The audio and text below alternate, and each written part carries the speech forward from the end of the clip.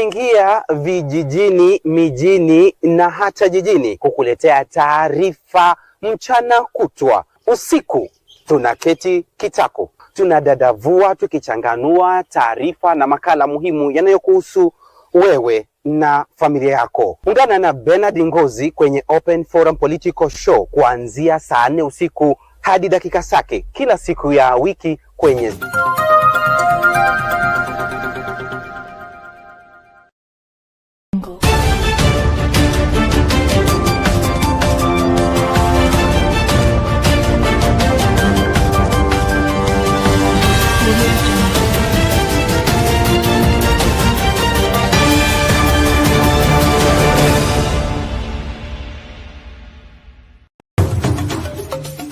Tunaingia vijijini, mijini na hata jijini kukuletea taarifa mchana kutwa. Usiku tunaketi kitako, tunadadavua tukichanganua taarifa na makala muhimu yanayokuhusu wewe na familia yako. Ungana na Bernard Ngozi kwenye Open Forum Political Show kuanzia saa 4 usiku hadi dakika zake kila siku ya wiki kwenye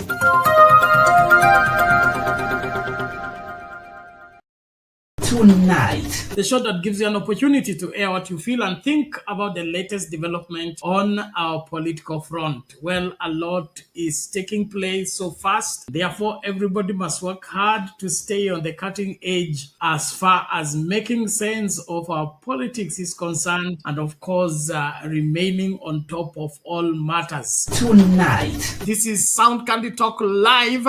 72 people have cast their vote already, and only 42 have liked the video, justified. So from the look of things, the majority of Kenyans think the government need to up their. Glad to report we are back on the main channel as well, and therefore we are asking everybody to join from wherever you are. Sound Candy Talk Live YouTube channel, and we are also live on X as well as extended to Facebook.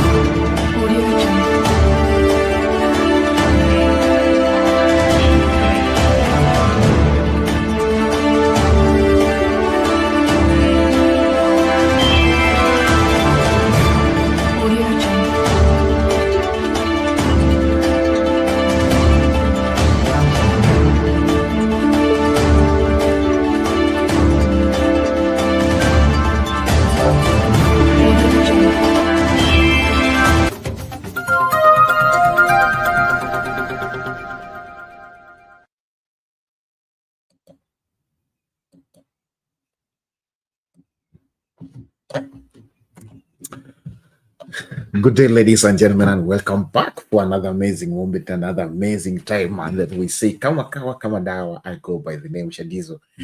Today, I want to welcome you all for this amazing segment that will be having a great conversation together and still having a good converse, whereby we will have to discuss what has been rising up throughout the week, and knowing what should be aligned or what should be going up through. Today on our topic, we're having a controversy talk a little bit to see where matter is heading to, and also we'll have the good time to share and also listen to you, because I want to listen to your opinions too, because they matter too, as we are having the great conversation with me. I'm having the link on the comment section.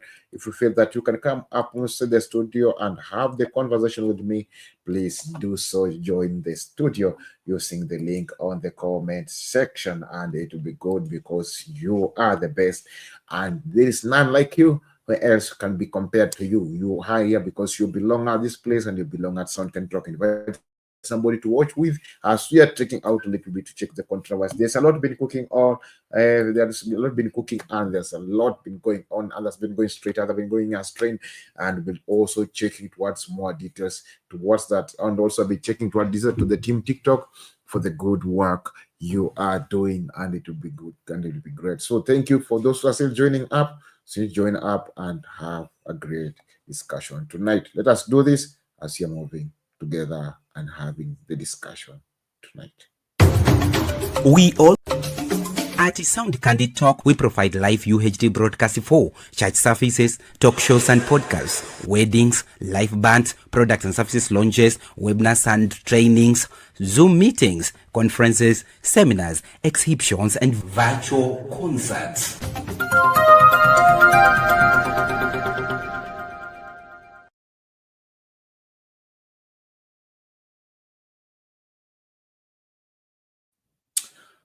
Thank you and welcome back for this amazing segment whereby we will be having the conversation over the story that has been running up to the social media on story with the Tanzania. Also, we'll be checking about the story of Salasya. Salasya today has stand up and still moving on and on. We'll be listening also to Salasya's speeches as we are moving on swiftly, and also the other outbreak out of the day that has been coming up during of the day. So I want to hear from you. I want to listen for more opinions from you, and I'll be reading also your comments too, and I'll be also sharing them on my screen. Okay, let us continue moving on swiftly because we are here. We are not getting anywhere else as we are still moving on swiftly and having a good and great conversation tonight. So I want to welcome you all. Feel free and feel part and parcel of this because you belong here, and this is the home of everyone. This is a home of everyone who has want to make sense inside our politics and wants to make sense for our masses and our lives. So I want to welcome you all with a humble heart. Feel free and feel part and parcel of this so that we can share the good, the vibe together. So I will ask you to share the good, the link to share as much as you can so that people can come through and we can have the discussion tonight together as analyzing what is going on. So on the social medias, the thing is getting hot and hot and hot and hot. I'll also be checking.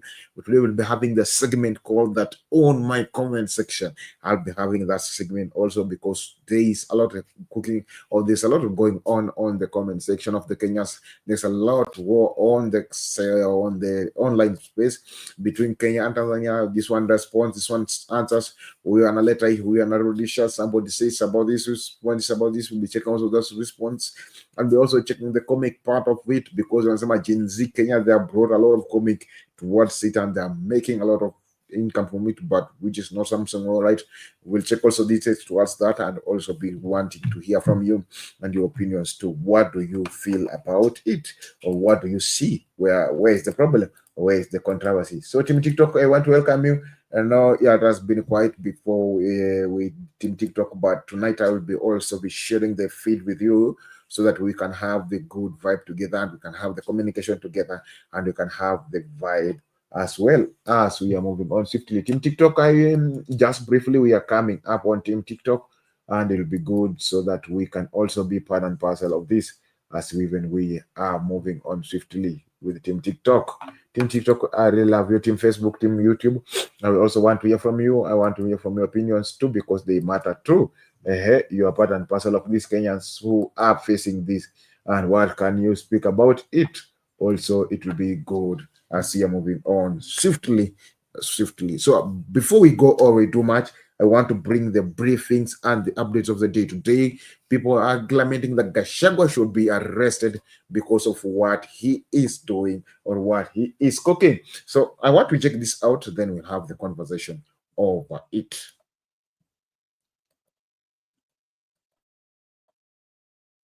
Members of the National Assembly have called for the immediate arrest of former Deputy President Rigathi Gachagua and his arraignment for inciting Kenyans following his remarks that the 2027 general election could be marred by post-election violence worse than what was witnessed in 2007-2008.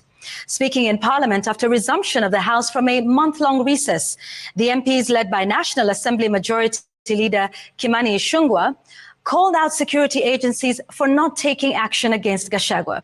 Here's Emmanuel Toh with that report. They picked up from where they left more than 3 weeks ago when they took a short recess. The National Assembly members, led by the Majority Leader Kimani Ichung'wah, training their guns on former Deputy President Rigathi Gachagua over his recent remarks that the 2027 general polls would be a Christmas party as compared to the 2007 to 2008 post-election violence if there is an attempt to rig the election. This is not just a man with a black hat, but a very dark soul. Who the hell do you think you are that you can celebrate the death of Kenyans, calling it a Christmas party. Shame on you. Now, who's going to protect us from this monster, Mr. Speaker, called Rigathi Gachagua? Who on earth is going to protect us from this monster, Mr. Speaker? Who's going to protect us? Because the government looks like is unable to take an action against him. The MP is calling on security agencies to take charge, arrest Gachagua and charge him with incitement, among other grounds. And more so the Inspector General of Police, I know he hails from Madera also. But he must apply the law without fear or favor, Honorable Speaker. I saw in the news last night, Honorable Speaker, them saying that the lawyer has written to NCIC. NCIC did not summon a lawyer. They summoned a person who is not above the law. It's about time Wamunyoro be arrested. The Honorable Gachagua should be behind bars for the statements that he made. Should be a state guest, Honorable Speaker, latest this weekend. That is a state guest. He should be charged. He should be charged for incitement. Such a person is not a leader. He's a criminal, and we should be discussing how we should have him arrested and charged for those crimes, contrary to the NCIC Act. The legislators also castigating the National Cohesion and Integration Commission, NCIC, for lack of teeth to bite when their summons are ignored. The Honorable Rigathi Gachagua cannot say that I will not attend because there are others who have uttered things that they've not been summoned. Anyone who says such things should be summoned. But in law, you cannot say that I am not guilty because Otiende Amolo is also guilty. Wajua yuko kama yule mtoto Mheshimiwa Spika ambaye wageni wakija unamficha kwa sababu ataharibu. Gachagua has been on the receiving end for the past few days after his sentiments which sparked criticism. Gachagua snapped the invite to answer to what NCIC called dangerous and inflammatory sentiments. Emmanuel Cho, Citizen TV, Nairobi. This is what is going on. This is what is cooking and boiling up. There's a lot more that we have discussing. So what does Gachagua amefanya? Gachagua amefanya nini yeye? Wanasema kwamba Gachagua should be impeached. Gachagua should be thrown away. Gachagua should be arrested. Gachagua is a demon, that we are running away from this demon. So I want to hear from you, Kenya. What is it that you now facing Gachagua, saying that Gachagua is the demon, Gachagua should be thrown away, Gachagua should be arrested? Who will direct us from this criminal called Gachagua? Now Gachagua has become a criminal. Gachagua is now everything, every manner of everything. So I would like to hear from you, please. And if you are liking you are joining up the video, the show, please tap the screen and it'll be good as you're moving on swiftly. I will be sharing a little bit comment section from the team TikTok. I see Diana Remo in the building. Thank you, and Dima Appliances. Thank you for those who are still joining. And team Facebook, we are seeing it's still coming up. They made it up for the team YouTube, saying good evening, Bernard, and all of you. Thank you, team YouTube. We're still molding. That is a star from team representing team YouTube. I would like to hear from you, team TikTok. Let us continue sharing your views and sharing your opinions too. We are live on TikTok at Director Shadizo, and we'll be good as we are doing the analysis of the day. Now let us check, or let us break this thing out. We have seen that they're saying Gachagua should be arrested. Gachagua is a monster that we want, looking for somebody who will rescue us from this monster. Why do you feel that they are saying that Gachagua is a monster and we should look for somebody to rescue us from the monster? This is one of the controversial a little bit due to the what is being spread or what's being spoken about Gachagua, that Gachagua is pushing out the agenda of another dimension to impeach or to remove them inside on the seat, while others think that Gachagua is still enhancing the politics that we are seeing there are we normally say that these politics that Gachagua is putting on the tribalism politics, saying that he's trying to turn away the people of Mount Kenya from other people, trying to bring out the barrier so that other people cannot be associated with people from Mount Kenya. So this is also another weakness or another bad that we will also be checking what he says towards that. So I would like to hear from you. Please share me your comment and share me your views too, as we are breaking down this together as Team Sound Candid Talk. Let us check out this well, and let us continue as we are moving on swiftly to check out what is going on or what's not happening, because this is so serious, and this is so serious as we are moving on swiftly. Let us check this out again and let us make the highlights of the point. National Assembly have called for the immediate arrest of former Deputy President Rigathi Gachagua and his arraignment for inciting Kenyans following his remarks that the 2027 general election could be marred by post-election violence worse than what was witnessed in 2007-2008. Speaking in Parliament after resumption of the House from a month-long recess, the MPs led by National Assembly Majority Leader Kimani Ichung'wah called out security agencies for not taking action against Gachagua. Here's Emmanuel Toh with that report. They picked up from where they left more than 3 weeks ago when they took a short recess. The National Assembly members, led by the Majority Leader Kimani Ichung'wah, training their guns on former Deputy President Rigathi Gachagua over his recent remarks the 2027 general polls would be a Christmas party as compared to the 2007 to 2008 post-election violence if there is an attempt to rig the election. This is not just a man with a black hat, but a very dark soul. Who the hell do you think you are that you can celebrate the death of Kenyans, calling it a Christmas party? Shame on you. Now, who is going to protect us from this monster, Mr. Speaker, called Rigathi Gachagua? Who on earth is going to protect us from this monster, Mr. Speaker? Who's going to protect us? Because the government is able to take an action against him. The MP is calling on security agencies to take charge, arrest Gachagua and charge him with incitement, among other grounds. And more so the Inspector General of Police, I know he hails from Madera also. But he must apply the law without fear or favor, Honorable Speaker. I saw in the news last night, Honorable Speaker, them saying that the lawyer has written to NCIC. NCIC did not summon a lawyer. They summoned a person who is not above the law. It's about time Wamunyoro be arrested. The Honorable Gachagua should be behind bars for the statements that he made. Should be a state guest, Honorable Speaker, latest this week. That is, it should be charged. He should be charged for incitement. Such a person is not a leader. He's a criminal, and we should be discussing how we should have him arrested and charged for those crimes, contrary to the NCIC Act. The legislators also castigating the National Cohesion and Integration Commission, NCIC, for lack of teeth to bite when their summons are ignored. The Honorable Rigathi Gachagua cannot say that I will not attend because there are others who have uttered things that they've not been summoned. Anyone who says such things should be summoned. But in law, you cannot say that I am not guilty because Otiende Amolo is also guilty. Wajua yuko kama yule mtoto Mheshimiwa Spika ambaye wageni wakija unamficha kwa sababu ataharibu. Gachagua has been on the receiving end for the past few days after his sentiments which sparked criticism. Gachagua snapped the invite to answer to what NCIC called dangerous and inflammatory sentiments. Citizen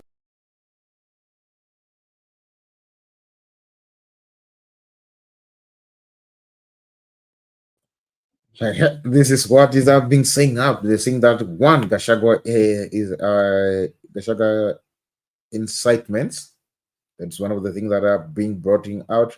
Also, Gachagua statements, they're inciting, and also such a person should not supposed to be a leader, and he should be arrested with an immediate effect. I will be checking more details to that.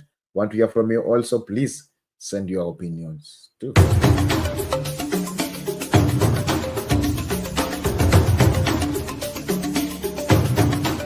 You are watching Sound Candy Talk live.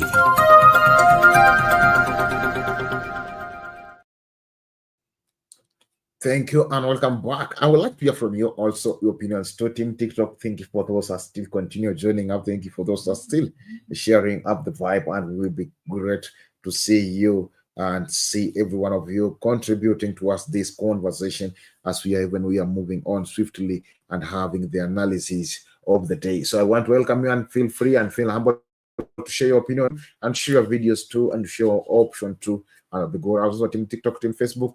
We really appreciate us here checking down the analysis of what is going on. So I would like to check out this is what Gachagua did he say What do you think was it an incitement? Do you think that it was wrong Gachagua to speak like that? Because you have seen Gachagua speaking out, and then they have been saying that for what Gachagua speaking out is an incitement that Gachagua is making.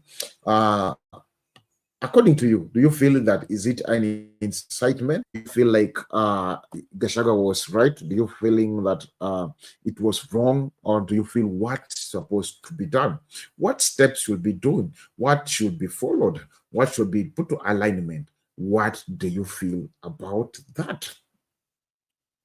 What do you think, if being said with the members of parliament, do you think that what they are accomplishing, what they are saying, it's contrary, or it's accordingly to the truth, or it's just to continue making Gachagua to look bad?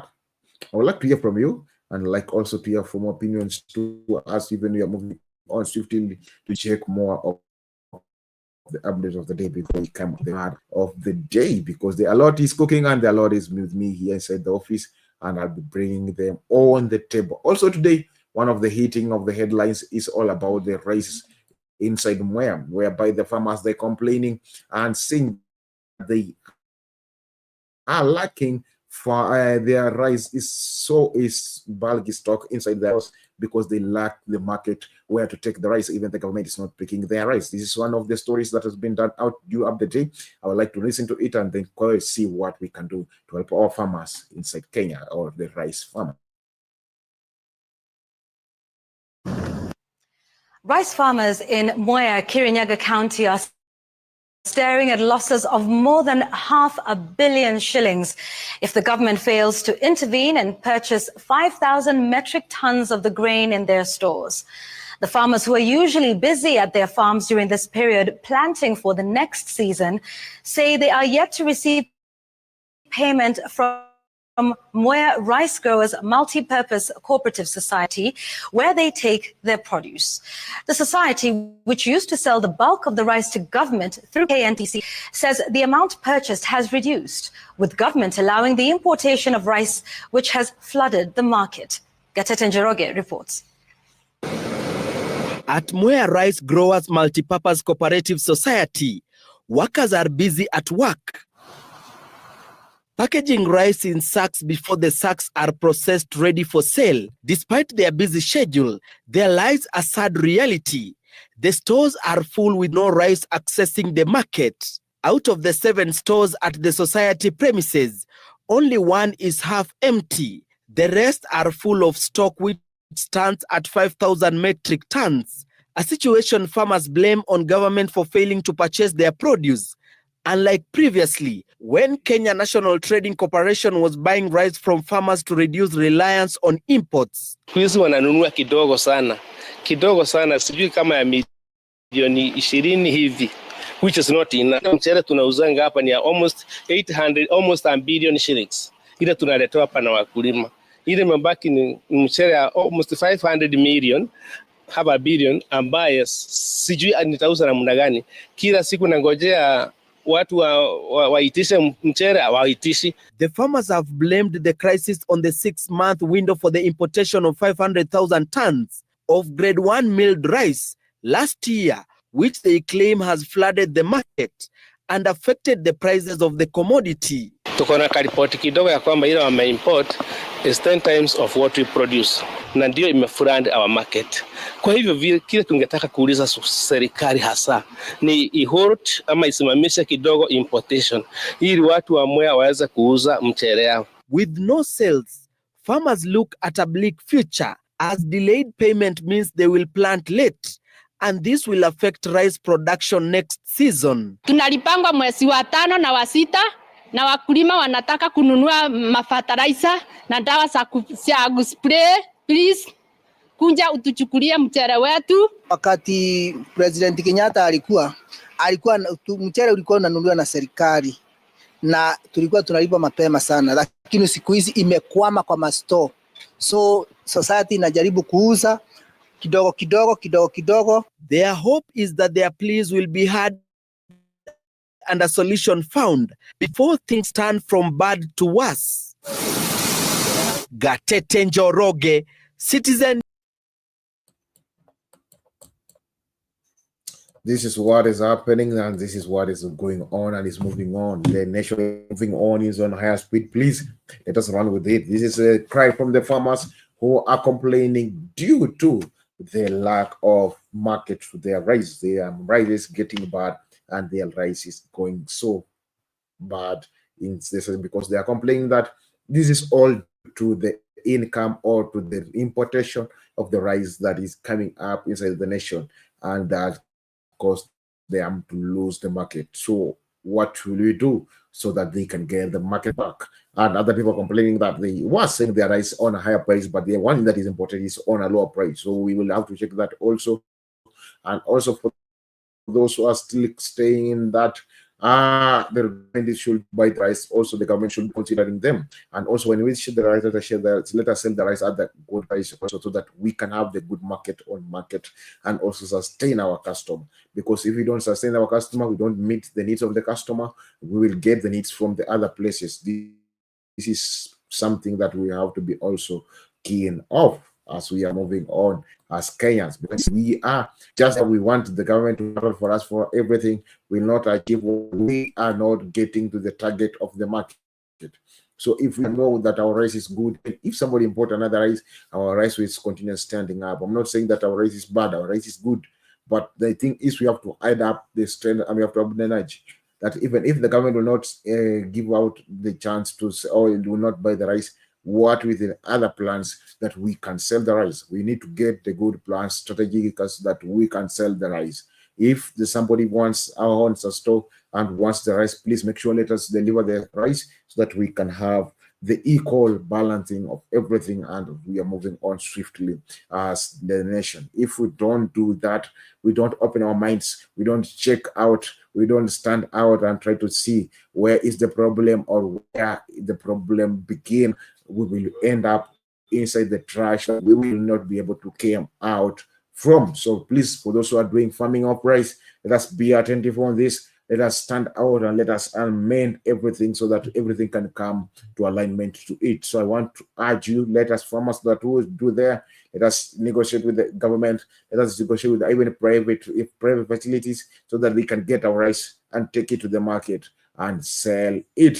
And also, if you are the market there, please let us consider the farmers too, and let us not impress the farmers, because we normally find the farmer sells his or her rice on a throwing price. When it comes to the market, we sell us on a higher price, we benefit, but the farmer remains crying like right now. So please let us do something that will help the farmers also to plan the next season and also have this next season so that we can have reliable rice so that we don't import anymore.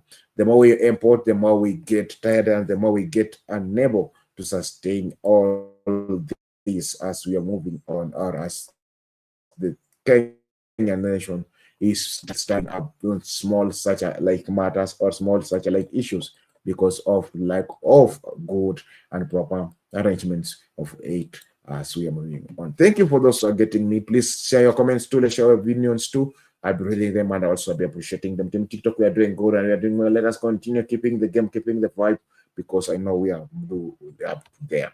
So as we are moving on, we also think also Mata Karua, who will on our open front tonight because of what is going on. Let us begin with the story of the day of the PLP as we are moving on, mounting up to the story that is on our boardroom tonight. Let us check out this.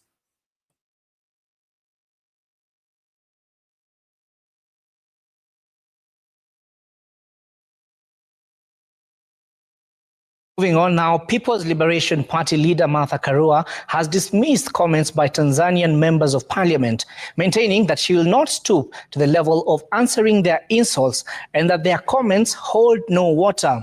Karua says the Tanzanian leaders are undermining their own constitution. This is after Karua and other activists from Kenya were denied entry to Tanzania and deported to Kenya. A state that can openly violate its own constitution and laws, the laws of the region, international laws, is incapable of protecting the rights of its citizens, especially citizens charged with politically motivated cases like Tundu Lissu. and I have tagged all the necessary institutions. That suffices. We will not descend to their levels. Yeah. Yes, it will not be sectional, and do not elevate that to be cleanliness. Okay. Yes. Thank you very much. This is what is cooking, and this is what is going on inside our nation and between Martha Karua and the party we called PLP. So we'll be checking what this is as they're being brought up with Martha and also the other people from PLP checking out of this. So I will drop it later. It will be there because of the updates of the day. I think I've gotten the update for those 7 and they have the update. Just got the matter of the day that we'll be having a conversation a little bit towards this. Okay, there are a lot of things been happening. There are a lot of conflict, there are a lot of war online due to the Kenya and Tanzania, but we still want to see how we'll settle it. So let us maybe begin with this. All right, and across the borders where Tanzanian MPs have today defended President Samia Suluhu following the decision to deport Kenyan activists last week. The MPs hit out at Kenya and Ugandan activists and called on Suluhu to stand firm in protecting their country. Hawa wenzetu wamekuja kutoka Kenya, tuwaombe na wao wanaangalia bunge hili. Sisi Tanzania hatuna cha kujifunza Kenya, hatuna hata kimoja cha kujifunza. Tunawazidi siasa, tunawazidi akili, tunawazidi kila kitu, na wala swala la Kiingereza sisi sio kipaumbele. Tuna maisha yetu. Kwa hiyo naombe sana vyombo vya ulinzi na usalama, usikubali kuruhusu watu hao waje watuharibie nchi yetu. Wakenya wamejitolea, lakini anachora kwamba Gen Z wa Tanzania wamelala. Tunataka swala la Kiingereza sio shida yetu, ndio ya kwanza. Ya pili, tumeambiwa kwamba hakuna kitu tunaweza jifunza kutoka kwa Kenya. Tunashinda kisiasa, tunashinda na mambo yote. Swala la tatu, tunaona kwamba wanasema kwamba Kenyans, you have crossed the limits. So I would like to hear from you. What do you think? Do you think Kenyans have crossed the limit? Do you think Kenyans are fighting? After that, after this response, the Kenyans reacted towards it. And this is how Kenyans reacted towards it. Let us check this out. The recent standoff over Mama Samia Suluhu, ukitaka sisi kama Wakenya tusamee na tusahau yale ulisema. Steve Simba boy lazima upe Steve Simba boy mtoto. Oh my God. Tutakusamea. Hapo tutakusamea. Lakini kama sio hivyo, hakuna itaendelea, vita itaendelea. Vita itaendelea. Lazima uzae na Steve Simba boy mtoto cute. Kila siku rais anapewa majina. Sasa hivi anaitwa Heri Chapo, sijui mara Kasongo. Kila siku mara anapondo viatu kwenye msafara. Tunataka tuwe na jeshi la design hiyo. Hapana, jeshi letu tunataka muendelee na mwendo mdundo ule ule.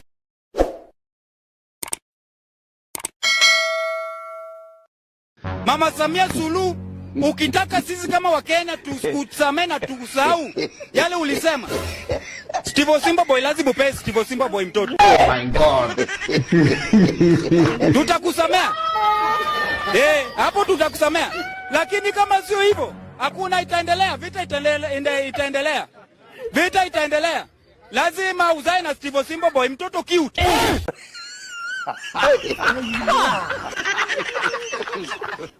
Kozi huyo ndio handsome wa Kenya. Wakenya wamejitolea, lakini anachora kwamba Gen Z wa Tanzania wamelala. Tunataka tuambie vijana wetu wamejengwa katika misingi ya baba zao. Like father, like son. Tumewafundisha vijana wetu uzalendo, ujasiri, uhodari, na tumewafundisha pia kutafuta fedha, si kwa kutukana watu, kuuza maneno kwenye mitandao. Vijana wetu hawataungana na mambo ya kipumbavu, kwa sababu lazima tukubaliane kwamba amani, Biblia inasema katika Isaya 32:17, amani ni zao la haki. Haki tuliyoijenga kwenye taifa hili ndio inayozalisha amani. You are a liar. Jana madisi walikuwa na kazi kubwa sana. Kuna jamaa fulani anaitwa Martin Kinodhi Njeru. Ule jamaa ni 25 years. Ule jamaa alienda akahack Bank of Tanzania, akajitumia 600 billion Alafu zile pesa zilikuwa zimebaki akatuma huko Kenya kwa orphanage. Hiyo kwanza ni point ama si point. Mimi naona huyo jamaa alifanya kitu mzuri. Alafu sasa wakati huyo jamaa alimaliza hiyo shughuli yote, akaenda akajiajiri kazi kutumia portal ya serikali, akajiajiri kazi kama Minister of Youth and Sport. Na huyo jamaa ni Mkenya. Sasa ile officials wa huko hawakuwa wanajua hiyo story. Wao hawakuwa wanajua. Alafu inasemekana huyo jamaa alifanya hiyo kitu kitambo sana, si ati ni kitu amefanya leo. Ama jamaa anashindwa hii bangi yetu ina decline aje. Kumbe jamaa shapiga shughuli. Alafu hata wakati alijiajiri kama Minister of Sports and Entertainment, huyo jamaa baada alikuwa analipwa na serikali ya Tanzania. Sasa hii watu wa Tanzania wamelaunch manhunt. Wanataka ati huyo jamaa apelekwe huko ndio alipizo vitu. Lakini madisi wamesema hapana. Hiyo ni kesi ambayo inataka jurisdiction. Wewe kama unaona jamaa alifanya kitu mzuri, mimi nataka kuona maoni yako. Wao wanasema wameendelea. Hivi unaendelea watu kila siku rais anapewa majina. Sasa hivi anaitwa Heri Chapo, sijui mara Kasongo. Kila siku mara anapondwa viatu kwenye msafara. Tunataka tuwe na jeshi la design hiyo. Hapana, jeshi letu tunataka muendelee na mwendo mdundo ule. Sasa wamewaletea GBT hiyo. Imeigia sasa hivi imeona vijana wamejitokezea. Wasichana wanasema wao ni wa hiyo. Vijana wanasema wao ni hiyo. Si usonge mbele. Songa mbele ndio ukafanye. Ndio kauze takataka zako. Murarane hata 6 hata 10. Mupandane juu. Pandana. Sodom na Gomora. Panda nende kwanza muwake moto.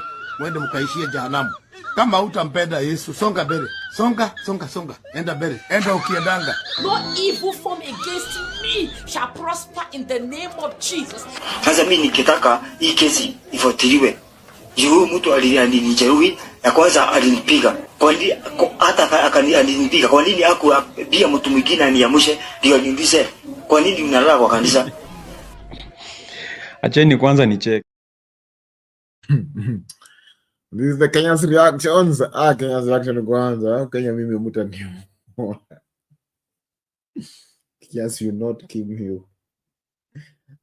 Let's check out the recent standoff over alleged attempted interference by Kenyan political and human rights activists in Tanzania continues to generate debate, with members of Tanzania's National Assembly coming to the defense of President Samia Suluhu Hassan, labeling the latest move by lobby groups as an export of activism meant to cause chaos and instability. As Ayub Abdikadir reports, the lawmakers called for enhanced security checks on persons entering the country. Lakini pia mwenyekiti wa kamati ya kudumu ya bunge ya mambo ya nje, ulinzi na in defense of President Samia Suluhu Hassan and taking an aim at the battalion of activists who trooped to Dar es Salaam. Fungu 98 idara ya uhamiaji. The National Assembly of Tanzania slammed the activists led by Martha Karua and former Chief Justice Willy Mutunga, who featured plenty in their submissions and near unanimous support for President Suluhu. Sisi Tanzania hatuna cha kujifunza Kenya. Hatuna hata kimoja cha kujifunza. Tunawazidi siasa, tunawazidi akili, tunawazidi kila kitu. Na wala swala la Kiingereza sisi sio kipaumbele. Hatuna ugomvi na Wakenya wa kawaida. Tuna ugomvi na wanaharakati. Hata hao Kenya, baadhi ya wanaharakati wanaojaribu kufikiri kwamba hili taifa ni la hovyo, walipoanza kuchinjana miaka michache iliyopita, ni taifa hili lilikwenda Kenya likarudisha umoja, amani na mshikamano. Taking on Kenyans who have turned social media spaces into wellspring of memes and mocking President Suluhu, the lawmakers staged a robust defense of Tanzania's first female head of state, urging state agencies to clamp down on those they labeled imported descent. Gen Z wa Kenya wamejitolea, lakini anachora kwamba Gen Z wa Tanzania wamelala.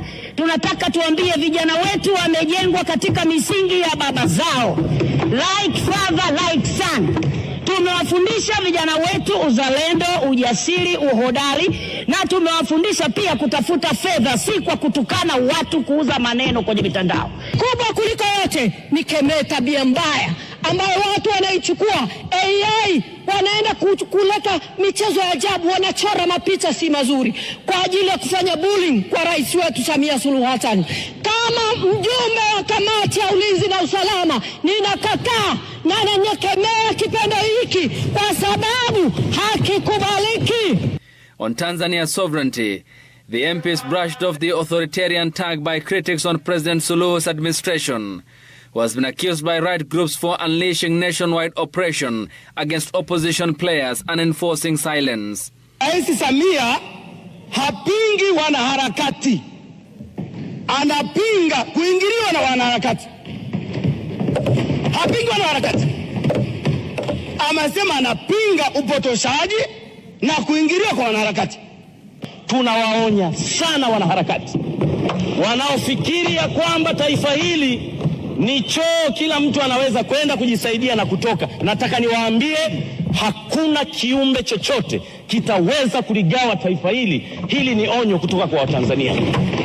What started off with detention and deportation of Kenyans planning to attend the trial of opposition leader Tundu Lissu. Kama mnaweza mkamrudisha Jaji Mkuu Willy Mutunga airport, now bears all the hallmarks of a diplomatic deadlock that may yet again freeze the on and off relations between Kenya and its southern neighbor. Ninatoa onyo kwa vibaraka wanaokubali kutumika. Ayub Abdikadir, Citizen TV.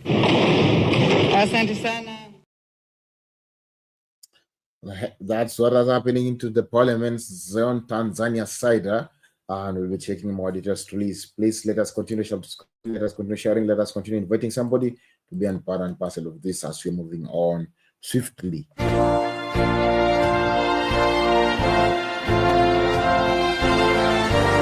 Marriage is one of life's most monumental decisions. It's not just about the wedding day or the ring, it's about committing your heart, mind, and soul to a lifelong partnership. But here's the big question. Are you really ready? Introducing Are You Marriage Ready? By Bernard Ngozi, a transformative ebook designed to guide you in building a successful and fulfilling union. This essential resource delves deep into personal growth, compatibility assessment, and the true meaning of marriage beyond the fairy tale. Learn how to reflect on your values, develop emotional resilience, and evaluate your relationship to ensure compatibility. This book opened my eyes to areas I needed to work on and helped me see my relationship in a new light. Jessica M. Available now for just $5. Are You Marriage Ready? Is accessible on all major platforms. Don't miss this opportunity to prepare yourself for one of life's most beautiful journeys. Follow the link in the description below to download your copy now. Empower your future. Embrace a fulfilling marriage now.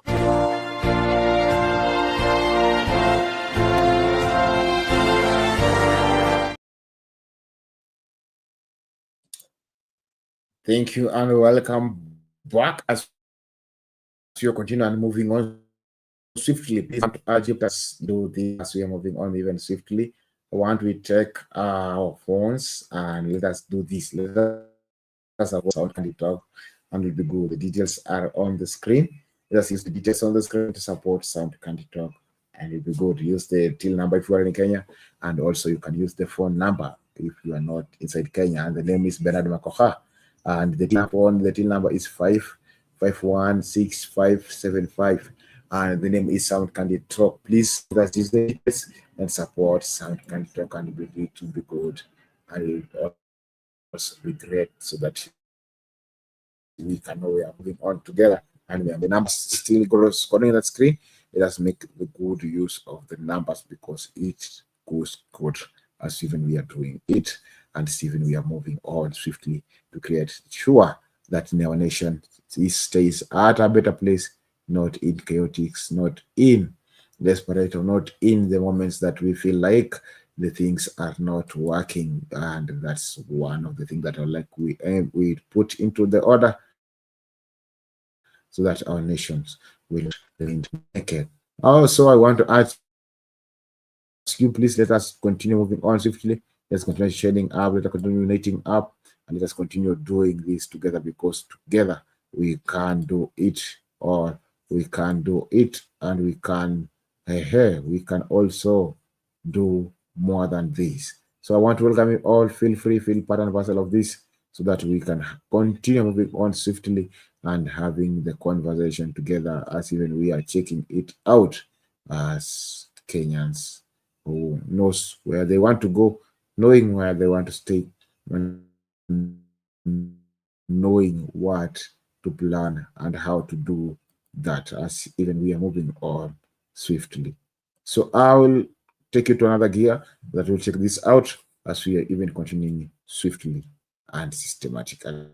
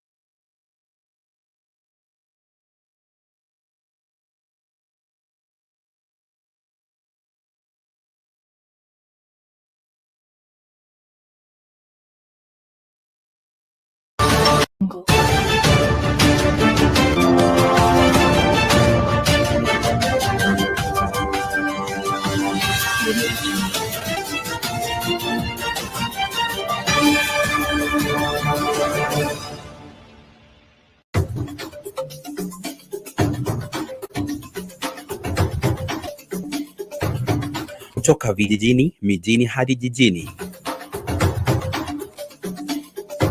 Hii ni Sound Kanti Talk Live.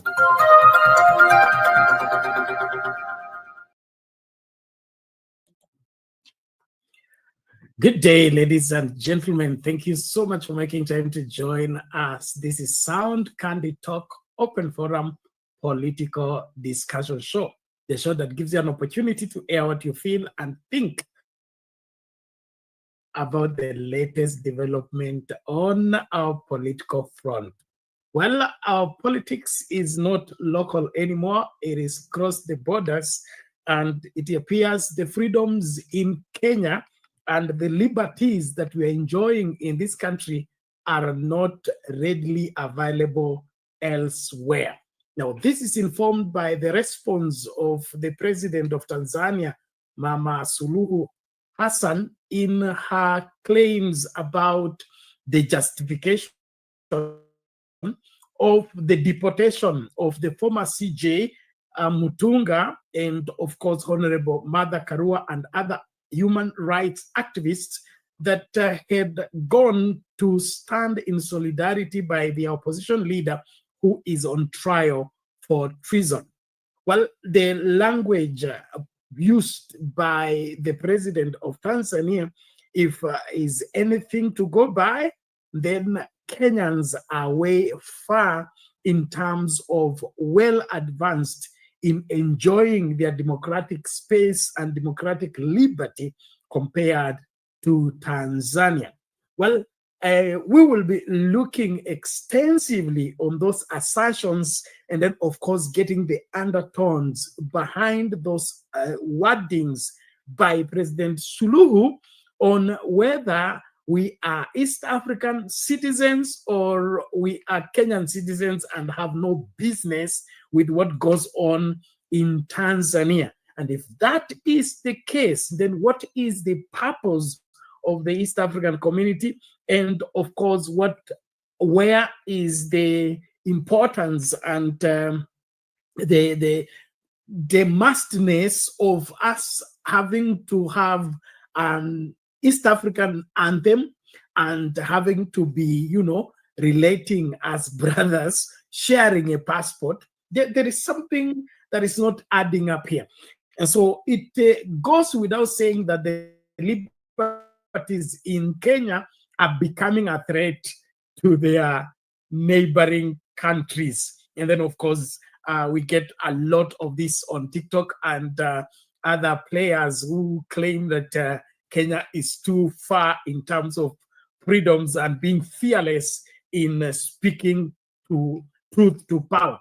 Now, all this, we will be looking at it and, of course, breaking it down in proper perspective so that we all understand when we cross the boundary when it comes to activism, and then, of course, in solidarity with those that appear to be oppressed. This is one thing that I really would want us to get to the bottom of the same. There is something fishy about our neighbors that could be going on that we need to be, their brother and their sister's keeper, since we see better as it appears. Welcome on board. As that goes down, Gachagua, the former deputy president, is on it again. This time, he says he's being trailed and he suspects that President Ruto is out to eliminate him. That was in a presser today as he spoke to the media about what is going on since he launched the DCP party. Now, these are serious claims because in this country, we have a history of assassinations. We just witnessed a member of parliament, sitting member of parliament, being assassinated in broad daylight. And so such claims cannot be taken lightly anymore, especially when it touches to the powers that be.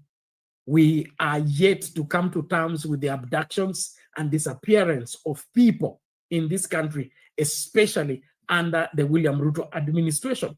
And so when those claims are coming up, I know there are those who would want to brush them off, but I don't think we have any reason to brush them off.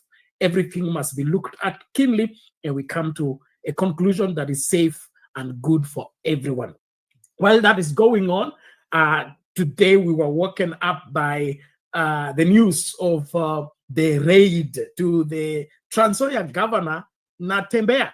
And Natembeya has been strong in criticizing this administration.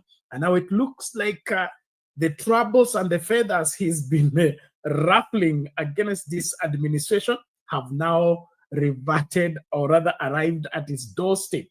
And that resulted into chaos, both in Nairobi and Kitale. The people of their governor want their governor free and not to be persecuted. Is this political persecution or it's fight against corruption? Welcome on board. Thank you so much. Use the link in the comment section to join into the discourse. I'm happy I can see public participation is already here. Please, let's come in forcefully, strongly, and be able to speak up so that we are heard. This is the time when we all must come to terms with what is required, what is being offered, and why we can no longer hold our peace. Welcome on board as we start with that story by Suluhu, as she defends what I believe is defenseless when it comes to people just appearing in court.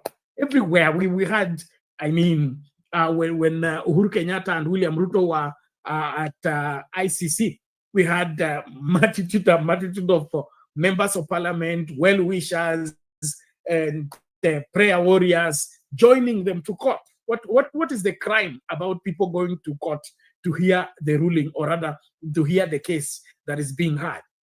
So what Tanzania is offering me, I don't think is anything to go by in terms of justifying that you should block and deport people simply because you don't want them in your court and you call it your affairs. Mutunga wasn't going to inaugurate a president in Tanzania. He was not going to conduct elections in Tanzania. So was Martha Karua. So this control system needs to be broken, and I think we're on the verge of the same. Welcome on board as we start with that story. Please, karibisha mtu makinika kuhakikisha kwamba wewe ndiye ambassador wetu mahala popote ulipo. Share the live, like the video, participate in the poll question, and let's get doing what we do best, and that is break down every issue into the most minute understanding position, making sense of our politics, easing life for the masses. God bless you. Crossing borders, Tanzania's President Samia Suluhu has broken her silence following the controversial deportation of several high-profile Kenyan nationals. Without naming names, Suluhu accused foreign activists of meddling in Tanzania's internal affairs. Among those detained were former Chief Justice William Mutunga and activists Hanifa Adan and Hussein Khalid, who were barred entry and held for hours at Julius Nyerere International Airport just a day after People's Liberation Party leader Martha Karua was detained and deported. And Musungu has more details. Tension gripped Julius Nyerere International Airport earlier today after former Chief Justice Willy Mutunga and activists Hanifa Adan and Hussein Khalid were detained upon arrival. The trio, who had traveled to support Tanzanian opposition leader Tundu Lissu, were instead met with hostility, passports seized, isolated for hours, and given no explanation. What we are going to do is to seek legal advice to sue the government of Tanzania, because this kind of thing of detaining people and you don't tell why, and they were in the East African community, it's not right. And these dictatorships, in the East African communities, if we don't watch and if we don't resist. I find it very petty and ridiculous. Why would a whole state have a list or mark activists coming into the country to stop us from attending Tundu Lissu's case? So I'm asking what Samia is scared of. This coming just a day after People's Liberation Party leader Martha Karua, alongside activist Lynn Ngugi and Gloria Kimani, were also detained at immigration. Karua's passport was flagged, a move believed to be linked to Lissu's ongoing treason case. After 6 hours in custody, she was deported, sparking outrage across the region's human rights circles. We were detained for no offense, for merely seeking to go and stand in solidarity and to observe the trial of Tundu Lissu. Identify yourselves! Identify yourselves! Meanwhile, activist Boniface Mwangi, who had managed to enter the country, found himself cornered at his hotel. Armed men in civilian clothes surrounded his room, demanding entry. Mwangi stood his ground, insisting he would only comply in the presence of Tanzanian lawyers to ensure his safety. Jambo ambalo limetutia wasiwasi mkubwa. Boniface Mwangi hadi hivi sasa hatuna uhakika wa hatima yake. Tunajua jana usiku walijaribu kumkamata, walienda mpaka kwenye chumba chake, na leo hii habari zilizoko ni kwamba wanamshikilia kwa mashtaka kinyume na wanasema Section 45 ya Immigration Act. As international pressure mounted, Tanzanian President Samia Suluhu broke her silence. In a firm address, she made it clear foreign activists will not be allowed to interfere in Tanzania's internal affairs. Tumeanza kuona mtiririko au mwenendo wa wanaharakati ndani ya region yetu hii kuanza kuvamia na kuingilia mambo yetu huku. Sasa kama kwao wameshadhibitiwa, wasije kutuharibia huku. Sana vyombo vya ulinzi na usalama na nyinyi wasimamizi wa sera zetu nje kutoa nafasi kwa watovu wa adabu wa nchi nyingine kuja kutovuka hapa kwetu. The string of detentions and deportations has raised concerns about Tanzania's human rights record and raised serious concerns about the shrinking space for political freedom in the region. And Musungu, KTN, Nairobi. Mambo kama hayo, Suluhu anasema tusipeleke utovu wa nidhamu wa kwetu kwake Tanzania. Now, this is something that we all as a people need to watch closely. And I think as Kenyans, we need to be more grateful, especially for those that were pioneers of the struggle for the political space and the political freedoms that we are enjoying in this great country. Now, having said that, the response there by Suluhu seems to suggest that Tanzania space is a controlled space, and Tanzania operations are not safe in the boundaries, or rather in the space of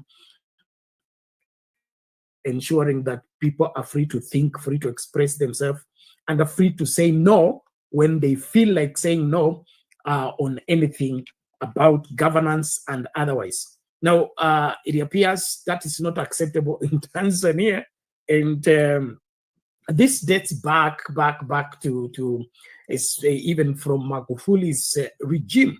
There were a lot of claims and counterclaims of people disappearing. Tundu Lissu, the opposition leader, was, assassination attempt. There was the elections, I think 2020 elections. There was a strong a campaign put up by Tundu Lissu for having, survived, was it 16 bullets or something? And I think 16, if I'm not wrong. And so we seem to have that high-handedness in clamping down on the political space and political parties in Tanzania. We all need to remember that there has never been any other political party that has been able to be in power since independence. CCM has been the political party from Nyerere to the current president. And so it appears that Tanzania is CCM and CCM is Tanzania.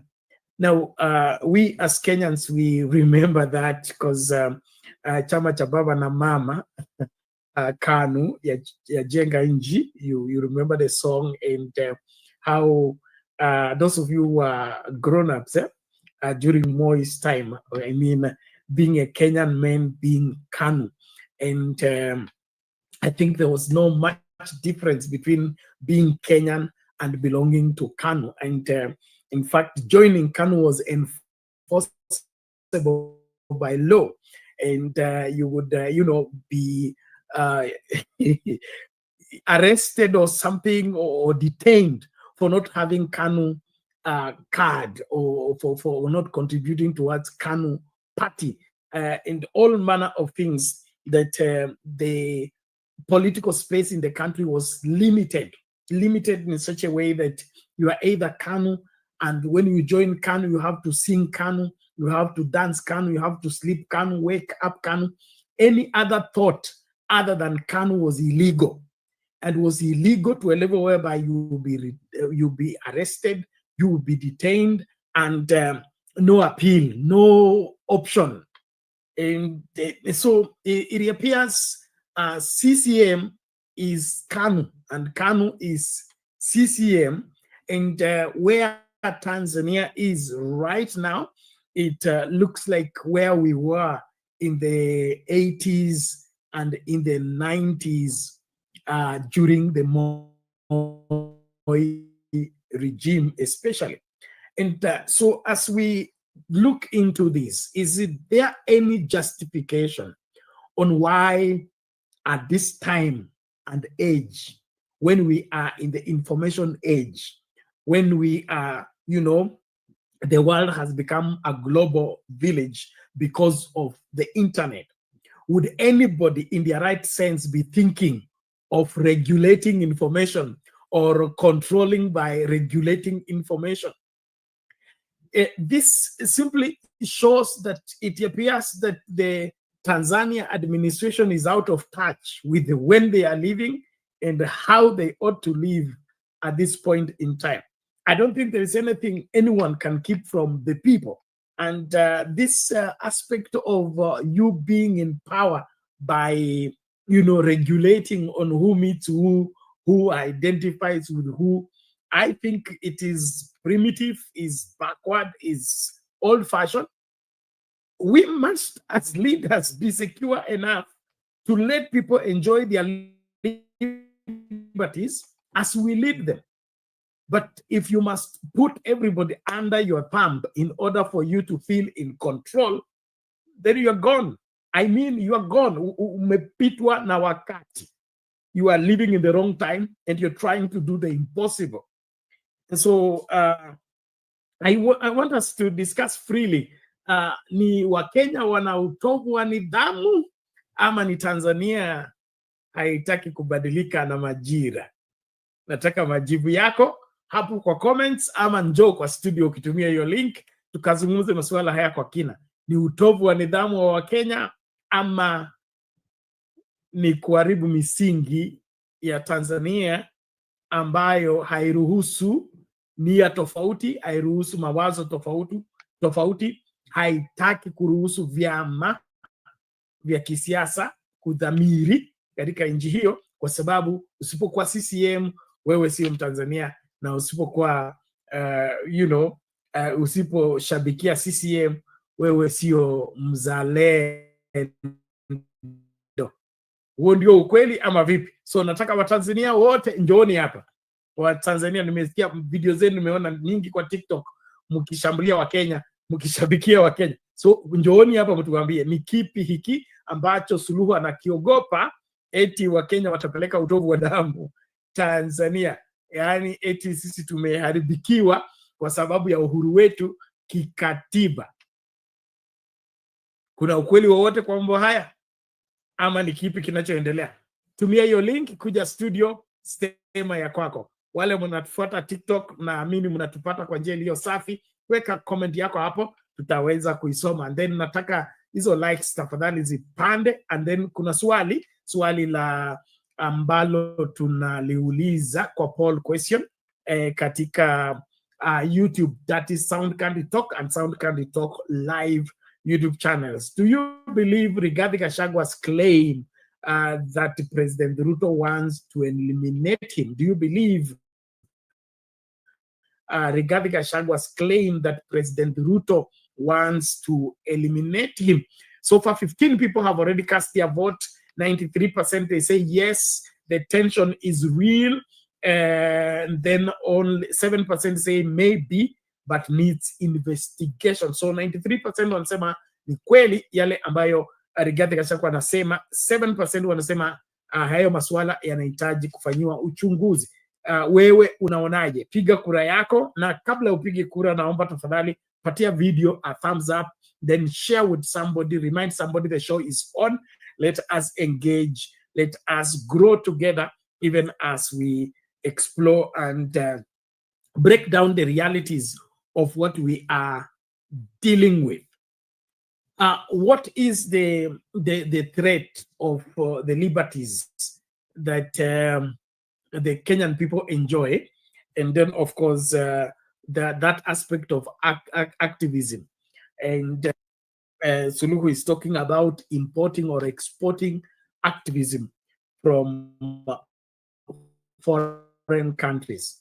Now, that's also, I find it very disturbing, because what is internal affair about somebody going to stand at trial on a very serious charge like treason?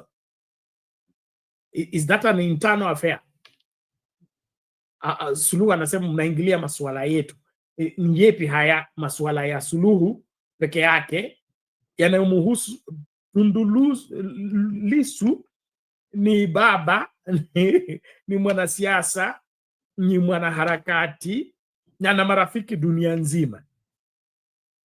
So ni kipi hiki kumhusu Tundu Lissu na Suluhu na Tanzania ambacho ni private matter, internal affair, that nobody should witness it if they are not Tanzanian? Is that accurate? Let me know. Is that accurate? In my opinion, I think that's twisting the case, making something that is public private, or making something that is open to all and trying to control it so that the information does not get to probably where you are afraid it may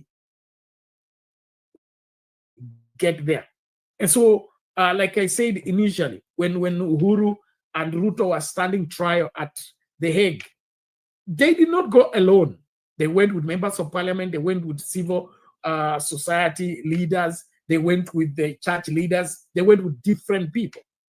And so what is this about the case in Tanzania that makes it a Tanzania affair when it is touching on a political leader who has tentacles everywhere, including Kenya? Then also this is coming up at the same time when Mother Karua had it rough in Uganda when he went to stand in for a Besigye. And so it appears that there is a consulted effort of, watching Kenya closely when it comes to this funny dictatorship. And it appears Uganda and Tanzania want to export the dictatorship to Kenya by clamping down on our liberties, which I don't think they have capacity to succeed. And so as the leaders in these manenos, msimamo wetu ni upi? Hebu kwa comments hapo nione vile mambo yanakwenda. Nani huyu msimamo hodi huku karibu kuna Luke Nzio, critical thinker. Okay, thank you. Let's William Adindo, siku nyingi karibu. Simba Omar said sijambo, karibu. Tuni our PS, vipi huko? Karibu. Where are we? Thank you everyone. And so nataka kuona maoni yenu, mnasema vipi? Esther Stoll, good evening.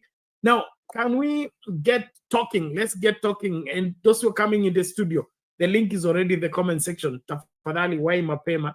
Usingoje dakika ya mwisho ndio unasema unataka show delay kwa sababu hujasema maoni yako. Saa hii tumefungua floor, tunataka kusikia yale unayosema. Hili swala la Suluhu na Wakenya mpaka anafungia sasa hivi, inasemekana Boniface Mwangi amekamatwa akiwa hotelini na vyombo vya usalama vya Tanzania, na harakati wanasema hawajui haliko wala hali yake. So what is this about the freedoms in Tanzania? Do we have liberty in Tanzania? Do we have free political space in Tanzania? Or Tanzania is different from Kenya by reason of controlling their governance space more closely than we are doing in Kenya? I want to learn from you where you stand. In my opinion, if there is anything that Suluhu should be afraid of, is what she's doing. Yeah, that's what she's doing. If she would have let this thing work out just as it was programmed to work out, it will not be an issue right now. We will not be discussing it right now. And this is a lesson that I would want everybody to remember, especially those of you in places of authority. There are things that are better handled by ensuring that those liberties are safeguarded. The Tanzanian people should have their freedom. Controlling them delays the maturity of the democracy and of course the expansion of the freedoms.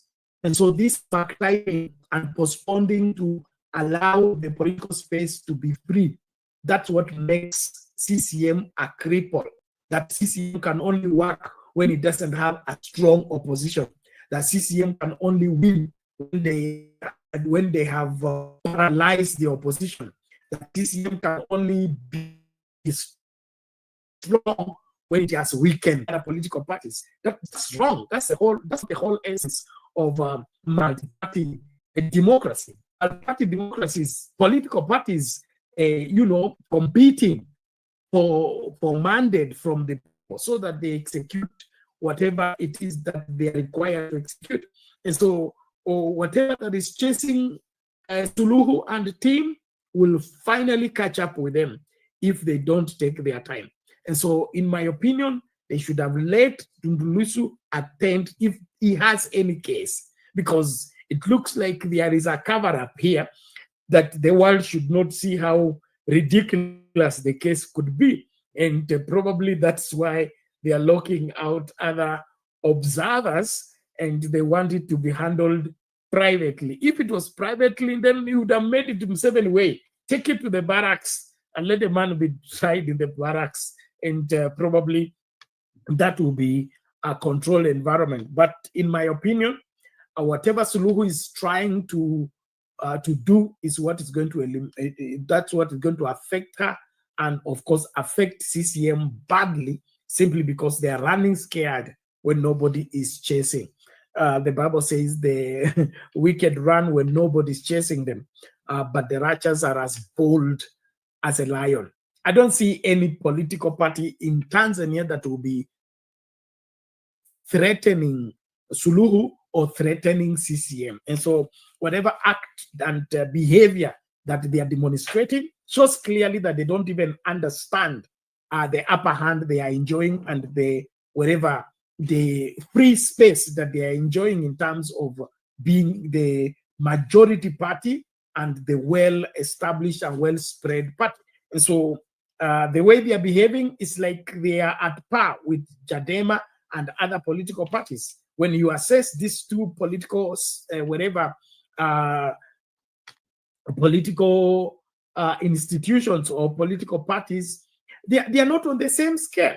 So what is this that is scaring Suluhu and her people in terms of not letting the country grow democratically by securing the rights and the liberties of the people?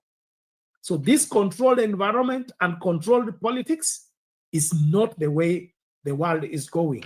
We are in a free space.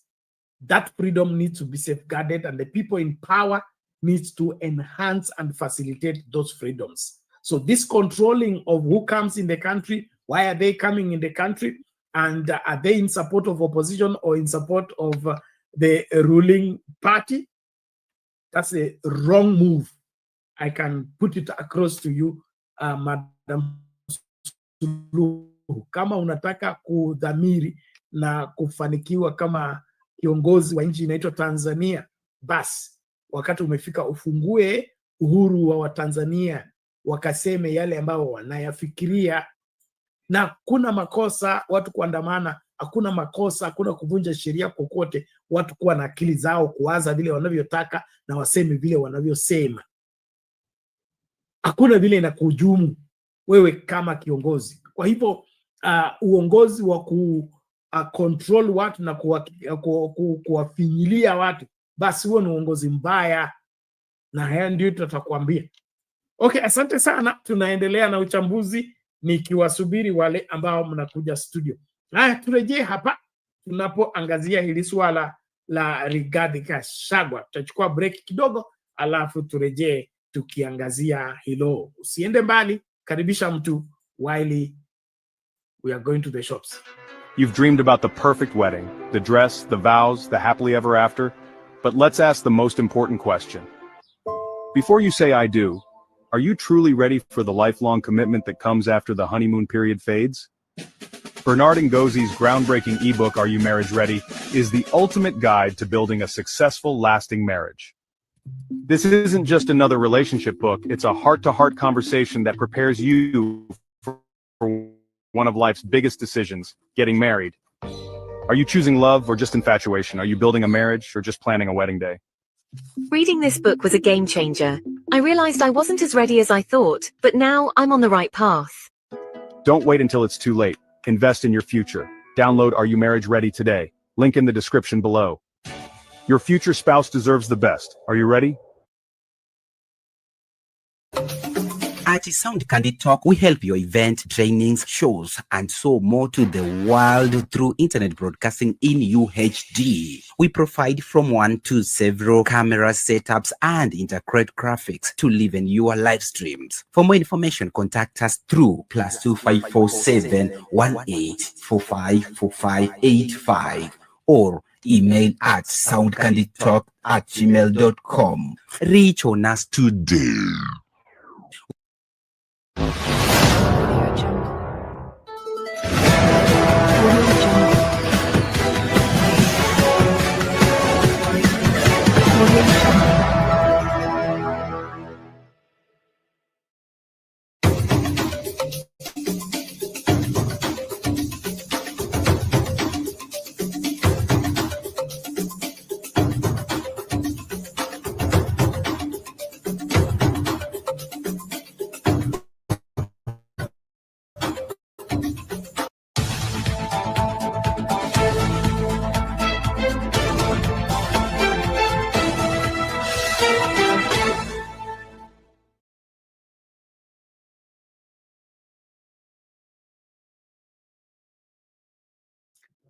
Welcome back, ladies and gentlemen. Thank you so much for staying tuned. This is Sound Candy Talk. Karibisha mtu tumakinike pamoja, tuangalie hili suala ambalo Rigathi Gachagua anadai kwamba maisha yake yako hatarini na anayetafuta kumng'atua ni William Ruto. Wewe unaonaje mambo haya?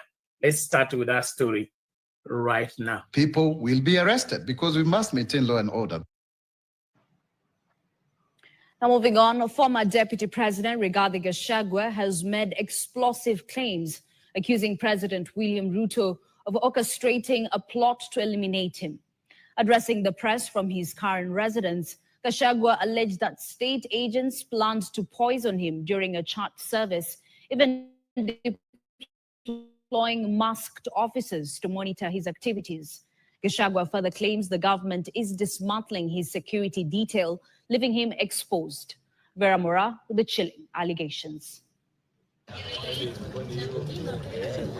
Accompanied by his close allies, former Deputy President and DCP party leader Rigathi Gachagua came out guns blazing, claiming that while attending a church service in Gatanga on Sunday, he received intelligence reports that the goons were working on orders. President William Ruto had ordered that I be dealt with once and for all. And since the goons sponsored by the state on several occasions had failed, police and other state security agencies had to come in. The former DP sensationally claimed that police and other state security agencies plotted to harm him by poisoning him during a church service. After about 30 minutes, the killer squad was joined by their counterparts who are highly trained in the use of biological weapons. Their instructions were to poison me through inhaled chemicals that would paralyze my brain within 3 months. This was the intent and the purpose of the whole operation. He described the alleged hit squad as masked and hooded, violating police regulations, a move he believed was meant to shield their identity as they carried out a sinister plot. Gachagua further accused the Kenya Kwanza administration of deliberately weakening his security detail, leaving him exposed. We have credible information that President Ruto has directed that my private security personnel be disarmed and be targeted for withdrawal of their licenses so that they can leave me vulnerable to allow room for goons to attack and possibly eliminate me. President William Ruto has expressed ungovernable anger that the state-sponsored goons are being overpowered by my private security personnel who are licensed gun holders. And in an even more alarming twist, Gachagua claimed a killer unit has been embedded within the National Intelligence Service, made up of elite deadly operatives pulled from specialized units. A killer squad composed of 101 lethal and dreaded officers from the administration, police, and secondary to the National Intelligence Service, accompanied by officers from the DCI, the Anti-Terrorism Police Unit, the General Service Unit, and the regular police were deployed. This killer squad have been carrying out extrajudicial killings and abductions. The president was also utterly livid that I exposed his grabbing of 5-acre piece of land inside Gong Forest, where he intends to put a private hotel. With the bombshell claims now in the public domain, all eyes are on investigative agencies as Kenyans await to see whether action will be taken or if the political storm will only intensify. Vera Mora, KTN. Crossing.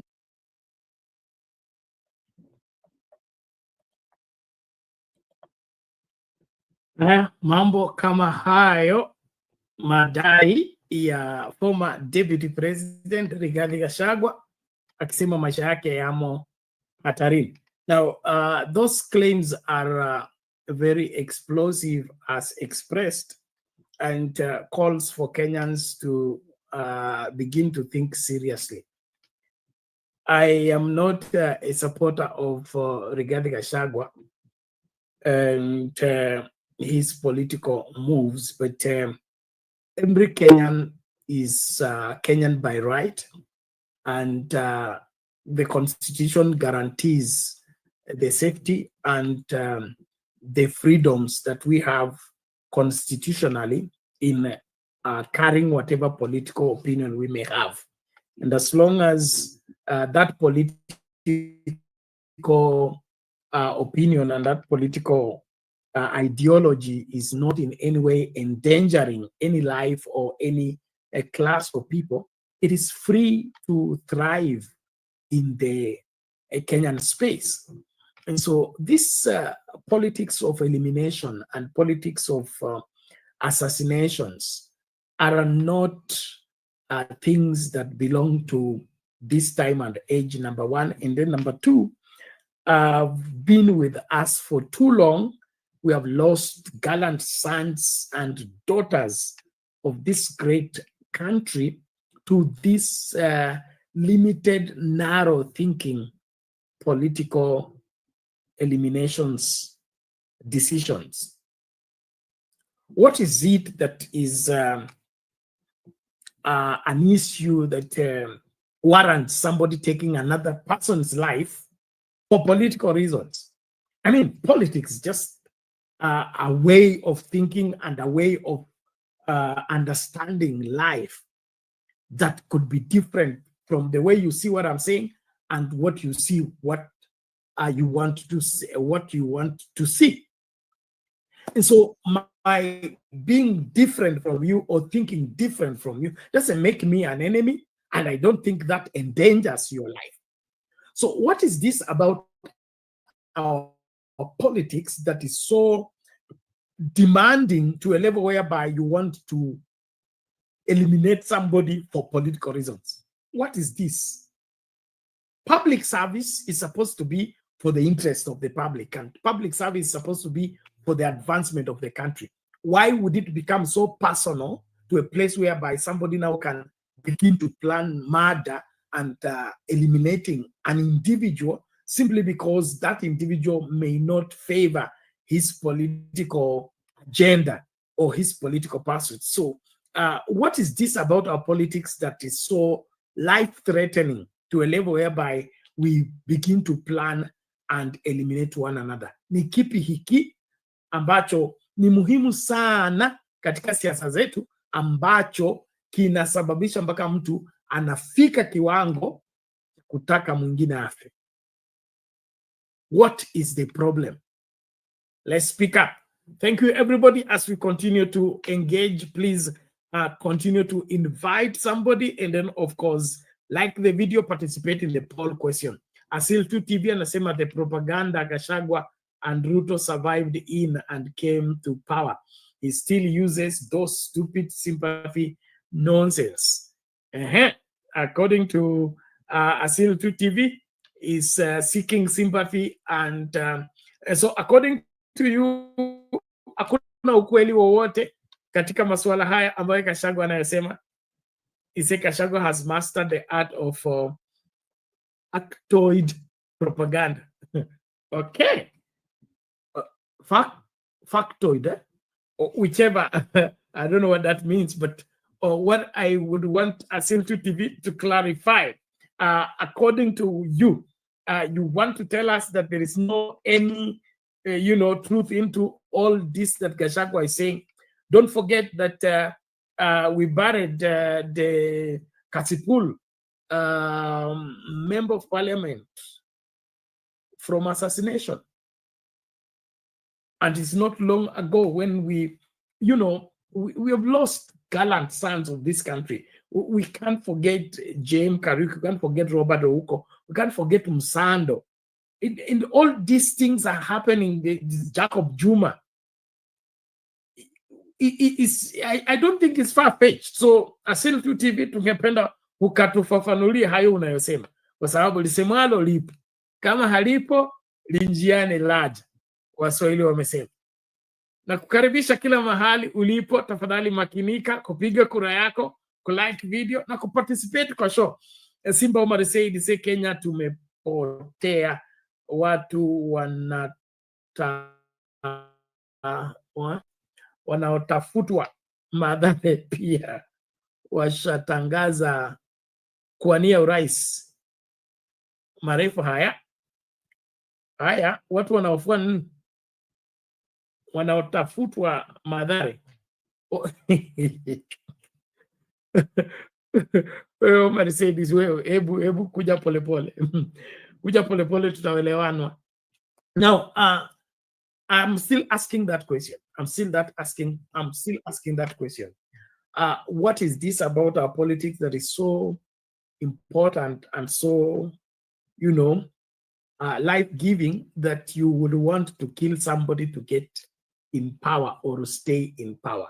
Ni kipi hiki kuhusu siasa zetu ni cha muhimu sana kushinda maisha ya mtu? Ati wewe kuwa rais ama kuwa governor, wewe kuwa member of parliament, wewe kuwa women rep ama senator, ni la muhimu sana mpaka inafika kiwango ambacho unaomba mtu afe ama unapanga mtu afe. Is public service by force? Is being in power by force? I thought public service is voluntary, and voluntary on the grounds that whatever service you want to offer will be accepted. So I can't be president by force and I can't be governor by force, especially if the people don't want me. There are relationships that are very hard to sustain. And those are relations like where you are not wanted and you're forcing yourself there. And so what is this about our politics that is so bad and so, you know, strong that somebody would want to eliminate another to retain or sustain themselves in office? Is this not going overboard? Is this not being greedy, wicked, and, you know, crossing the line? Must people die for you to be in power? Must people be eliminated for you to continue ruling? Let's think. Let's speak up. Let's reason together. And then, of course, Gachagua gives a lot of accounts, and of course, most of what he claims have not been verified, and so we cannot speak of surety of what he is saying because we haven't confirmed. But when a matter is mentioned once, twice, thrice, then that begins to be a serious matter. The Bible says where there are 2 or 3 witnesses, a matter is settled. Remember, Gachagua claimed he was to be eliminated in Kisumu, and many claims have come up. Swali langu ni moja tu. Mbona tufike kiwango ambacho tunadai mtu afe ili tuendelee kuwa kwa madaraka? Tulifikia wapi? I mean, tulifika hapa vipi? Tulifika hapa vipi? Yani eti maisha ya mwanadamu, maisha ya mwenzako sio muhimu kuliko uwezo wako na kutaka kuwa rais ama kutaka kuwa governor, kutaka kuwa senator. Tulifika hapa vipi? What happened to the sacredness of life? What happened to the sanctity of life? What happened to letting go? Especially if people don't want me, why should I force myself to them? Well, let's engage. Thank you as you continue to join. I'm waiting for you, especially wale mnakuja studio. Kina Jakindu Bay, sijui mko wapi. Masaa ndio haya yanaendelea kukatika dakika 8 baada ya saa 7 asubuhi masaa Afrika Mashariki. Kwa wote ambao mnajiunga nasi, makinika. Ikifika hapo saa 8 mimi nitakuwa na piach na ngatuka. Kwa hivyo nakusubiri uje useme yale unayosema. So ili swala la Rigathi Gachagua kwangu mimi tusichukulie mzaha. Asil tu TV anasema anatafuta sympathy. Sioni kama ni swala la sympathy. Hapa kuna kitu. Kumbuka Salasya amekuwa ndani, ameachiliwa leo. Gari lake lilipigwa risasi mingi, gurudumu zote zikapasuka ili akamatwe. Sababu za kukamatwa bado tunasubiri. So kuna kitu kimeenda mrama. Now, then I think there is an unconfirmed story about the priest who hosted Gachagua being dead. I don't know. Somebody, I would want that to be confirmed as well. I just saw that clip, I think ilikuwa na NTV. So ningependa mtu confirm hiyo story. So hii imefika mahala ambapo lazima tuwe mtu ndio tuwe rais, kuwe mtu ndio tuwe governor, tuwe mtu ndio tuwe senator. Hii inatoka wapi? Kwa nini? Ulazima uko wapi wa wewe kuwa rais ama wewe kuwa kiongozi? Must people die? Must people be endangered to retain power? We can't get political power cleanly. Must we go dirty? Must we go bad? Let me know. Okay. Asil2 TV anasema 2027 kitakachofanyika kifanyike. Killing him now serves no purpose. Okay, it serves no purpose. I think ni kuropokwa, kumwaga mtama penye kuku wengi. Hayo anayosema mengi, si wengi wa Kenya wanamwamini kwa sababu alikuwa mwandani wa William Ruto na alikuwa ndani ya urais na ndani ya serikali. So anayosema kwamba Ruto kanunua sijui bank wapi, hiyo bank ndio imepewa miradi na kuhifadhi pesa zote. Mambo mengi tu ambayo yanafanyika na affordable housing na nini, hizo anayomwaga, hayo ndio naona inaweza kuwa sababu ya kunyamazisha, kwa sababu anaongea sana na anatoboa mambo mengi ambayo serikali ingependa ama William Ruto angependa yaendelee kuwa gizani na kuwa ya siri. So eliminating him would be cutting down on the exposure that could be taking place. Ama wewe unaonaje? Douglas anasema don't support Gachagua. He's insulted us at 2007. We're not supporting Gachagua, and I'm not a fan of Gachagua, but we have seen too many people go in this country in such circumstances, which in my opinion, it is behooves us as Kenyans to speak up. It's important that we speak up. And if there is anything, I don't want the politics of killing one another. We want the politics of us competing on our brains, competing on the policies and the agenda we are offering the country. But this politics of eliminating anybody who thinks better than you, who speaks better than you, who sees better than you, or who may expose you in your ills is not healthy for the country. There are too much blood that has been shed in this country. I believe at times that's the reason why we can't take innocent lives, innocent blood, shed all of it on the premise and on the altar of politics. To me, that's something we need to have a closure over. All the way from the 60s, 70s, 80s, 90s, 2000s until now, many innocent lives have been, exterminated on the ground of politics. How are we going forward without, finding a serious closure to all this? And could anybody be imagining to add on that list again?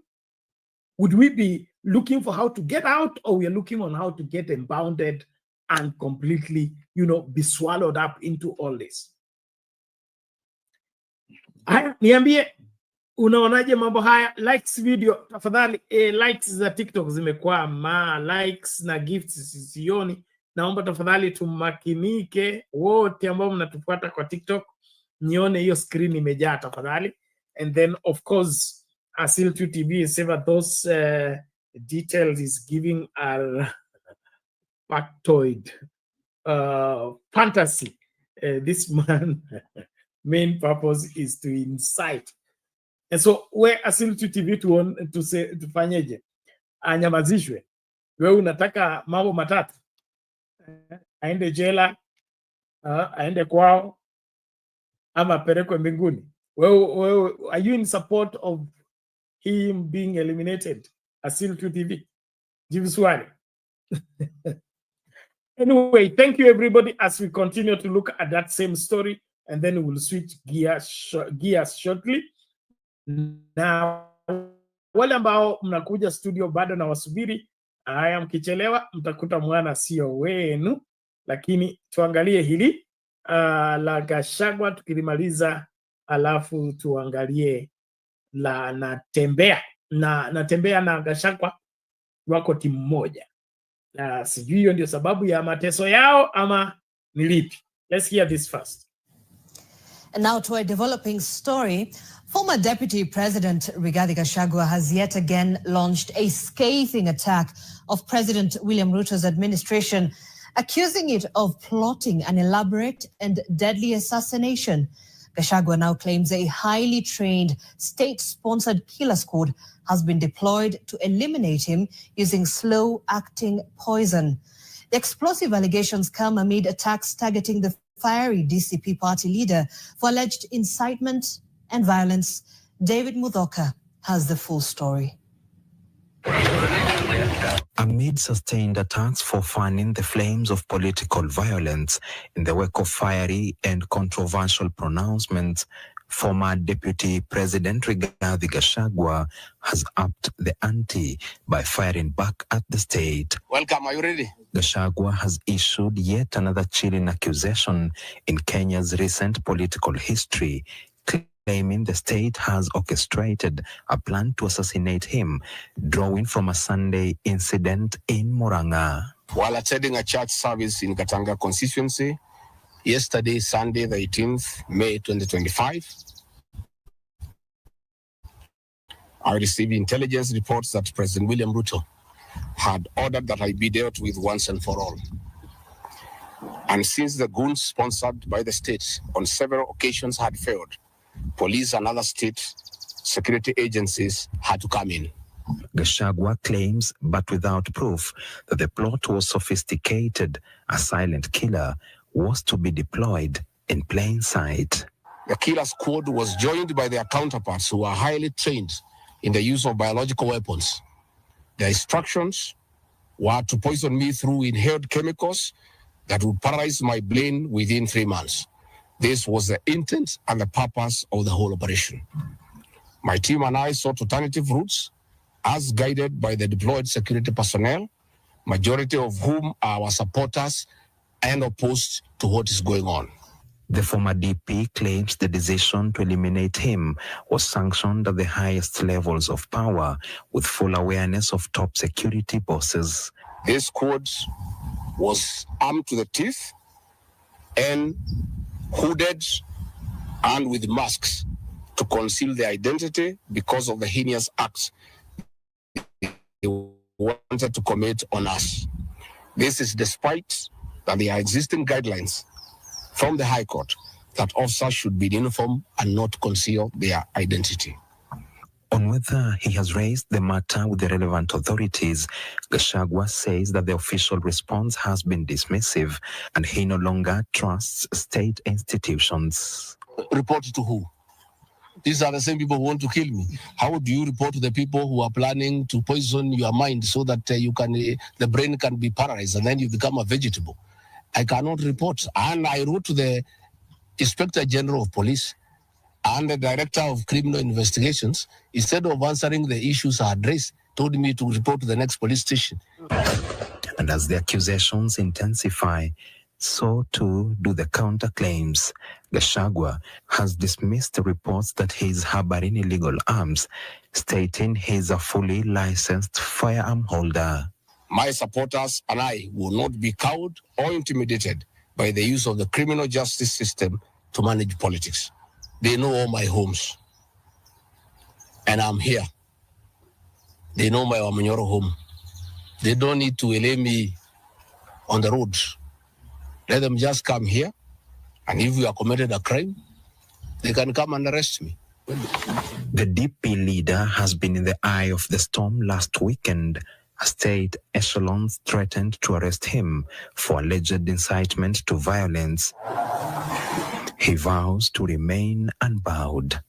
The battle between President William Ruto and his political friend turned foe, Rigathi Gachagua, is intensifying and now threatening to not only be political. David Muthoka, NTV, from Karen, Nairobi.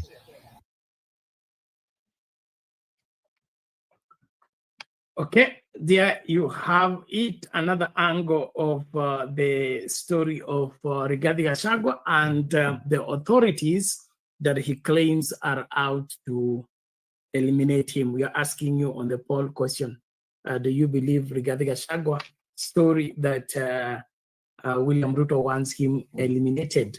Let me just check how far we have gone with the voting. 24 people have cast their vote already.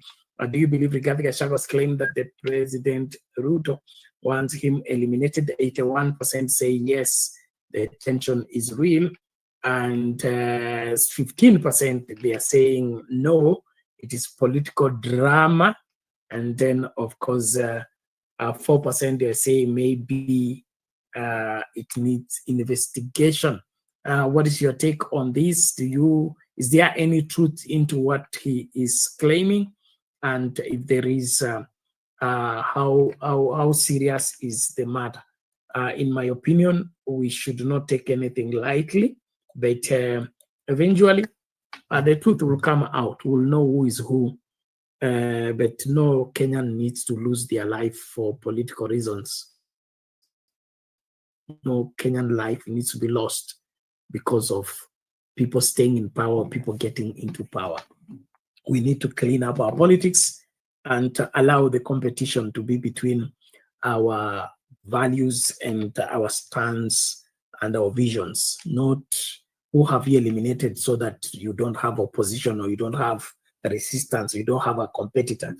We can't continue like this. The Bible says fighting among ourselves, we may end up eating each other. This aspect of elimination is not acceptable. We should not advocate for it, no matter what. Okay, Simba Omar Said anasema Peter Salasya ataka kuwa rais 2027. Iko kiti cha urais kimekosa heshima. Kimekosa heshima nini? Basi swali hilo, ninyi mtaki Peter Salasya kuwa rais? Amejitokeza tayari akajitangaza kwamba anawania urais. Tumpe tusimpe? Naambie. Unaonaje mambo haya? Asante lakini. Okay, thank you. Asili TV anasema Gachagua way is the way Hitler came to power. By being popular and doing populist politics. So it is like Gachagua is endearing himself to the people, so rather he's pulling the carpet from underneath William Ruto's feet and leaving him with nobody. Haya, maoni yako hayo, lakini nashukuru kila moja. Naomba tumakinike moja kwa moja tuende Kitale tuangalie haya masuala yanatembea, alafu hayo ya Salasya. Let's start with them. We begin with a dramatic showdown which ensued in Kitale as the anti-graft operation targeting Trans Nzoia Governor George Natembeya descended into chaos. Tear gas, roadblocks and running battles characterized the day as Natembeya's supporters clashed with police, vowing to block his arrest in a 1.4 billion shillings corruption probe. The Ethics and Anti-Corruption Commission says it has unearthed critical evidence of embezzlement, irregular tenders and kickbacks tied to key county projects.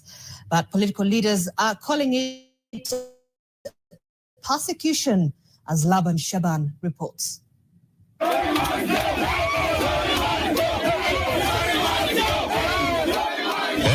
Tense Monday morning in Kitale. What was supposedly a quick arrest raid turned into a fiery standoff. Trans Nzoia Governor George Natembeya, who was not at his Milimani home during the search, is under scrutiny by detectives over the alleged embezzlement of county billions, but his supporters were ready to push back.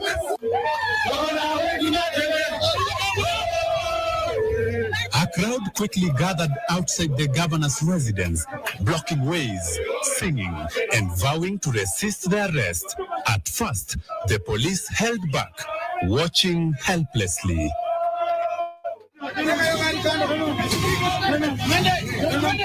As tensions rose, the protest spiraled out of control, turning violent and destructive. Several EACC and police vehicles vandalized and roads barricaded. With detectives trapped and the crowd growing more aggressive, police responded with tear gas, turning to disperse the furious mob and rescue the cornered EACC officers. But the resistance only escalated. Protesters surged to block both sides of the road leading to the home, then took their anger to the Kitale-Eldoret highway, paralyzing movement and gripping the town in turmoil.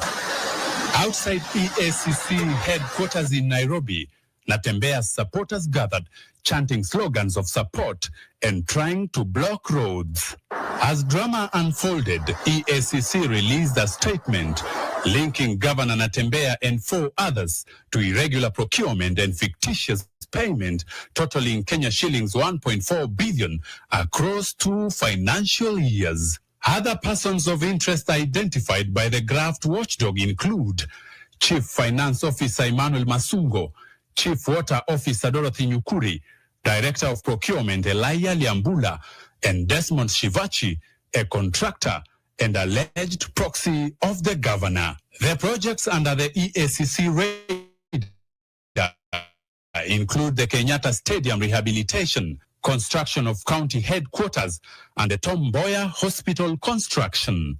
But regional leaders and supporters of the governor are reading more into his troubles. Hamutatoa Governor na George Natembeya, mutashangaa Trans Nzoia yote itasimama, and we are not saying kwa sababu tunaongea. If these are voices that William Ruto and his government wants to silence through intimidation, we want to say to William Ruto, we will not be intimidated.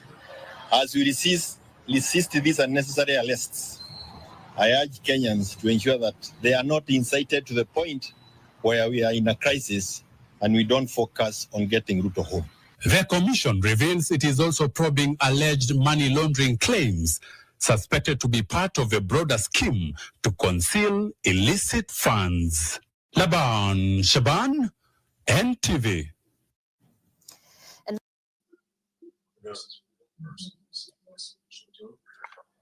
Haya, mabibi na mabwana, mambo ni kama hayo. Vita kwetu avishi. Nchi yetu hii, mambo na vijimambo yapo kwa wingi. So, is this war against graft or it's witch hunt? What's happening? Let's hear what you feel about the whole situation, even as we combine all of that from Suluhu to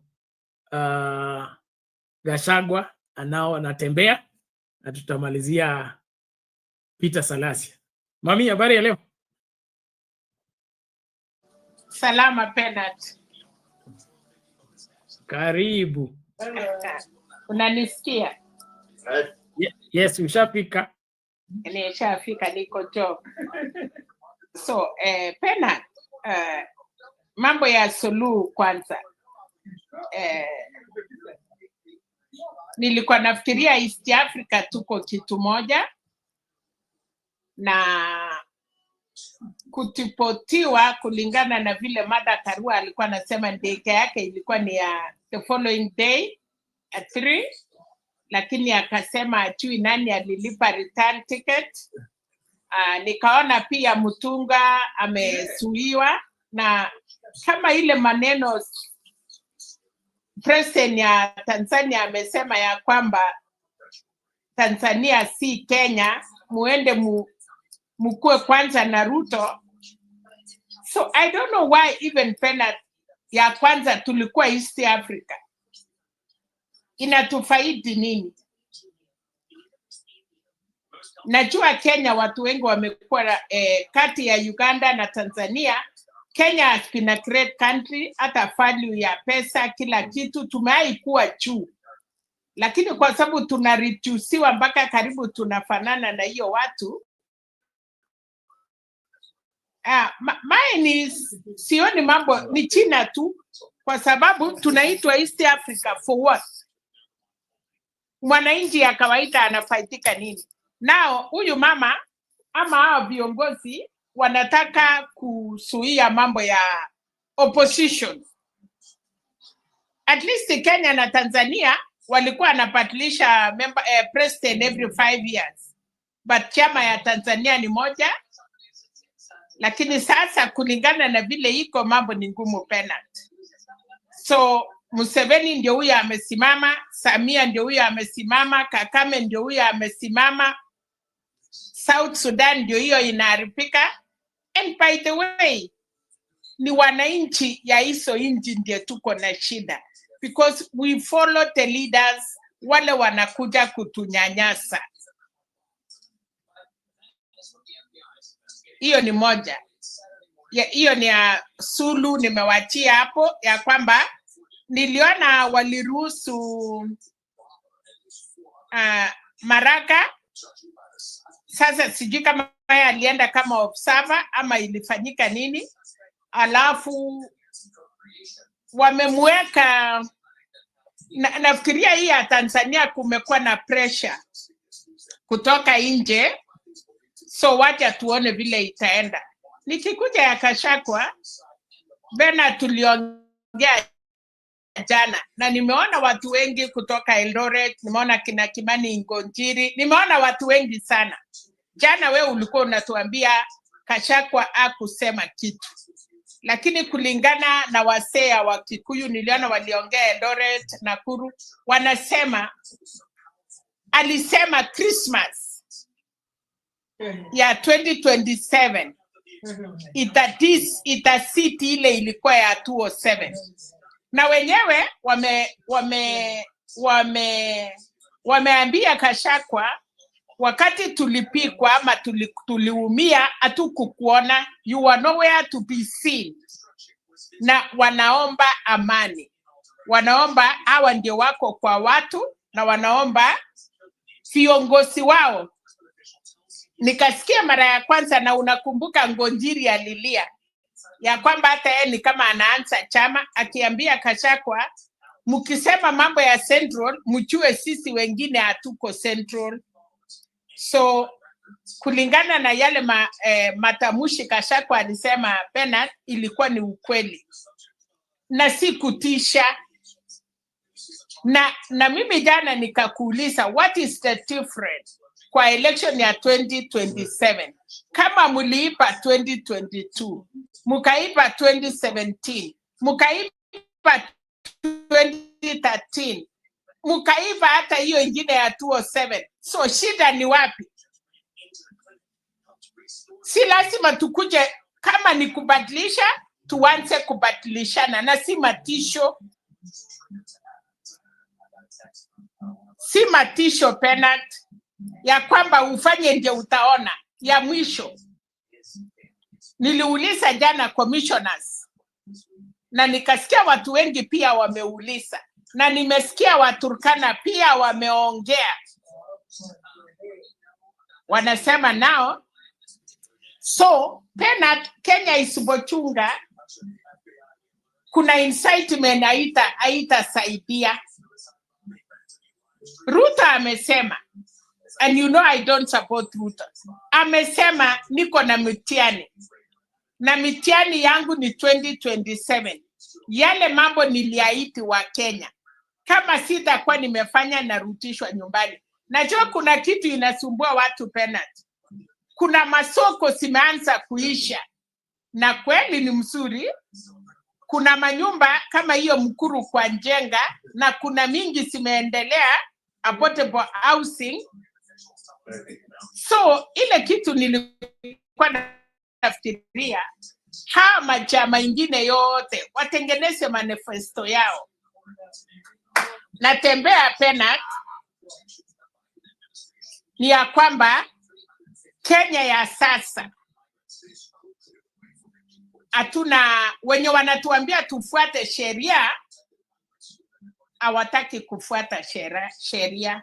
So kama Natembea alikuwa na swali, anatakikana kujibu na anti-corruption. Kama kuna wengi wameshikwa, hii group ya Tawe, hii group ya Gachagua hawataki kushikwa. Sasa kama Kenya mzima itakuwa hivyo, ati unataka governor aenda ajibu maswali mpaka Trans Nzoia mzima inyamaze, Gachagua ndio huyo ameongea, hawezi shikwa. Kwani ni nani tuna threaten? Ni maisha ya wananchi? Ni Ruto? Ni nani?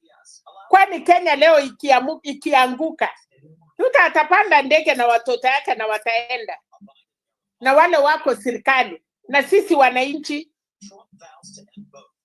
Saa ile tunakubali incitement mpaka watu wanakasirika. Kwani Natembea ni mtu ya kwanza kushikwa ama kafana ya kwanza kuochiwa? If that is what Kenyans Penat wanasema, mtoto akililia wembe umpatie. Mahali tunaelekea kama hivi ndio itaendelea mpaka 2027, I don't think hata kama tutafika, kitaumana kabla ya hiyo. Sasa iko serikali, naonekana hatuna serikali. Polisi wanaenda, wanapikwa, wanafukuzwa, wananchi ndio wanachiami na wanasema mtaona hata kama ametarauliwa. Si tulikuwa tunafikiria ni issue ya performance. Mama, kuna TV ama nini? Kuna sauti. Oh, okay. Reduce that TV. So mimi nasema, sorry. Mimi nasema Penat, hatujui shida iko wapi. Shida ni serikali, hata si serikali. Serikali hii watu wote wako serikali. Sidhani kama Ruto peke yake ndio yako kwa hiyo government. Nimesikia Alice Wahome leo ameambia ODM mkue ndani ama muondoke. Si serikali ishe tuone. Kwani iko shida gani? Itafika mahali watu wataongea Penat. Kama ni Ruto ama ni Ruto, hata kama aliipa, Uhuru aliipa, Kibaki aliipa, na waliwachiwa wafanye kazi. So Penat, mambo ya Tanzania hiyo ni mingine tunangojea, lakini hii ya Kenya ati watu wanatusiana, ati sasa hakuna mtu anashikwa. Kuna Salasya anakula mori, Natembea anakula mori, Gachagua anakula mori. Si kila mtu akule mori sasa tuone. Nchi kuisha Penat ni rahisi sana. Raila mwenye amevumilia miaka yote akinyenyekea na amenyanyaswa na ana sacrifice because of our country. Kwani hao wengine hawawezi vumilia? So mama, wewe unataka tuvumilie kuibiwa? Kuiba nini? Wewe umesema kura ziliibwa, zilipwa 2007, zikaibwa 2013, 2017, 2022. Mbona saa hizi siendelee vile inaibiwa? Mwenye ako na uwezo aibe. Kwani iko shida gani? Kwani sasa hapo ndio nataka unieleze. So ikuwe halali kwamba sisi ni nchi ambayo haiwezi kufanya uchaguzi wa halali mpaka wizi utumike. Sheria ilikuwa imeenda wapi wakati hiyo ingine? Walikuwa wameweka kwa bedroom. Sasa ndio wamelete sitting room. No, mimi nataka uongee kwanza kama mama, na haya unayosema nataka pia ukumbuki kwamba wajukuu wako wanasikia, dada zako wanasikia, watoto wako wanasikia, kwamba kwa sababu kwa sababu Kibaki aliiba, Uhuru akaiba, Ruto aibe, na yule anayekuja pia aibe, kwa sababu hizi sasa imekubalika Kenya. Na ndio nauliza wewe, wakati Kibaki aliiba tulifanya nini kusimamisha? What did we do? Si ndio hiyo unaita Christmas? No, nauliza tu wakati Kifuitu aliiba tulifanya nini? Wakati anaitwa nani huyu amekufa sasa, ameiba mara mbili, 2013 na 2017. Wakenya tulikuwa wapi? Saa hii haijaibiwa, hatujafanya election. 2022 walifuta commissioners. Tukasema tunataka watolewe commissioners. Wanaendelea hata ichafika parliament. Story mtu anaamuka anasema kura yetu isiipiwe. Nani alikuwa anaipa kura? Ruto alikuwa anaipa kura akiwa na Uhuru. Rigathi Gachagua aliipa kura ya Raila akiwa na Ruto. Kwa hivyo anajua vile wizi inafanyika. Kama wewe si mwizi pena hatuwezi ongea kuhusu wizi. So Gachagua mwenyewe kwanza atuambie wakati ya Uhuru na Ruto yeye alikuwa pia ya Uhuru.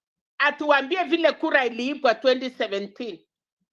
Ruto atuambie, mimi nataka Wakenya niwaambie ukweli. Huyu Ruto na mimi tuliiba kura. Na kwa sababu mimi naokopa 2027 vile tuliiba kura ya Raila na hivi ndiye tuliiba, mimi nataka Wakenya ni waalat, ni waonyeshe jinsi kura inaibiwa. Lakini hapana kutuambia ati sasa itakuwa sherehe. Tell us, huyu mwizi aliiba kura zetu wache, na alikuwa na nani akiiba? Alikuwa na wewe, Rigathi Gachagua. Tell us how rigging is going on. Utusaidie tuelewe ya kwamba mimi kwa sababu nimetengeneza chama yangu na mimi nataka niseme ukweli, kura iliibiwa namna hii. Hapo ndiye tutakaa chini na tuelewe. Lakini kama unatustua na kusema kura haitaibiwa, kwa nini isiibiwe na imekuwa mtindo ya kuiba? Hiyo ndiye nimesema. Lakini atuambie model ya kuiba kura ndiye asimamishe. That is what I can say. Lakini hawezi kutustua. Hata hiyo wakati ingine Raila alikuwa nastuana, lakini kura iliibiwa. Wewe unakumbuka? So sisi hapa mami sitaki turudie hiyo sana. Mimi nataka tuelewane tu vizuri. Kwa sababu kura iliibwa hapa awali. Kwa hivyo hakuna makosa kuiba kura kulingana na wewe. Nimesema hivi. Mwenye aliiba kura 2022 ni deputy president na president ya Kenya, na deputy sasa anatuambia kura haiwezi ipiwa. Atueleze wanaipanga aje. Unajua boma yako Bernard, kama umefunga ng'ombe na uko na boma moja, mlango moja, gate moja, wewe sasa unajua ng'ombe niliingiza na hii boma. Sasa tunataka Gachagua atuambie hiyo gate ingine ya kuiba kura ni gani, kwa sababu yeye anajua. Uwezi kuwa mkali. Kalonzo mbona hajakuwa mkali? Chui ya amekuwa akiipiwa ama anaambiwa tu ingia hapa. Raila mwenye amekuwa akilalamika ajui vile kura inaipiwa, lakini anasemanga imeipiwa. Lakini Rigathi Gachagua alikuwa kwa nyungu ya kuipa, atuambie vile inaipiwa. Hiyo tu. So hilo ni swala nyeti, tutalifafanulia hapo baadaye, lakini kwangu mimi maovu ni maovu, mema ni mema. Tusiyachanganye na tusihalalishe maovu kwa sababu ya watu. Awe ni Gachagua, awe ni Ruto, awe ni Raila. Akifanya yale ambayo hayafai, tuseme haya hayafai. Aswa kwa kizazi kizima. Kwa sababu watoto wakijifunza kutoka kwetu kwamba kuiba ni halali na ni sawa, basi hapa ndio sasa tunafikia ambako jana ama juzi kumekuwa story ya kijana amkatakata baba yake, amfunga kwa blanketi, amwasha moto. Yaani mtu ana ujasiri wa ku-attack baba yake, amkatekate kwa panga, afe atoe kichwa, amfunike kwa blanketi, amwage mafuta, amchome. Kijana wa miaka 20. So hii level ya maovu yanayofanyika katika nchi hii, sisi hatuone hatari tukielekeza kizazi katika hiyo njia. Na yote kutokana na nini? Na sisi wale ambao wewe pena tukiendelea. Yes. Ni Ruto amesema nitaipa kura ama ni Gachagua amesema kura itaipiwa? Nani amesema? Ni Ruto amesema nitaipa. Swala la kuiba kura halijaanza na Ruto wala Gachagua. Tukiangalia hitu maswala hapa saa hii, I mean in the current situation, aliyezungumza masuala ya kuiba kura alikuwa Cherargei na Sudi. Sudi alisema kwani Ruto atakuwa one term wakiwa wapi? Hata wakati Kibaki hakuwa amepata kura za kutosha na anatafuta second term, si alifanya ukarabati mpaka akaingia. Tena itakuwa kuaje ati Ruto akuwe one term? Sudi akasema tutaongeza zile ambazo hazitoshi mpaka asifike za kuhakikisha kwamba Ruto ako na second term. So hawa wawili wakiongea, si hao ndio wandani wa William Ruto. Sasa shida iko hapo. Wamesema na kuelezea, hawataenda msituni. Wamesema vizuri, wamesema first term Kibaki alichaguliwa, akasema ya pili alifanya ukarabati akaingia State House. Haya, ikakuja Uhuru, wakafanya ukarabati wakaenda State House. Akasema Ruto 10, Uhuru 10. Ukarabati ya Ruto ni uchungu ama ukarabati ni ukarabati? Hivyo ndiye nauliza. Ukarabati wote katika uchaguzi haufai. Na mbona watu wakuongea?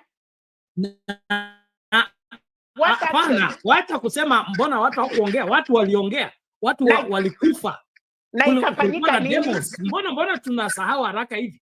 Yes, ilifanya ndio. Ikafanyika nini? Unamaanisha nini? Waliambiwa nini? Waliambiwa forgive. Walisema nini? Walisema mtulie, ilienda. Hivyo ndio walisema. Sisa mami, unajua kama kitu kimefanyika na kifai, mimi nasema lazima tusimamie hapo. Kusema hakifai hata kama kilifanyika. Kwa mfano, hiyo Grand Coalition Government pia haikuwa inahitajika kwa sababu mshindi alikuwa anajulikana, mshindwa alikuwa anajulikana. Kukwamia katika mamlaka kwa sababu umefanyiwa ukarabati ama unataka ukarabati, hiyo ndio chanzo cha kuharibika kwa nchi. na mahali tupo na mahali tulikuwa 2007 ni tofauti sana. Kizazi ambacho kilikuwa 2007 na kile kiko 2022 ni tofauti sana. Kwa hivyo tukisema kwamba mambo yaendelee vile yalivyokuwa dunia bila mwisho, hapo sasa ndio tutasituliwa, kwa sababu tunafikiria kwamba tunadili na wale ambao hawapo tena. Ni kama saa hii anaitwa nani, president wa France, okay? Yeye alikuwa amekaa pretty, akasema yeye vile amecontrol mambo yote West Africa, hivyo ndivyo itakuwa, hakuna mtu atamtisha, hakuna vitu nini. Lakini saa hii mabadiliko yameanza kusukumika, na saa hii sasa ndio wanastuka. Kuna mtu amesema hapo, minister anasema Macron amesababisha Waafrika wafunguke macho. Saa hii sasa wanadai uhuru wao, na lazima Europe ikuje pamoja united ndio ifight hii maneno, kuhakikisha kwamba Afrika hiyo swala la Mali, Niger na Burkina Faso halita spread everywhere in Africa, because ikifanyika hivyo watoto wetu, that is the France children, are going to be servants of Africa, and Africa should not be made to lead the world. So wakati tunaacha maovu yakipita, kuna kizazi kitafika ambacho itasema haya maovu haiwezi kwenda kuzidi hapa. Sisi kama wazazi, sisi kama elders, tunapaswa kufacilitate hiyo mambo. Kama yatakuwa mbaya, ubaya huo usifikie kila mtu, we arrest the situation and save it. Lakini hatuwezi kusema kwa sababu Uhuru aliiba, Kibaki aliiba, Ruto akaiba, basi hawa watu wafungue hiyo ikuwe chapter jinsi ya sisi tutaendelea kama nchi. We will be doing wrong and will not be elders. So we don't need elders. Waende nyumbani yote, Kachakwa na Ruta na kila mtu msee waende nyumbani, muachie viti vijana, wacha TNC wasimamishe president mpaka MCA kwa chama yao. Tutasikia, hatutataka iipiwe hata kidogo. Hata mimi mama nitasema kama president ni TNC, kijana ya 30 years ama 25, nione vice yake ni msichana ya 25, nione all members of parliament, all governors, all MCAs, nitachua Kenya tuko mwamuko mpya, na wale wezi wote wa zamani wa sasa waingie ndani, waondoke nchi yetu. Lakini wezi kuniambia tusimamishe wezi, na Kachakwa mwishi batu wanasimama, ametengeneza chama, Kalonzo mpita katikati batu wako, we are doing nothing. Kwa hivyo wewe ukiwa sasa pena tunataka change, tuseme hii watu wote waende nyumbani, TNC wachukue nchi. Si kutumia TNC wapigie nyinyi kura, si kutumia TNC wakuja alalishe mwisi. Tukuje hii campaign sasa kutoka leo. Mimi nitakuwa nasema TNC president, deputy president TNC, uko kwa ami, uko kila mahali. Hii wase wamefika 70 years, go! Wacha inji yetu iruliwe na vijana. Ikianguka kama hiyo ya Mali, unasema inji by the way ni yao, watoto ni wao, mapipi ni sao. Wakikataa kuoa hawa ndio watakuwa hawana watoto. Lakini huwezi kuniambia tusuie, na tunasuia mwisi mwingine akuja atuipie. Sitaongea. Mimi nitakuwa na pisha mpaka siku ile utaniambia tuanze kampeni ya TNC. Aita Murara. Mami. Aita, no. Aita Murara. Wacha mimi nikuulize swali. Katika boma lako. Katika boma lako, wewe ni mama mzee, na wewe umekuwa ukituelekeza katika masuala ya mila na desturi.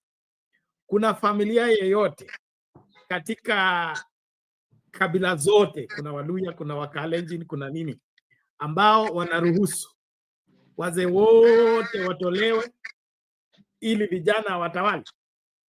Mimi nasema hivi, kama baba ameshindwa kuchunga poma ndio wanauawa kama hiyo unasema amekatwa.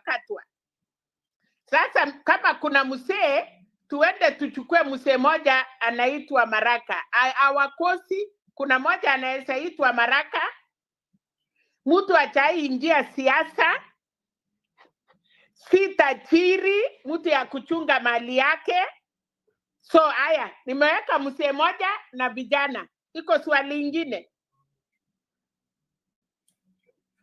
Nashukuru hapo umekubaliana na mimi kwamba mabadiliko yanakuja kwa mtaratara fulani. Maraka ni kupatia vijana, kuna wasee ya kupeana wisdom, si uongozi. Kuna mzee kwetu wa Kalenjin, wacha sasa nikwambie, vijana wakienda vita, hakuna wasee wanachanganywa kuingia vita na vijana. Wasee wanaambiwa, wasee kabisa wanaambiwa kaa nyumbani. Wasee wale wa katikati wanaambiwa sasa mtaenda chukua maoni kwa ile wasee kabisa, mkuje kwa ile wasee ya katikati. Alafu sasa vijana ndio wanaenda vita. Sijaiona mahali wasee na vijana wanaenda vita, labda kwa Waluya. Lakini kila mwaka ama kila siku, kama kuna kitu ya kutetea jamii, na si ile vijana wameoa, wale wataenda kukimbia kuona pipi, ni wale wanaitwa morani, ndio wanaenda vita. Sasa Kenya, vita yetu saa hii ni ya vijana wachukue nchi. Wasee yote nyumbani. Wacha Maraka atupatie wisdom, atuambie vijana leo wakora wanatokea pande hii laleni hivi. Hiyo story nyingine ya kulete Kachakwa na Pati, kulete kina Malala, kulete kijana ingine anatakikana afungwe kabisa, ni huyu anaitwa Salasya. Huyo ndiye angeongoza vijana wenzao kuwaonyesha njia. So mimi kutoka leo vita yangu ni wasee yote nyumbani. Wote wesi wote nyumbani. Kasongo tamu moja, wasee wote tamu moja. Inji ni ya vijana. Chagulanyi achukue Uganda, Tanzania itoke kijana, Zimbabwe itoke kijana, waungane na Ibrahim Tore, inji yetu isimame. Usituletee sasa. So, hiyo yote unasema inafanyika kwa sheria ipi? Kwani sheria ni nini? Si sisi ndiye tunapika kura? Kwani mimi nikiamuka na niambia watoto yangu sasa muende mpige kura kwa kijana mwenzao, kwani si watapika kura? Okay, mimi sipingi na sipingi mtu yeyote kusimama katika uchaguzi. Bora tu Wakenya wapewe uhuru wa kuchagua. Hakuna uhuru kama wewe utaki tuendelee kuipa kura na utaki tukue kama 2017 na 2022 tuweke TNC wasimamie wakuwe wenye kura. Unajua ni kinyume cha sheria kuzuia mtu kusimama katika kura wakati ako qualified. Hakuna kitu kama hiyo. Basi tutaipa kura, kwani iko shida gani? Kujeni simama. Tutaipa kabisa. Shida ni kuipa ama kuzuia watu wasihusike katika kura? Mimi sitaki kujua. Mimi nasema hivi, Ruto, kama wasee wanasimama, chukua kura. Wewe ndio unajua. Fanya ukarabati kabisa mpaka uingie 10 years. Lakini kama ni TNC, usiipe kura ya Kenya. Mama, wacha tuachie tu hapa. Wacha tuachie hapa hata masani haya. Hilo swala labda tutapiki kesho. Wewe kwanza umekubali tupatie TNC inchi? Inchi, mimi siamini katika uongozi wa vijana peke yake bila wazee, na siamini uongozi wa wazee peke yake bila vijana. Mimi naamini kwa uongozi wa wote kwa pamoja, kwa mama, vijana, wazee wametulea down. Mulitulet down. Mumetulet down kanisa. Mumelet down watoto wetu. Mumelet down mpaka wewe mama, ngoja. wewe umeanza kutupotosha. Okay? Sisi tunafanya mambo kwa naamini katika kufanya mambo kwa mipango Wewe ambayo kwanza Bernard, kwa nini nimeona KNC, nimeona Makore, nimeona anaitwa nani huyu mwingine Morara, nimeona vijana karibu 30 wale wa different political parties KNC wamekuwa na mkutano, na wewe hata siku moja hujaienda kwa hii TV yetu na ukatuambia hawa vijana wamekunywa chai pamoja na wamesema kila mtu asimame. Makawara akaambiwa asimame kwa ODM na alete vijana yote. Huyu anaitwa nani Morara na chama yake, na kuna watu vijana walikuwa wasuri wengi sana na wakaimba. Sasa kwa nini wewe hujasema tufuate hawa? Mimi sijapinga mtu yeyote kusimama na sijapinga vijana kuwania uongozi. Kile ninachosema kuna tofauti ya political party, kuna tofauti ya umri na nchi. Sasa wakati ni vijana all these three. No, mama, let us not confuse. One minute. Yes. Wakati hao vijana walikuwa wamekosana kabisa, kwa sababu hii ni generation tofauti. Wakati wamekuja pamoja, walisahau yaliyopita kwa sababu ni rika moja, na wakasema we are the youth, injini yetu tuende mbele. Na unaona vile wameenda mbele. Hawajasema mwingine amekula zaidi, mwingine akakula kidogo. Wamesahau na wakasema let us focus. Lakini sisi wasee nje sasa tunasema huyu anaipa zaidi, huyu ataipa zaidi, tufanye vile hiyo vijana wamefanya. Hao vijana wamesema tulipigana, tukakosana, lakini nao tumetoa interest yetu kando, tunatengeneza nchi. Let's go downstairs. Yes, hapo sasa Bernard. I have no problem with that, and I'm happy that the young people are pulling together in the same direction.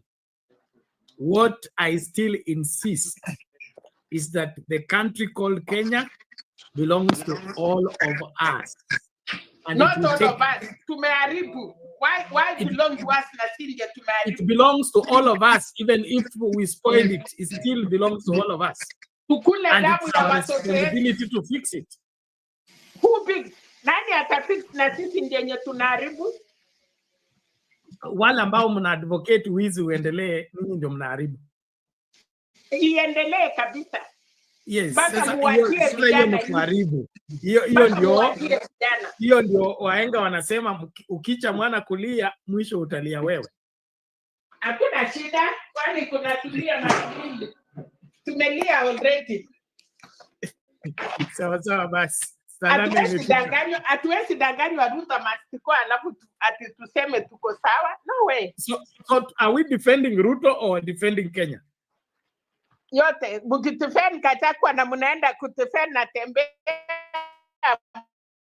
Hakuna mtu Kenya ni tofauti na Gachagua, Kenya ni tofauti na Ruto, Kenya ni tofauti na vijana na wazee. No, iko sawa. Hiyo watu wenye walikuwa kwa natembea ni wazee ama ni vijana? Ndio nauliza. Wewe uone tofauti ya nchi na watu? Hakuna tofauti. Unless tunyanyaswe vile Museveni amefanya. Kumbe hata Museveni hajafanya makosa. Na mimi napiga Museveni Uganda bure. Kumbe amejua.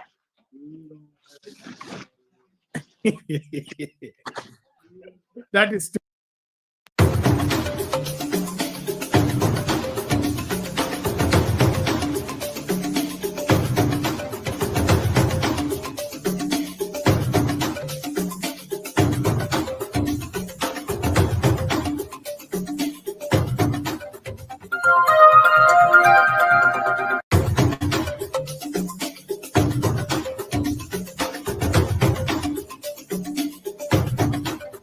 Sound Candy Talk is timely, accurate, professional, and affordable. You have a complaint or compliment, any question concerning our broadcasting, contact us soundcandytalk@gmail.com. We are on Facebook, YouTube, TikTok, and X at Sound Candy Talk. Call us 0718 45 45 85.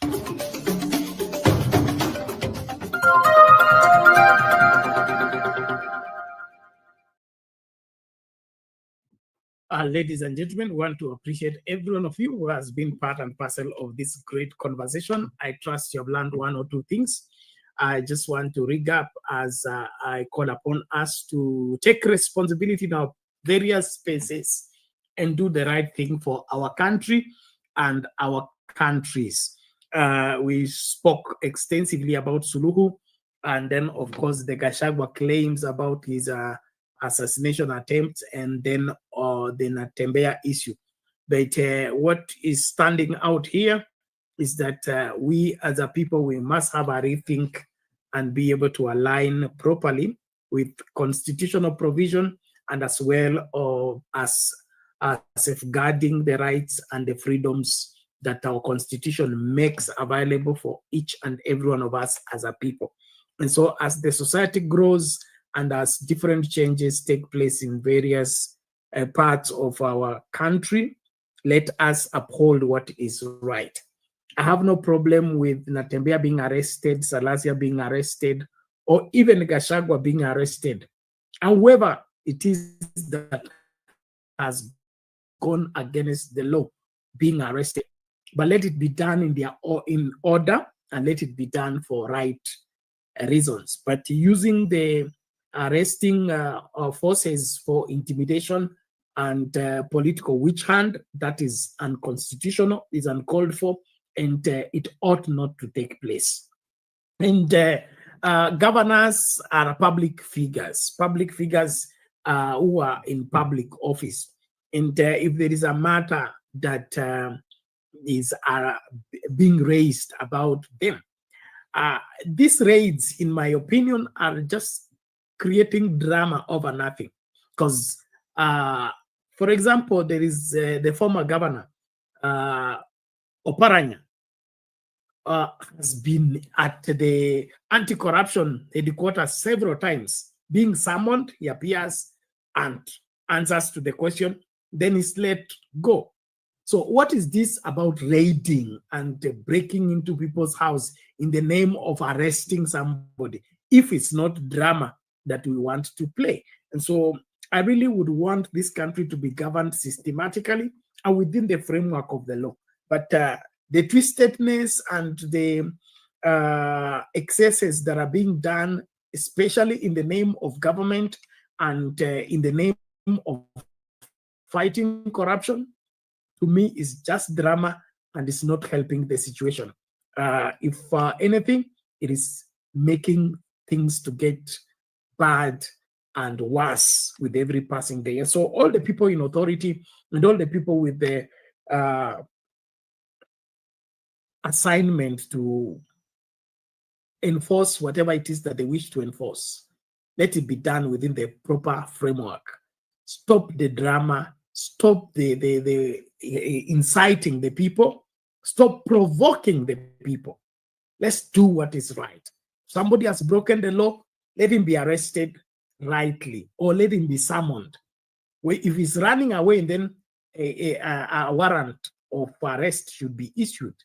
But this breaking in people's houses and demanding that you've been sent to check, it is not within the framework of the Constitution, and it is causing disorder. So this law and order needs to be more practiced by the government itself than demanding it from Kenyans. In the final part, I want to appreciate all of you that are supporting the channel. Please, let's keep supporting the channel, and also remind us that we are still responsible for Frank, and we need many of you to come forth and support our young man to be able to put his life together and be able to stand on his own. So tafadhali nawaomba tunapofungasha kwamba kumbuka kuna bills za kulipa. Hata hii nini tunatumia hii StreamYard isha expire, tunapaswa kuilipa for the next 30 days. Tusipolipa basi tutafungiwa, and we are already injury time will expire on the 16th. We are on the 20th. So if we don't pay the $50, basi utafika hapa utakuta mambo yamebadilika. So tunakuomba kama hujatuma mchango wako, tuma mchango wako, na kama wale ambao tulijitolea kwamba tutasimama na Frank, tuache kurudi nyuma na tuache kuachilia ya mambo, kwa sababu ni yako juu ya mabeka yetu mpaka dakika ya mwisho. Kwa hivyo tusifikirie kwamba tukipuuza, tusipokumbuka yataenda tu. Nothing is going to go away. The bills will be there and the support will be needed. So please, let's be faithful like we promised and keep that particular promise. In the meantime, we'll be picking up this conversation later on. It is getting late, so I would want us to just call it a day there. But kesho tutaendelea na masuala haya. Siasa zetu ni ile ile ambayo itakuwa navuta nikuvute, lakini kufuata sheria, then kutumia sheria kutafuta wale wahalifu, wale wanaovunja sheria ni muhimu. And then of course, let's think about the country. Let's think about the future, not just right now and your next political move. What about the country? What about the children? What about the children's children? What kind of Kenya are we leaving behind? That should be a bother to any right-thinking person, especially if you are looking for public service. What kind of Kenya do you want to leave behind? The Kenya of thieves, the Kenya of robbers, the Kenya of violators of the Constitution, or you want a Kenya that is known for uprightness? Burkina Faso says the land of upright people. Where is our Burkina Faso in Kenya? The land of upright people. I leave that with you. Think about it. And let me know when you see me next. God bless you. Tukutane tutakapokutana.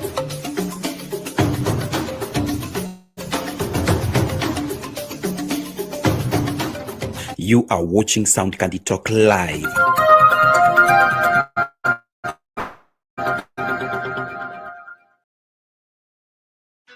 You've dreamed about the perfect wedding, the dress, the vows, the happily ever after, but let's ask the most important question. Before you say I do, are you truly ready for the lifelong commitment that comes after the honeymoon period fades? Bernard Ngosi's groundbreaking ebook, Are You Marriage Ready?, is the ultimate guide to building a successful, lasting marriage. This isn't just another relationship book, it's a heart-to-heart conversation that prepares you for one of life's biggest decisions, getting married. Are you choosing love or just infatuation? Are you building a marriage or just planning a wedding day? Reading this book was a game changer. I realized I wasn't as ready as I thought, but now I'm on the right path. Don't wait until it's too late. Invest in your future. Download Are You Marriage Ready today. Link in the description below. Your future spouse deserves the best. Are you ready?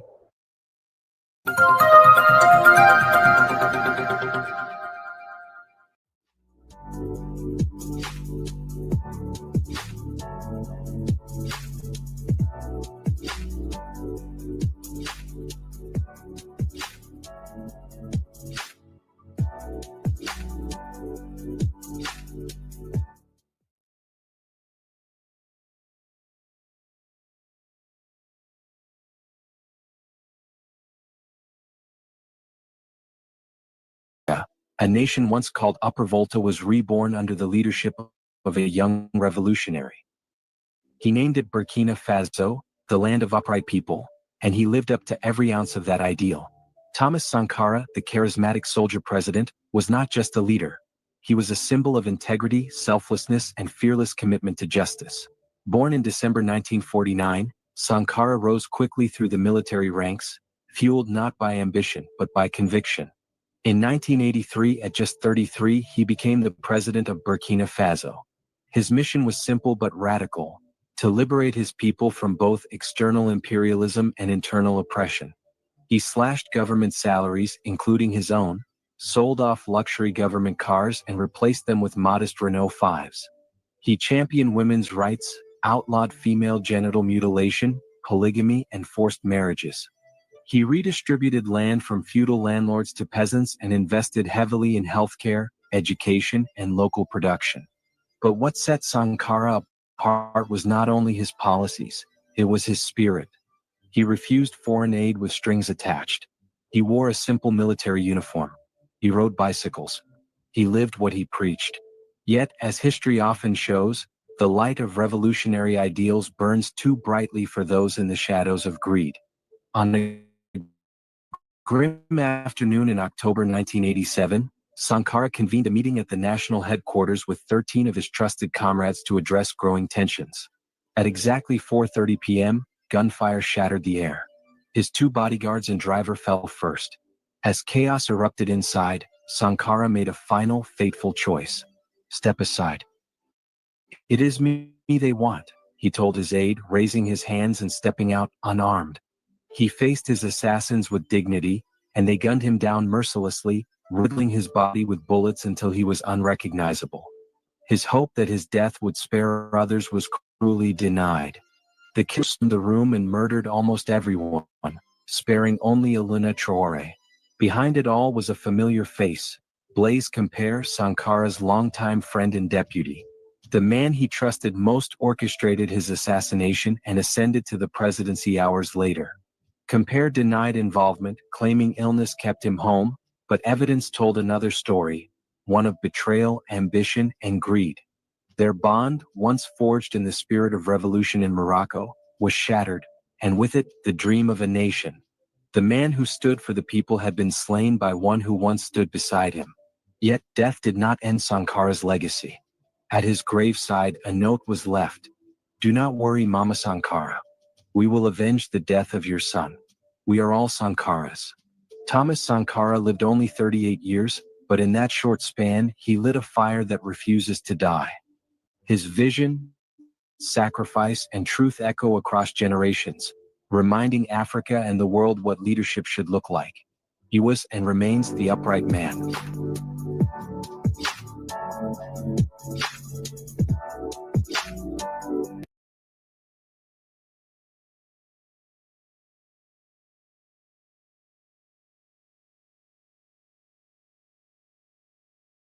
Welcome again, ladies and gentlemen. Thank you so much for choosing to be part of this conversation. After all, the flying shoe was not meant to hit the president, and it was not intentionally thrown to the president, but there was some altercations between two people who were trying hard to see the president clearly, and the man carrying the shoe was obstructing another from seeing the president clearly. And so the frustrated person behind that particular participant into the meeting is the one who hit the shoe in the hand of the other person, and unfortunately the shoe flew right towards the president. And so the information we are getting right now says that it wasn't intentional and the shoe wasn't meant for President Ruto. Let me just read out what that particular exclusive angle of the camera, and then I'll show you the video on how exactly what happened. Well, a fresh video of Migori shoe throwing emerges. Seems someone was blocking another from seeing the president. This is a clearer video of the shoe issue in Migori. No one intentionally halted the shoe on President William Ruto, contrary to what many of you have alluded to. You remember the video that went viral. Now, a different camera angle shows a crowd member raising a shoe blocking someone else at the back view. In response, a frustrated person strikes the shoe, causing it to fly past the president, creating the false impression it was thrown at him. Well, that now what is being given as a clearance of what went down in Migori. But let's look at the video and do a judgment for ourselves. We seem to be becoming a very sensational country whereby we like blowing things out of proportion. But I trust this will clear if you look at it clean. Let's watch the video and then come back to look at it again. Tunakubaliana jameni? Kwa sababu niko na viongozi wengi, mimi nataka niwahakikishie, sawa sawa, sikizeni watu wa Kuria, nyinyi ni wakulima wa maana sana sehemu hii. Tulisema kwanza tupunguze gharama ya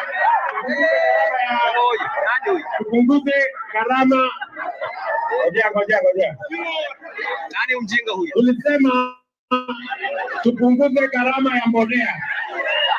Mbele wasi kweli. Tulisema tupunguze gharama ya mbolea. Hiyo ngojea, wachana nao wananchi.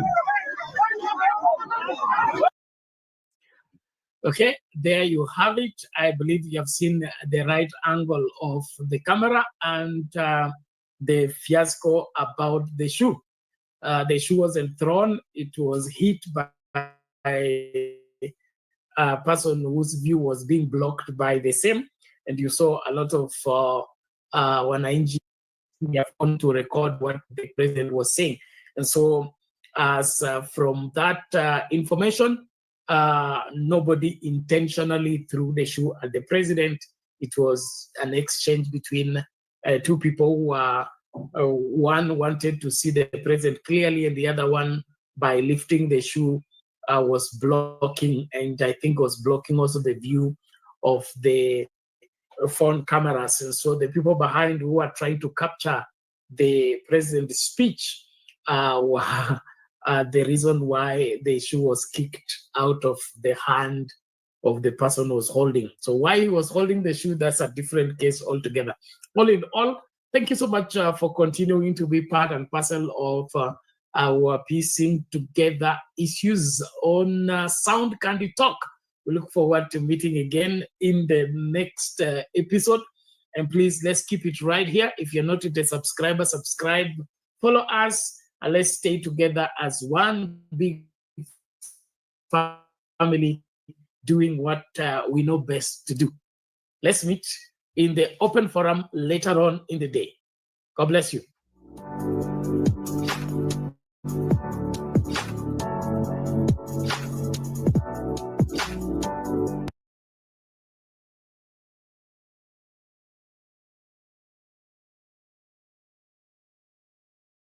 Our hero, our savior,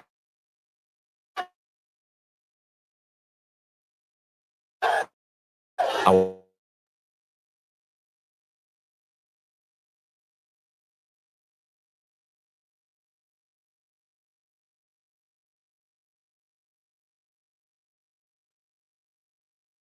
he dreamed with vision.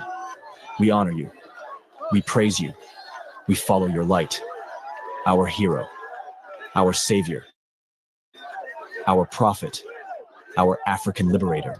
We, the Ghanaian citizens, majority of the Ghanaian youth citizens, support Captain Ibrahim Traore in whatever he's doing. We support you 100%.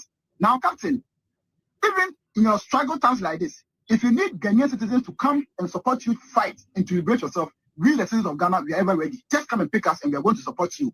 Because we cannot afford to sit down for Captain Ibrahim Traore to go just like Thomas Sankara, just like Gaddafi was taking off, just like Osadefo, Dr. Kwame Nkrumah was taking off, just like Patrice Lumumba was taking off. We cannot afford for Captain Ibrahim Traore to also be taking off. It is impossible. So Captain Ibrahim Traore, anytime you need us, any day, anytime, Ghanaian citizens are ever ready to support you. And we support you 100%.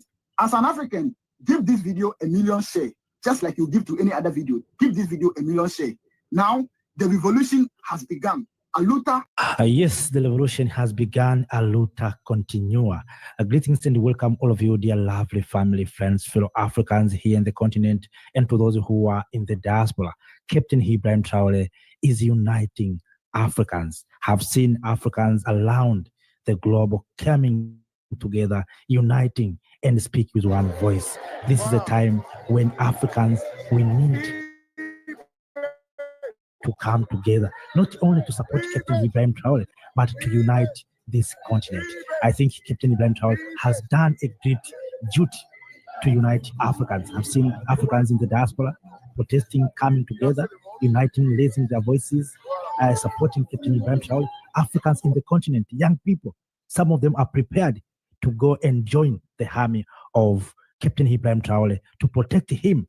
And this is what we have been waiting to see, that Africans, youth are coming together, uniting and speaking with one voice.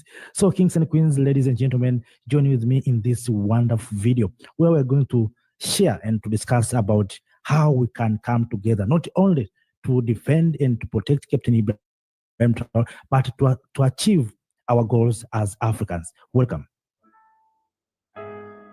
Africa stands at a turning point in history.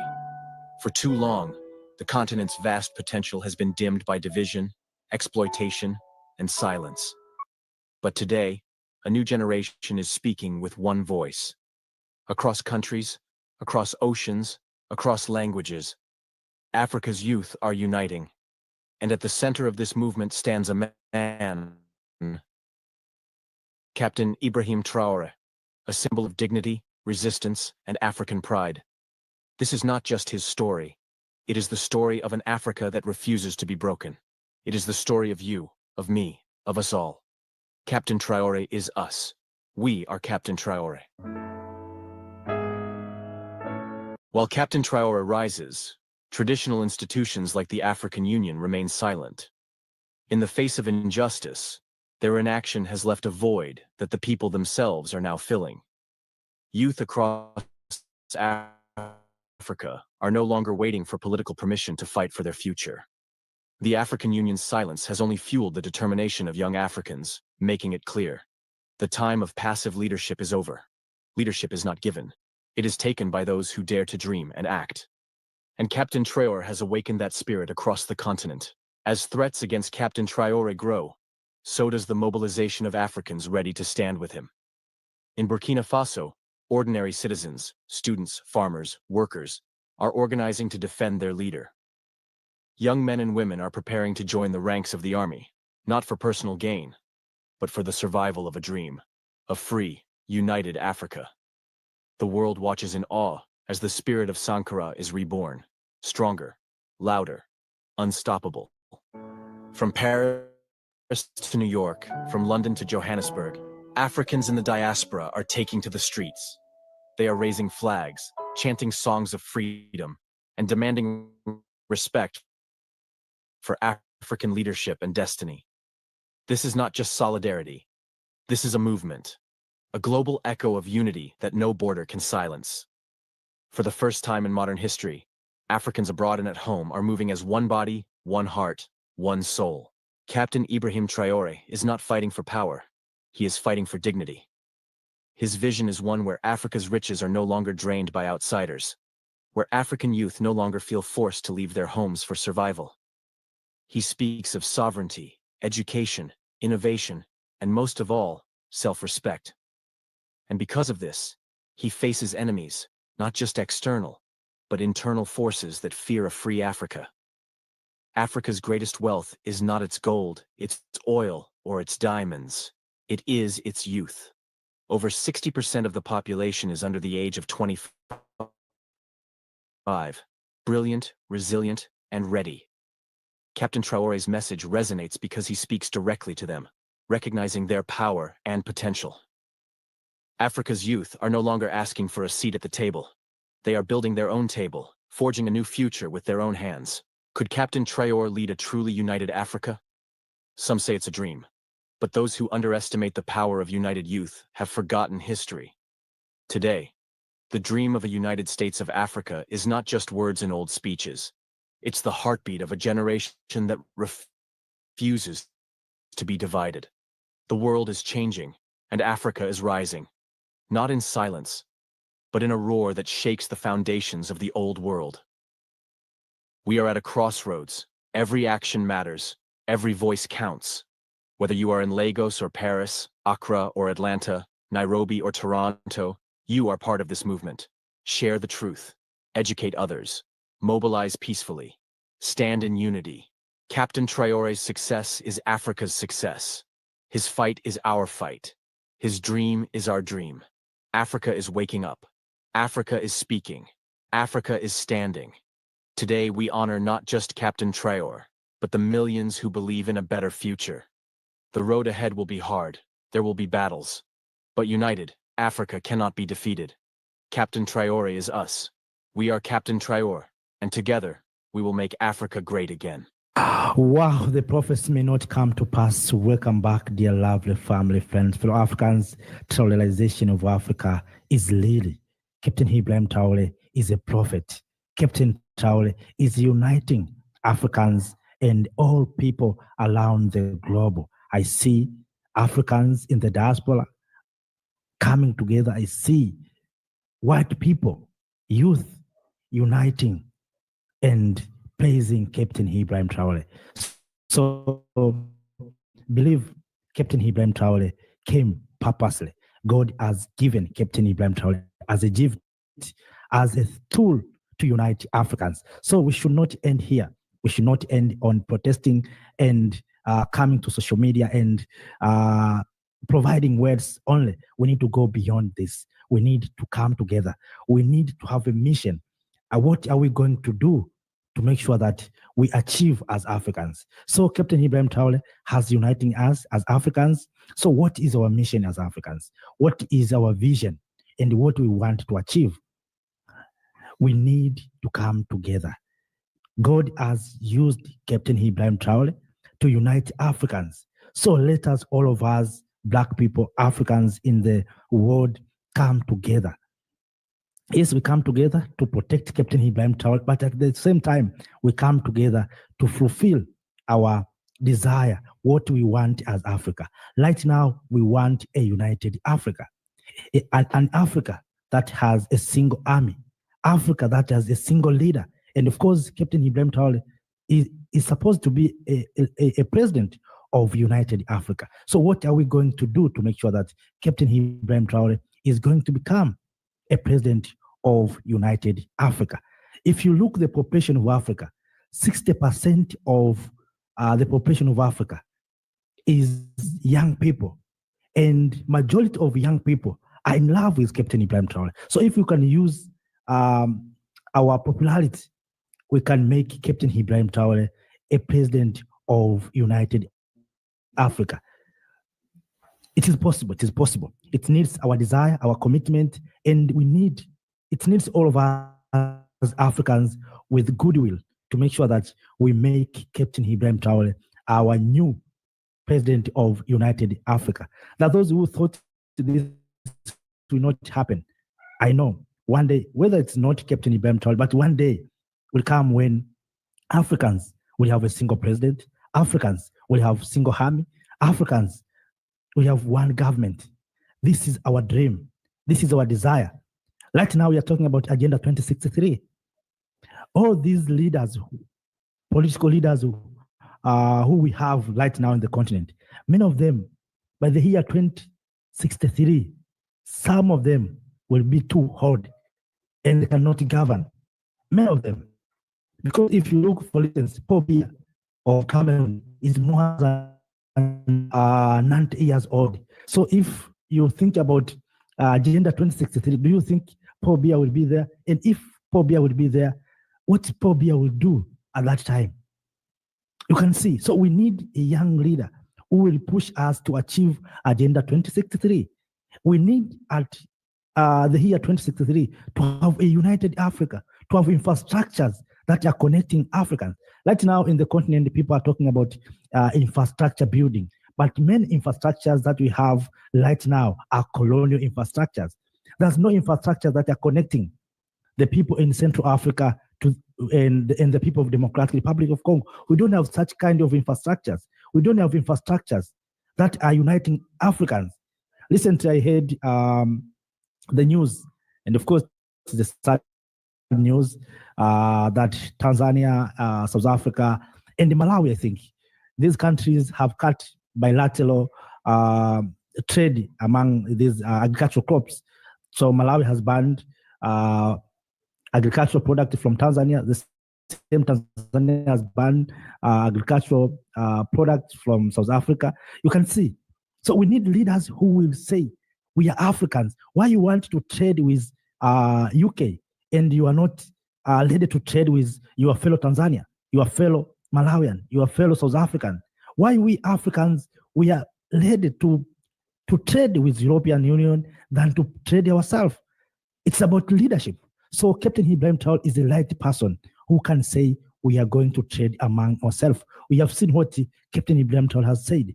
When other leaders have been talking about exporting cheap labors, Captain Ibrahim Traore went on the market and bought agricultural equipment and say, you young people, don't run away from this continent to seek green pasture outside of this continent or to become gardeners. Stay here. I'm going to give you infrastructures, tools, and equipment where you're going to produce enough food to feed yourself and your family. He did that. But other leaders, politicians, have been talking about exporting cheap labors to other nations. When other leaders have been talking about attracting investors, Captain Ibrahim Traore sent young Burkinabe outside to China to learn economy, to learn technologies, and he bought these construction equipment. So after finishing, those young people, young men and women will come and be our engineers. They will start building our roads instead of hiring Europeans, Americans, and others, taking a lot of money. Captain Traore said, no, we are going to train our people by all costs. We have gold. We are going to make sure that our engineers are being obtained here, and these engineers are going to be our road constructors. And he did that. And then that's why you see now people are spreading lies to Captain Ibrahim Traore. They see Captain Traore is going to become a leader, a big leader, a United States of Africa president that will challenge Donald Trump, that will challenge Xi Jinping, that will challenge President Putin. That's what they fear. That's what they fear. But I'm very happy that young Africans are awakening around the globe. And one thing that is giving me hope, it's not only Black people. I see also white people, young white people. You know, some of our elders, Black people, are being betraying us. As you see, as someone who said Captain Ibrahim Traore is using God to protect himself. He's a Black people like me. He's betraying us. But instead of defending fellow Black people, he's betraying us. But don't care about that. Let us focus on what we want as Africans. We want a united Africa. We know there's upside and down. People will come, will try to demoralize us.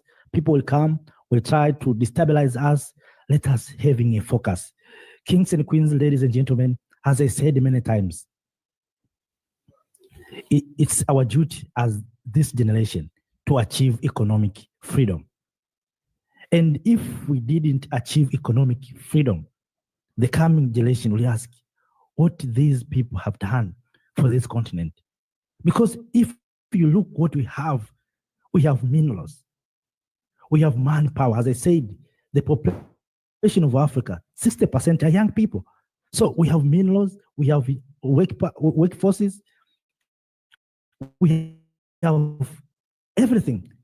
If you talk about land, you are talking about Africa. If you talk about horrible land agriculture, you are talking about Africa. If you talk about minerals, critical minerals, you see right now people are talking about critical minerals, and some of our leaders are betraying us, trying to sign this contract to give up our minerals to other people. If you look what we have, Africans, we are supposed to move as a donors, as not as beggars. Right now we are moving like beggars, but we are supposed to become donors. And how can we become donors? We need light leaders. Captain Ibrahim Traore has demonstrated. Captain Traore has shown us that it is possible. It is possible. Only gold. But we have countries that have lithium, have cotton, such as Congo, has uranium. But what Congo has done, what leaders of Democratic Republic of Congo has done. So we need leaders who has a caliber of Captain Ibrahim Traore. So, kings and queens, ladies and gentlemen, this is the right time for we Africans to come together, to unite. Let us, those who are in the diaspora, see how we can do to come together. You know, those who created these borders, they created these borders purposely. At this time, it is difficult for us to go to Burkina Faso, but I'm very happy I see young Ghanaian prepared. You know, Ghana and Burkina Faso are neighboring countries. So it is very easy for the young people from Ghana to go to Burkina Faso. So we want young people in Ghana to represent those who are far from Burkina Faso to go and support Captain Ibrahim Traore. We are not talking about Captain Ibrahim Traore. We are talking about Africa. Captain Traore is only showing us the way. This is about liberation of this continent. Captain Traore is just a leader who's showing us the way. But what we want is to liberate this continent economically. We want to see a Ghanaian engineer taking a tender of road construction in Malawi. That's what we want to see. We want to see a Senegalese doctor working in South Africa. We want to see students from Mali going to Tanzania at Dar es Salaam University, taking a study there. We want to see Tanzanians, businessmen and women, doing business in Ouagadougou. We want to see Africans in Democratic Republic of Congo manufacturing cars, manufacturing mobile phones, smartphones. That's what we want in this continent. We want to see roads connecting our countries. You see, right now there's this what you call Lobito corridor. You know, sometimes people thought maybe criticizing. No, I'm not criticizing. Lobito corridor is good, but why Lobito corridor is sponsored by the West? Why Lobito is sponsored by America and the European Union?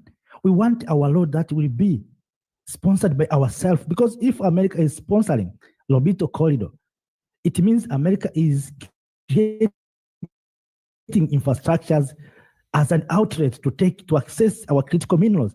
We want Africans in Zimbabwe to move from Zimbabwe very easy to go to Democratic Republic of Congo to access minerals or to access devices, to access goods. We want the same Congolese to go in Ouagadougou in Tanzania to import, to take agricultural products. We want things like that. That's what we need at this time. That's what we need as Africans. So I see Ghanaian youth, young people are awakening, are representing the entire continent, youth, and said they're ready to go and fight alongside Captain Ibrahim Traore. At any time, Captain Ibrahim Traore need assistance, they're ready to go and help Captain Ibrahim Traore. And to those who are in Burkina Faso, make sure that you protect this prophet, you protect this liberator. I know among of you there's perpetrators, and try to identify them. Try to identify perpetrators in Burkina Faso. There's no shortage of perpetrators because history has taught us that perpetrator or enemy sometimes is within ourselves. So we need to protect this young man, not for our own, for the benefit of the entire continent of Africa, for this generation and generation to be born and to come and to come. And that's what we are saying. Have this slogan, I use this slogan many times, that we need to plant the trees of hope. the trees of resilience, the trees of self-reliance. And we who see the seeds or who sow the seeds will not enjoy the shade. So we have to plant the tree, the seeds, so that maybe we not enjoy the shade, but the coming generation will enjoy the shade. And that's what we are doing. Even Captain Ibrahim Traore is creating environment and is a wake-up call to others. And that's why you see Africans in the diaspora are coming together, are uniting. So we need, of course, with current leadership, as I said many times, it is very, very difficult to come together because our leaders came from the system of division. Why I'm saying so? Because the system of division is democracy. Democracy is a system of division because people are being divided into political parties. So people within the country are being divided into political parties. They're not speaking with one voice because they have been speaking in different ideologies. And we know many of our political parties in this continent, many of them, not all, many of them are sponsored by the West, are sponsored by NGOs. And they're sponsoring to divide people. So leaders, many leaders came from that system of division. And that's why till today, 60 years after independence, we are still not united. You may ask yourself, why when leaders are coming all gathered in such as Ethiopia, a place such as Ethiopia, wherever we call a court of African Union in Addis Ababa, when they come together, no, there's no single day when they came and say, we want to have a single country called Africa, maybe by the year 2030. Have you heard something like that? No. Have you heard even some African leader having an agenda that I want to present my agenda? I want to have an agenda that I want to ask, when will this continent have a single army? When this continent will have a single president? Have you heard something like that? No. Why? Because the system that created or bring those leaders into power is the system of division. So we have been divided since in our countries. So you go to Addis Ababa in division form, you go back into divided form, and that's why sometimes you wonder that our leaders, when it comes to solve challenges, issues, they cannot discuss or can solve the issues here. We need to go to Europe. We need to be under someone who is white. And that's how we were divided. So we young people, we young generation, we need to make sure that we come together. Because right now we are young. Maybe some of us we are already grown up. But I know some of us will be presidents, will be ministers, will be maybe government officials, whatever. You have maybe some opportunities to serve the people. So when you serve the people, you need to have the mentality of uniting the people. You need to have a mentality of uniting Africans. So if you become a president, go and represent the interest of Africans, that when we are going to unite. How is it possible we go to Addis, we provide good speeches, we quote Kwame Nkrumah, and we are doing nothing about Kwame Nkrumah? And Kwame Nkrumah was removed from power. All of us, we know that Nkrumah didn't finish his term in office. He was overthrown by this Western power. So, and they saw Nkrumah has a threat to them. That's why they overthrown. The same they are doing to Captain Ibrahim Traore.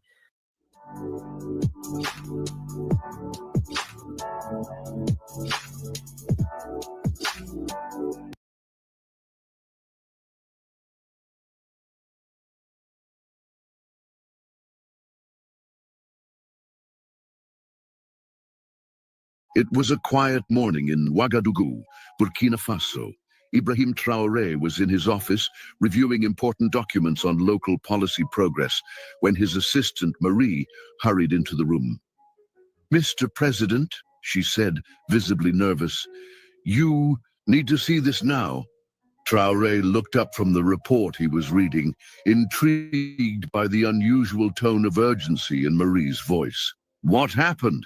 Marie handed him a tablet with a live broadcast of a press conference in the United States.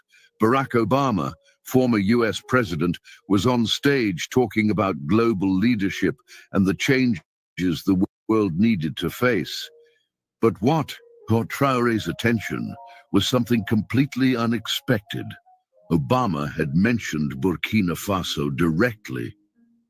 Burkina Faso, said Obama, his voice echoing through the packed auditorium, is a powerful example of how small nations can lead big transformations. Under the leadership of Ibrahim Traoré, the country is proving that self-reliance and dignity are not just ideals, but achievable realities. Traoré felt his heart stop for a moment. He didn't expect to hear his name coming out of Barack Obama's mouth, much less in such a positive context. He continued watching the broadcast, trying to process the words that echoed through the room. Traoré has rejected traditional models of foreign aid, Obama continued, and is building a future based on mutual respect and trust in the potential of his own people. That is true leadership. The room where Obama was speaking erupted in warm applause, while images of projects led by Traoré appeared on screens behind the former American president. Photos of farmers working on reclaimed land, children learning in newly built schools, and young scientists developing technological solutions to local problems were displayed for international audiences. Traoré slowly lowered the tablet, still dazed. I didn't expect that, he muttered, shaking his head in disbelief. Marie smiled, excited. Mr. President, this is incredible. The entire world is seeing the impact of your work. But Traoré remained silent for a few moments, reflecting on the weight of those words. He knew that statement wasn't just about him. It was about all the people of Burkina Faso who were fighting every day to build a better future. Marie, he said finally, we need to respond to this, but not with pride or ego, with gratitude and humility. Marie nodded, already starting to organize the next steps. She knew that this would be a crucial moment for the president and the country. Meanwhile, on the other side of the world, Obama concluded his speech with a direct message to Traoré. Ibrahim, he said, looking directly into the cameras, if you are watching, know that your courage is inspiring many of us. Keep showing the world that Africa does not need to be saved. It needs to be respected. Obama's statement quickly went viral on social media, sparking intense debates about sovereignty, self-sufficiency, and Africa's role on the global stage. Hashtags such as Respect for Africa and Leadership with Dignity began to circulate widely, highlighting the importance of public policies centered on local communities.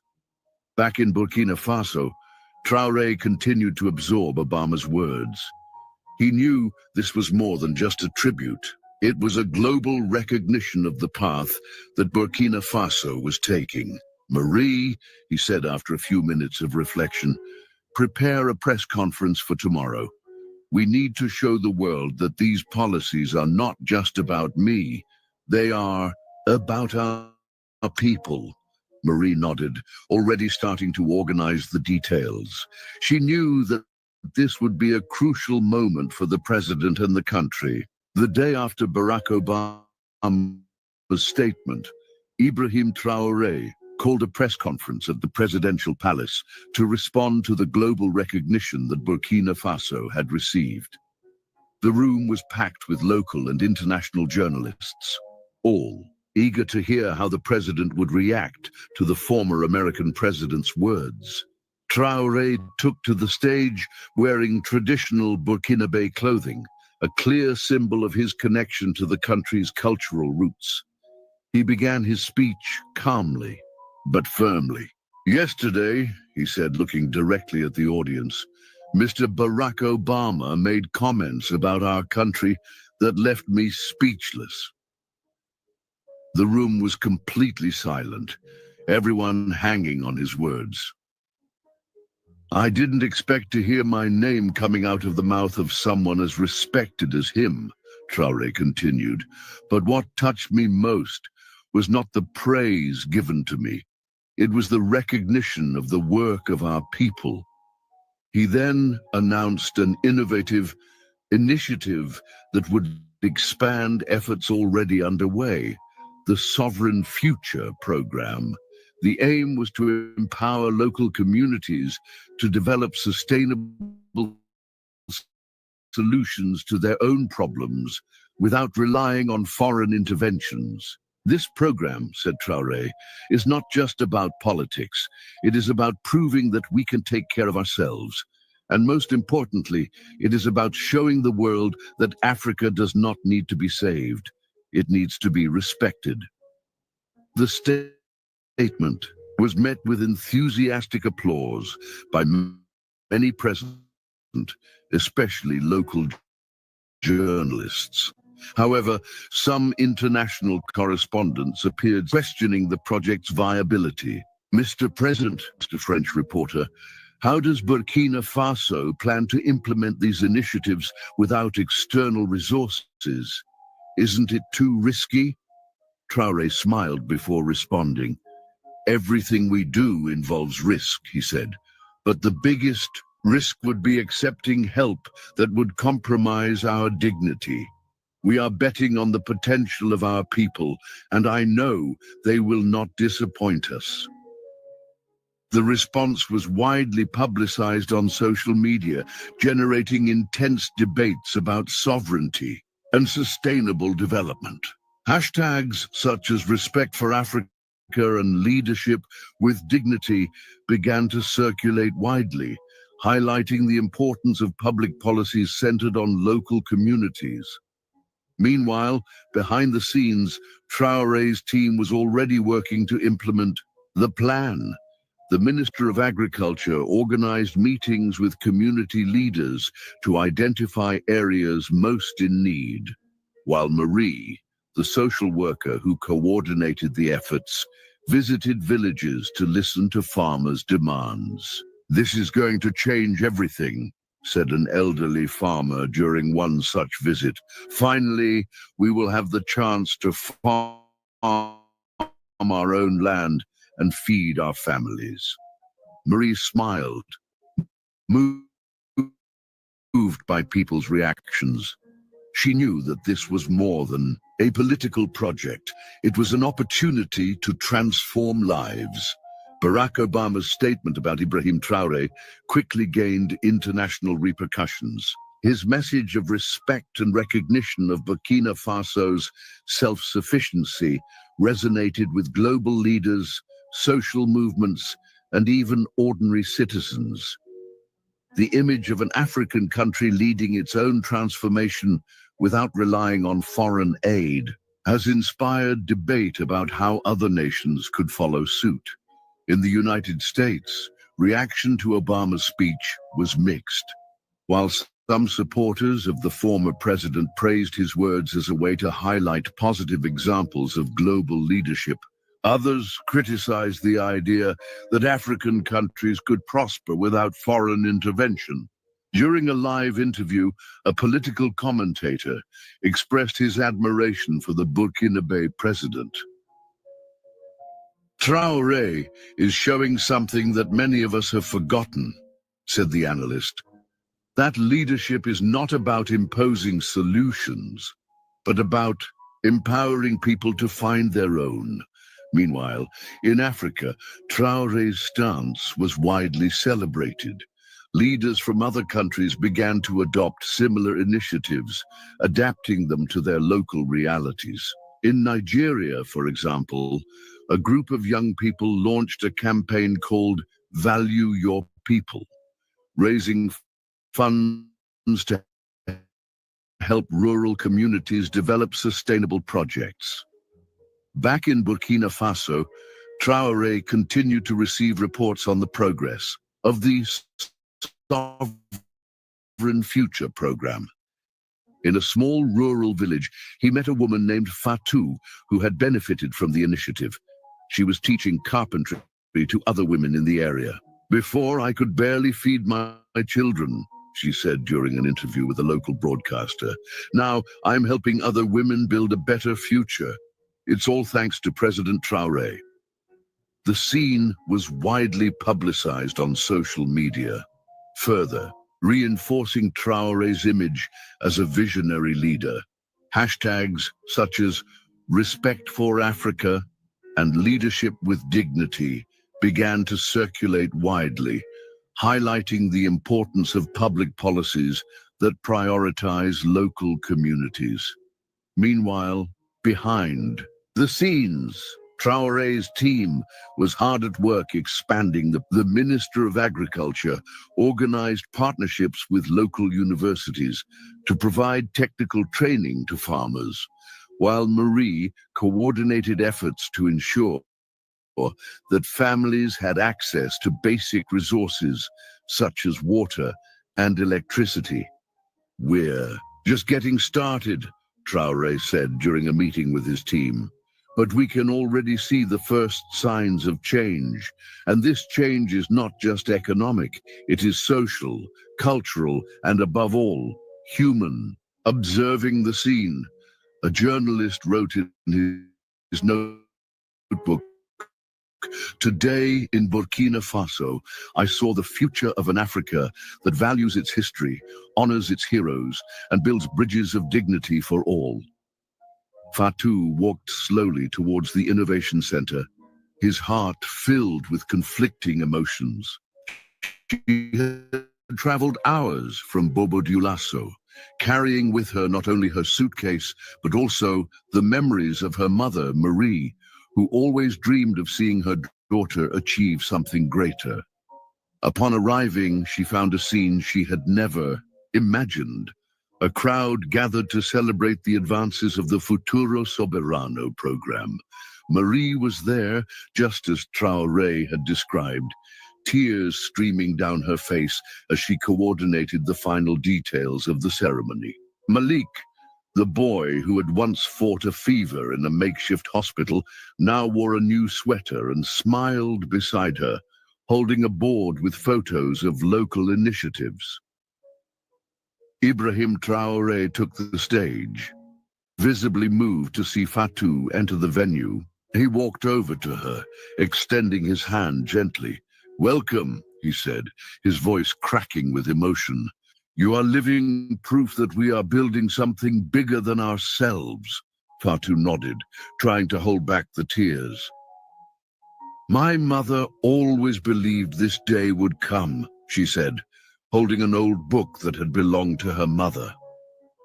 Inside it, a simple sentence was written: "Knowledge is the greatest inheritance we can leave." Traoré smiled, deeply touched by the message. He knew this was more than just a memory. It was a reminder that every act of kindness could create big changes. During the official speech, Traoré spoke directly to the hearts of everyone present. "Today," he began, his voice echoing through the packed auditorium, "we are not here just to celebrate numbers or public policies. We are here to honor those who built this country with their hands and minds. You are the true pillars of Burkina Faso." He then addressed Barack Obama directly, even though he knew the former American president was not present. "Mr. Obama," he said, looking directly into the cameras, "your statement left me speechless, but I want you to know that your words were not just about me.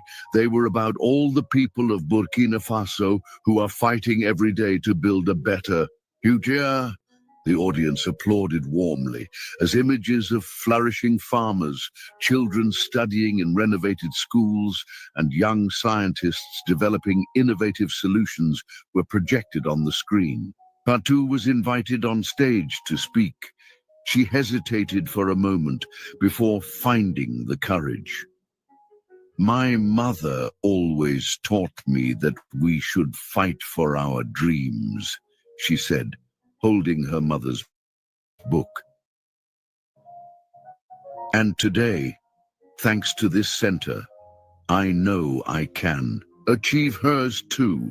I want to use what I learned to help my people grow more food and take better care of the land." The crowd erupted in applause, and Traoré hugged Fatou affectionately.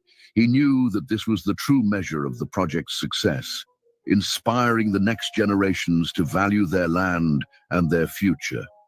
Observing the scene, a journalist wrote in his notebook, "Today in Burkina Faso, I saw the future of an Africa that values its history, honors its heroes, and builds bridges of dignity for all." Meanwhile, in the United States, Obama watched the live broadcast with growing admiration. During a live interview, he was asked again about Traoré. "This guy is something special," Obama admitted, surprising the audience. "He is proving that genuine leadership involves listening to your people and acting with humility." Obama's statement was widely publicized, further reinforcing the message that gestures of kindness and genuine leadership can unite people from different parts of the world.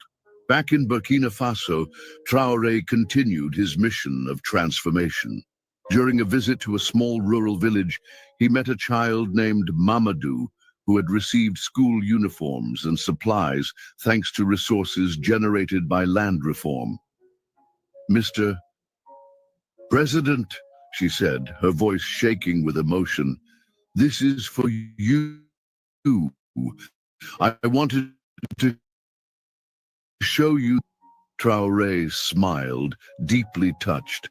"You don't just owe it to us, Mamadou. You're proving that when we give people the right tools, they can conquer the world."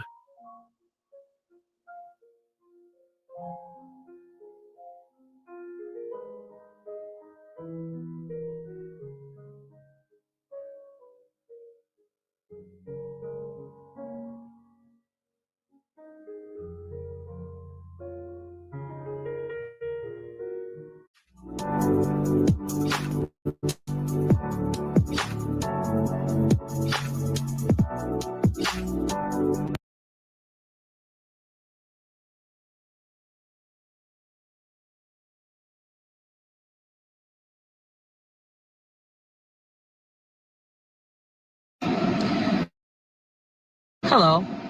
I want to speak briefly about Burkina Faso and their president, Ibrahim Traoré. As an African-American woman, I am so proud of President Traoré and so happy for the people of Burkina Faso. I want to state for the record that African-Americans have nothing to do with any assassination attempts, any destabilization of the country, or any criticism of President Traoré. I don't know any American, and I don't know every American, but I don't know any American that even knows who General Michael Langley is. I actually just found out today that Black people be positioned like that and then turn on their heels to criticize another leader in another country. That is by design, and they do not speak for us. They are ruining the reputation of African Americans globally, making people think that we feel this way. We have our own problems. See that you are working with social media streets, okay? Burkina Bay people sent me to give you a message. They said happy with Captain Ibrahim Traoré. They are very happy with him. Don't have a problem with him. They understand what you are trying to do, but they are very, very happy with Captain Ibrahim Traoré and what he's doing for them. So I thought that I would send you this message in case there was some misunderstanding. Captain Ibrahim Traoré also kind of understands why you threw him under the bus and it was you. Because when he took this mission to free his people, he knew that based on history and based on what the West have done to their leaders, including Thomas Sankara, he knew that they were going to send you. So we were aware that you were coming. I just want to give you a little tip and a little side note. It's not only Burkina Faso people that are happy for him. In fact, the whole of Africa have sent me. Yes, this is a very risky thing you are doing. Look, Africans are very, very happy with Ibrahim Traoré. Today, he's a hope of Africa. So I just thought that I would whisper this in your ear. That next time you go in front of your masters, I have a list of people that Africans have sent me to let you know that you can go after those people. But my brother, you know that in America, we are second-class citizens. Why you for do that? And Captain Ibrahim Traoré, you know, the system that makes us 3/4 of a human being. Say, you know what I'm talking about. The system that makes us 3/4 of a human being. The only way we'll get out of it is if Africa unites. Okay? Right now, the Sahel people have united. And as Africans in America, African Americans, Black Americans, our respect is tied to the freedom of Africa. So, my brother, make you not do that. Next time, please call Dr. Umar, Dr. Umar Johnson, before you take this. This is not my usual womb health video, but I feel that I need to lend my voice to the struggle.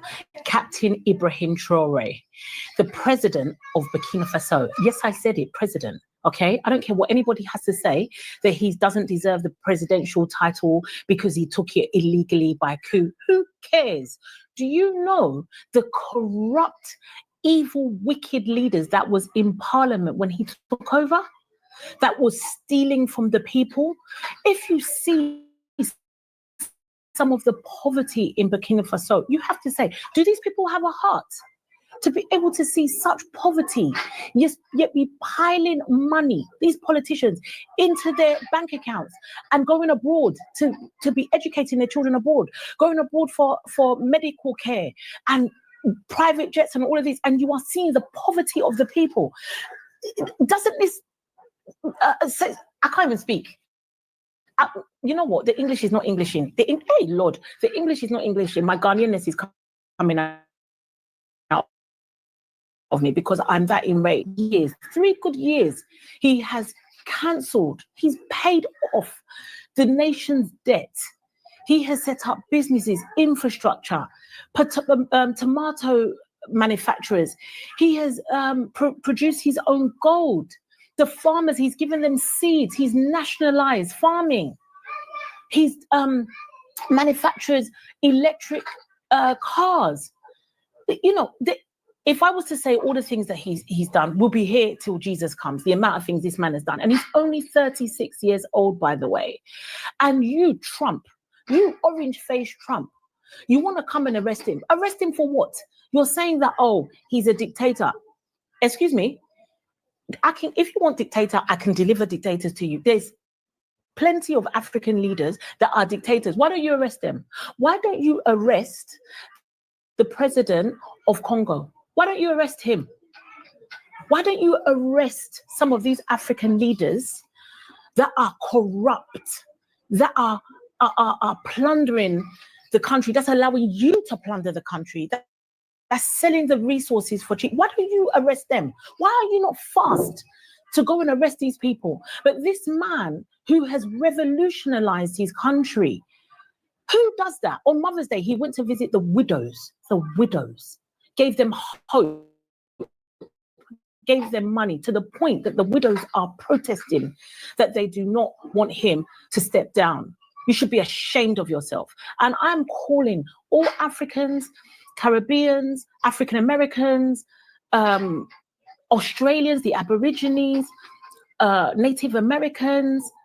I'm just calling all of you guys to get behind Ibrahim Traoré. Don't let history speak ill of us. We missed it with Thomas Sankara. We sat back and we didn't do anything.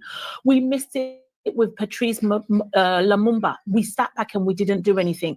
We missed it with Gaddafi. We sat back and we didn't do anything. So many leaders, we sat back and we didn't do anything. Don't let history speak ill of us. Let our descendants be proud of us because we did something. Whatever you can do, even if it's small, do it. If you've got funds, fund the government. If you can go and visit there and give them your tourist money, go and visit the country. Don't mind Trump saying, oh, it's a dangerous country and you could get attacked. What about America then? Isn't your country dangerous? Come on, get out. Isn't your country dangerous? Visit the country. Yeah, if you can't visit the country, then at least forward posts, educate people. Forward this one, forward other videos, put it on your WhatsApp, put it on your feeds. You know, spread the awareness, lend your voice to the struggle. Whatever you can do, it doesn't matter how small it is, do it. Look what happened when Ukraine went to war. People were changing their Facebook profiles to Ukrainian flags saying, oh, we are with you, Ukraine. Look what was happening in Palestine. Why can't we do it with Africans? We need to demonstrate. We need to put our foot down and say enough is enough. We're not going to take this rubbish anymore. Meanwhile, Ghana and Nigeria are fighting on Jollof wars, and this is going on. You have energy to fight Jollof wars. You've got energy for that. But you don't have energy to lend your voice to Ibrahim Traore, or you don't have energy to read, to share, and to post.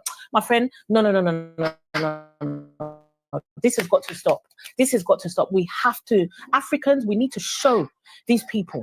We need to show these people that you can't bully us anymore. The new generation is different. You can't do it anymore. Who's with me?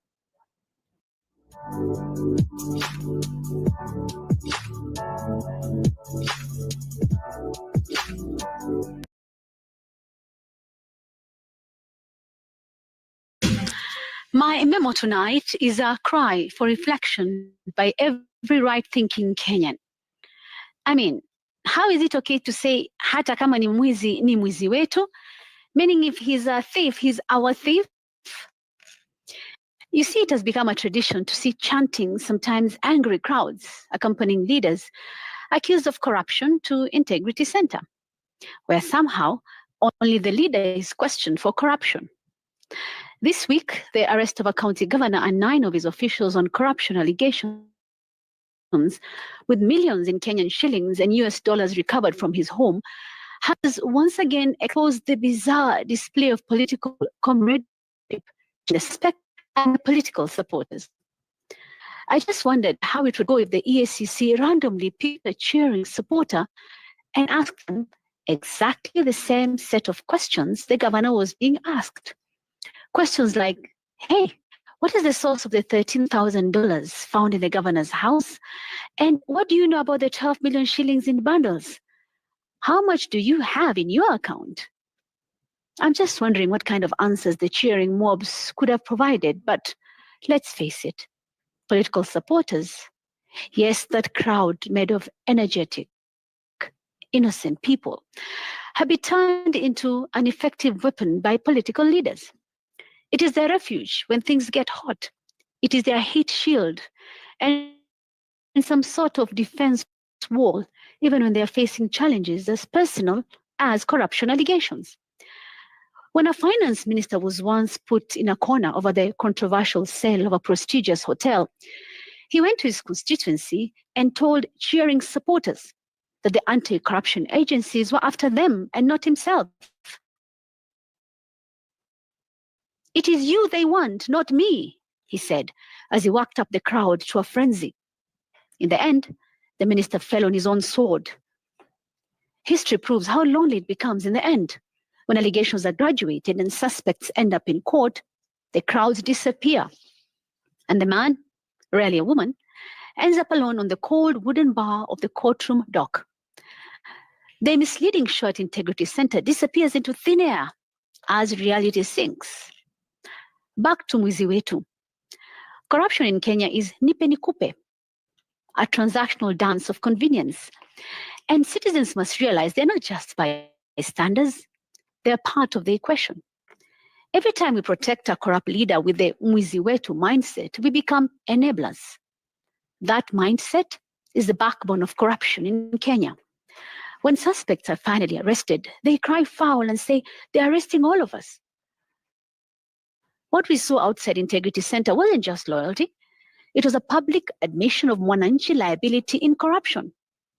Leaders steal, then claim to do it for the people, and tragically, many believe them. Zero tolerance to corruption is a high standard, but it means what it says. No exceptions. Yet, we've normalized the abnormal, electing and celebrating individuals with active corruption cases.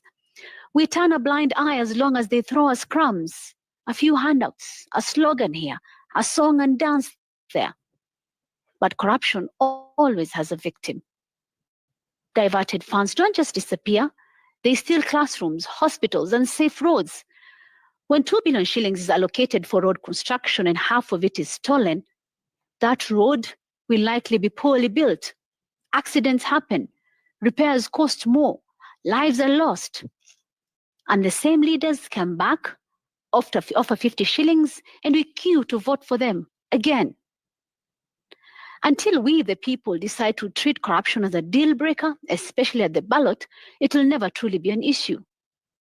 Politicians will continue to talk tough at rallies and do little behind the scenes because they know we'll do nothing.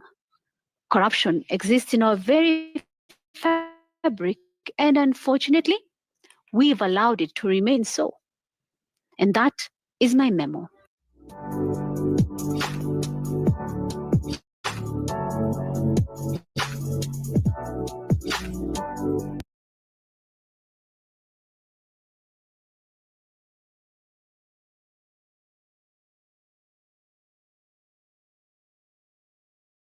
Tonight, on my sends, I focus on the allowance for members of parliament by the Salaries and Remuneration Commission.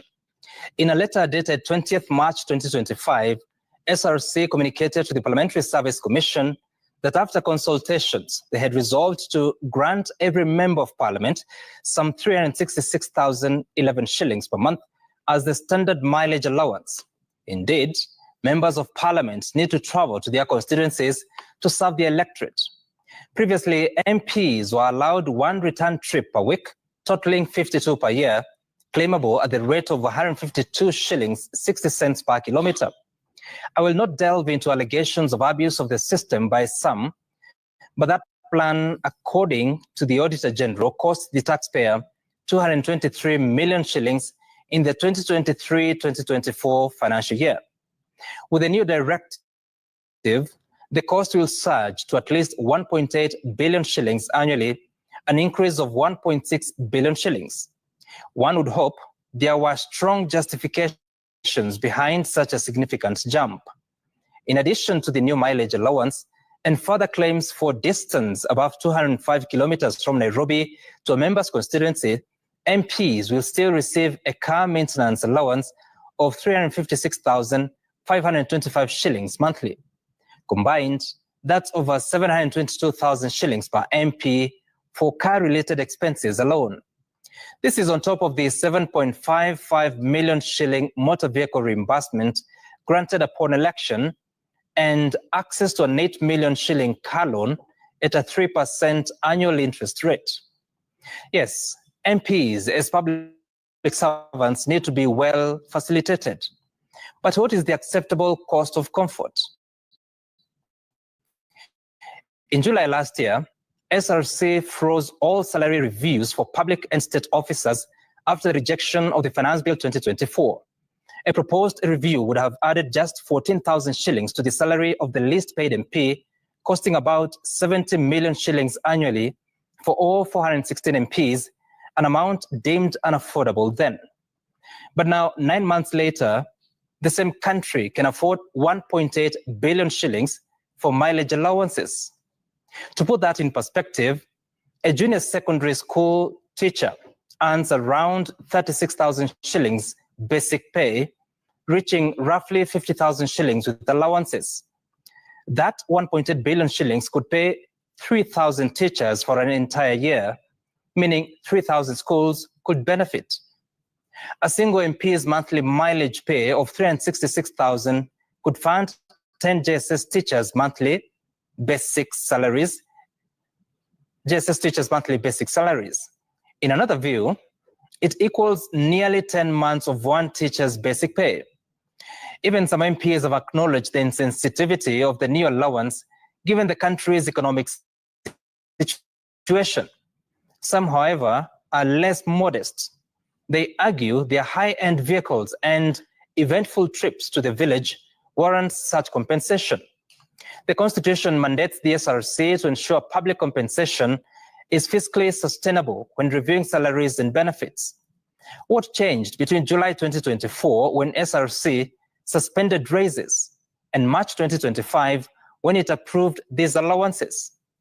At a time when members of county assemblies have been denied salary reviews, how did SRC settle on an MP mileage allowance that is nearly 4 times the basic salary of an MCA? And why hasn't this decision been publicly gazetted beyond a letter to Parliament? Where does transparency and fairness, as enshrined in the Constitution, make sense? That's my sense tonight.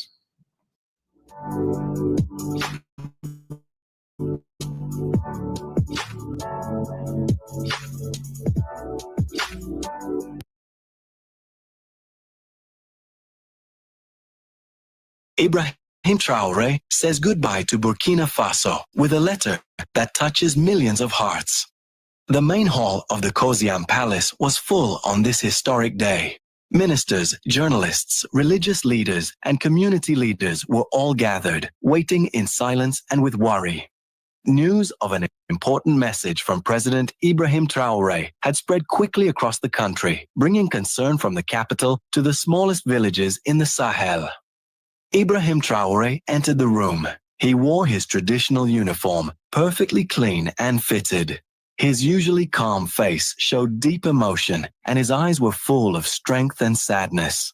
The room became completely quiet. Behind him, the green and red flag with the yellow star looked brighter than ever, as if reminding everyone that this moment was part of the nation's history.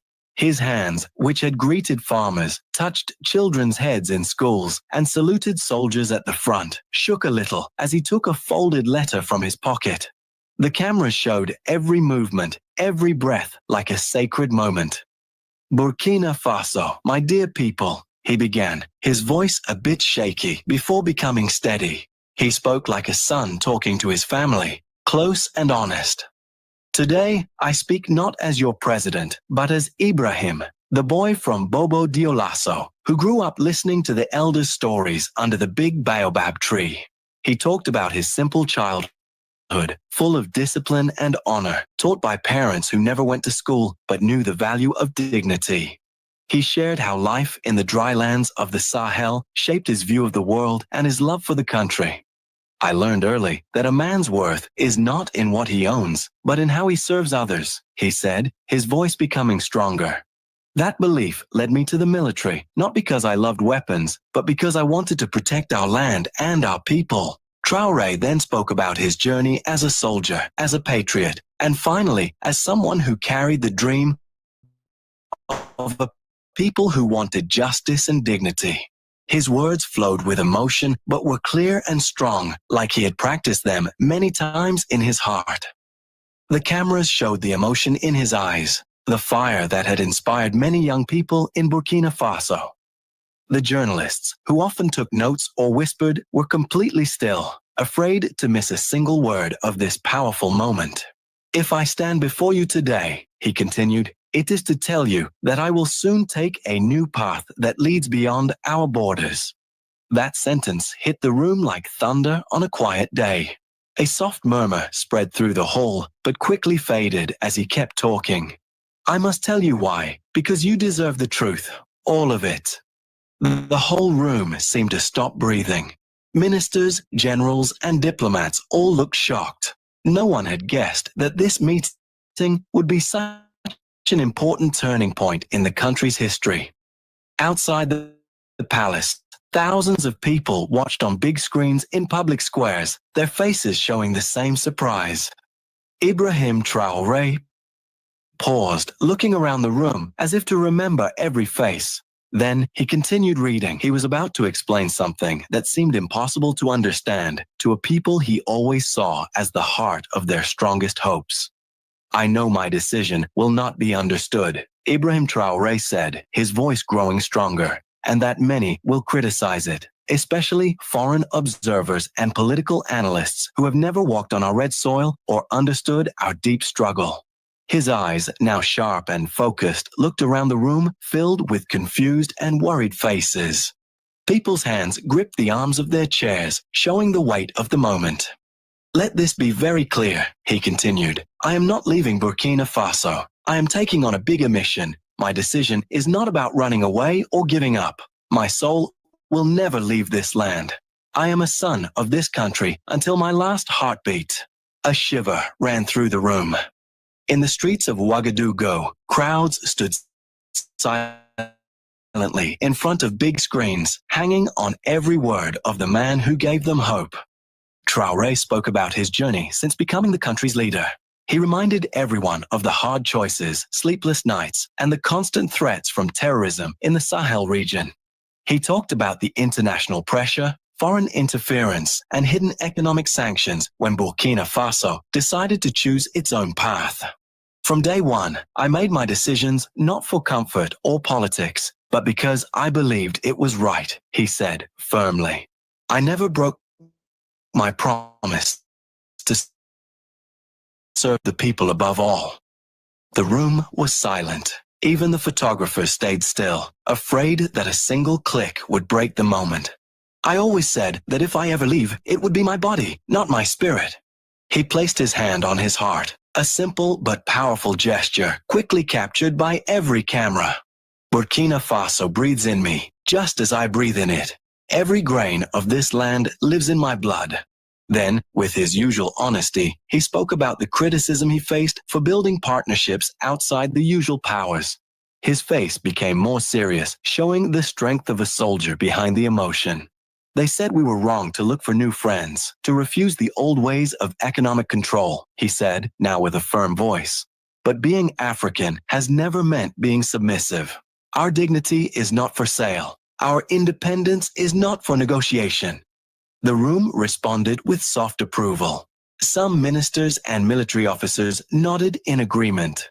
I am not leaving to hide. I am leaving to open doors that were always closed to our people.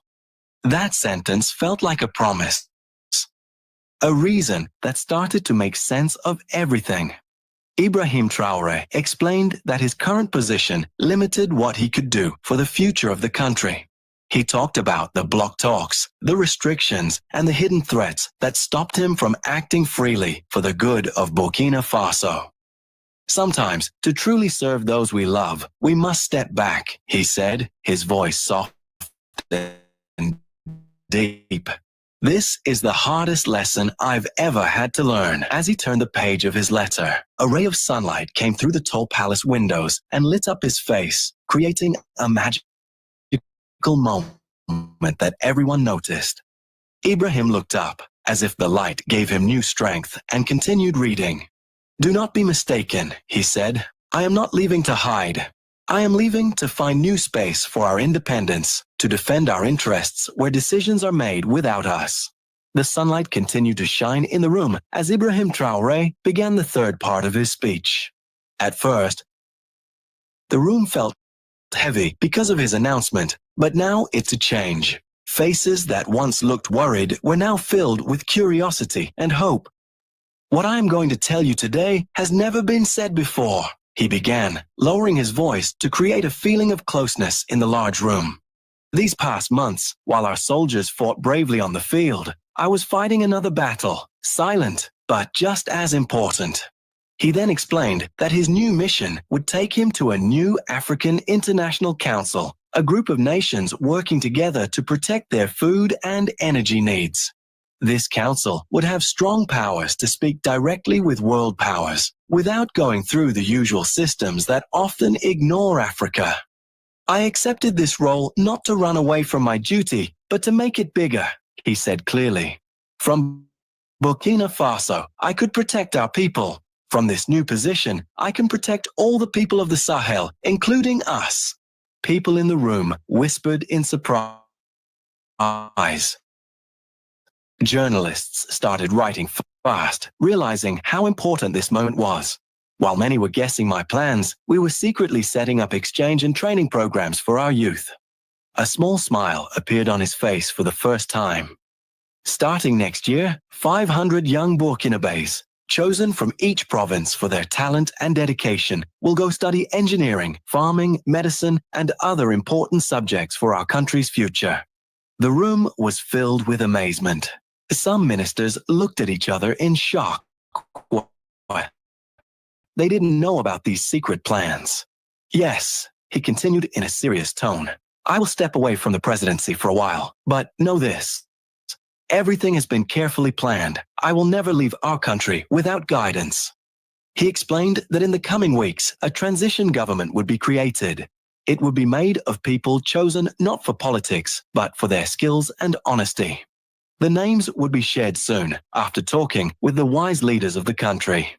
I always look to the future, he said strongly. What I plant today, you will harvest for generations. Our patience will be rewarded. Our courage will be honored.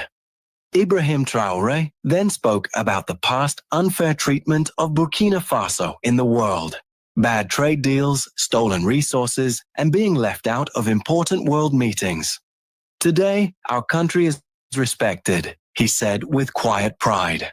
But that respect did not come without pain, without sacrifice, without courage. Respect does not come. It is the result of all of us deciding not to be background characters in our own story. Another ray of sunlight came through the windows, making a glowing circle around him. Cameras captured this moment. The light made his words feel even more powerful. My departure is not running away, he said, while looking at everyone. It is a smart step forward, like a lion who leaves his group for a moment to find new hunting lands. This comparison made some traditional leaders smile. I still care deeply for our farmers, our soldiers, our teachers, and our children, he continued. His voice became softer, more like a father. I may not sit in the president's chair anymore, but my heart will always beat for Burkina Faso. He stopped for a moment to see how people reacted. The worry on their faces was now turning into interest and hope.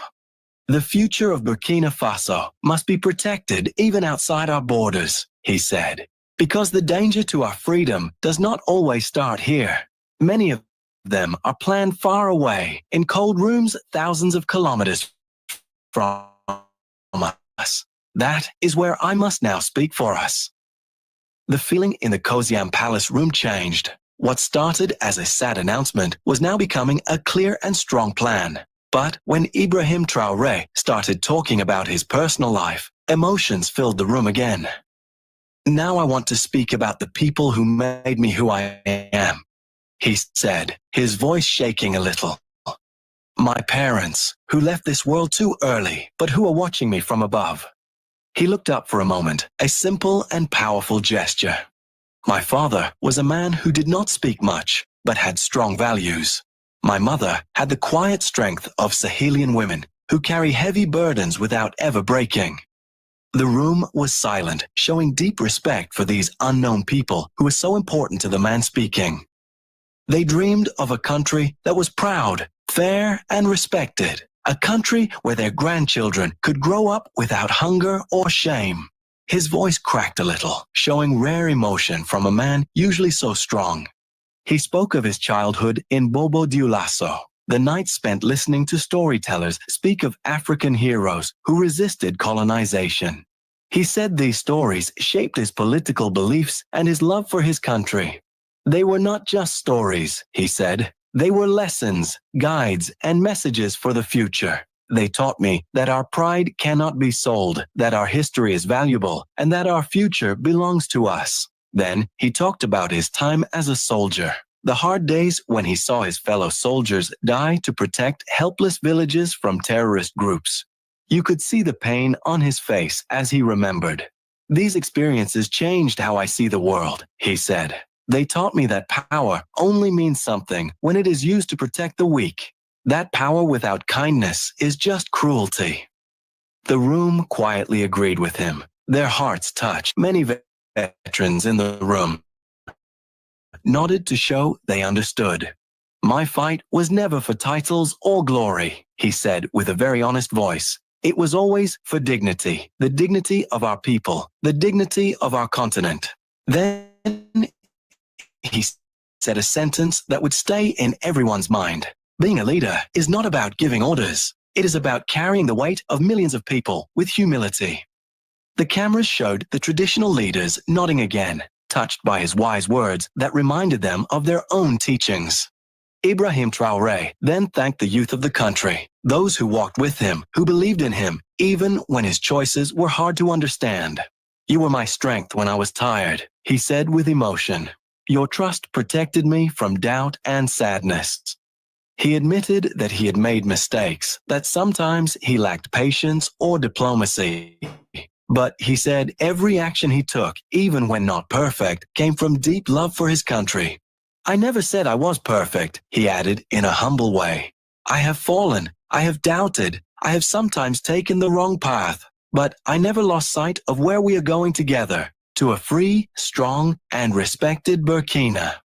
He spoke again about how important education and youth are to truly change the country. His eyes lit up as he talked about the schools built in rural areas, the scholarships given to children from poor families, and the work done to improve technical training. Real freedom starts in classrooms, he said with strength. And educated people can never be fully controlled. Then, proudly, he added, if I am respected abroad today, it is not because of my rank or title. It is because of what I learned here with all of you. I carry your wisdom and show your courage. The end of this part of his speech came in a soft but strong voice. I leave with tears in my eyes, but also with hope in my heart. Because I know this is not a goodbye. It is the start of a new chapter in our shared story. The sun was going down over Ouagadougou, casting long shadows through the tall windows of the Koziam Palace. Ibrahim Traoré, now calm but emotional, started the last part of his historic speech. The mood in the room had changed. The shock from the beginning was now replaced by calm, hope, and strength. This new chapter does not depend only on me, he said clearly. It depends on each of you, on your watchfulness, your participation, your courage. He looked at the people in the room as if speaking to each person directly. I always said I'm not a savior, I'm just a servant of this amazing people. He smiled, the first true smile of the event. And that's why I leave in peace, because the strength of Burkina Faso is not in one man, it is in the unity of its people. He then spoke about the pride he felt every time he saw the Burkina flag at international conferences, or heard the national anthem played with respect on world stages. 5 years ago, people looked down on us, he said. Today, they listen to us with attention. That is true respect. You earn this respect through your strength, your dignity, and your refusal to follow orders from outside. Ibrahim said that he had been offered high-level jobs in big cities around the world, jobs that could have given him an easy life, far from the daily problems of his country. But I was never tempted, he said with confidence. I was not made for foreign palaces. I was shaped in the dust of Ouagadougou, fed by the hopes of my people and raised with their struggles.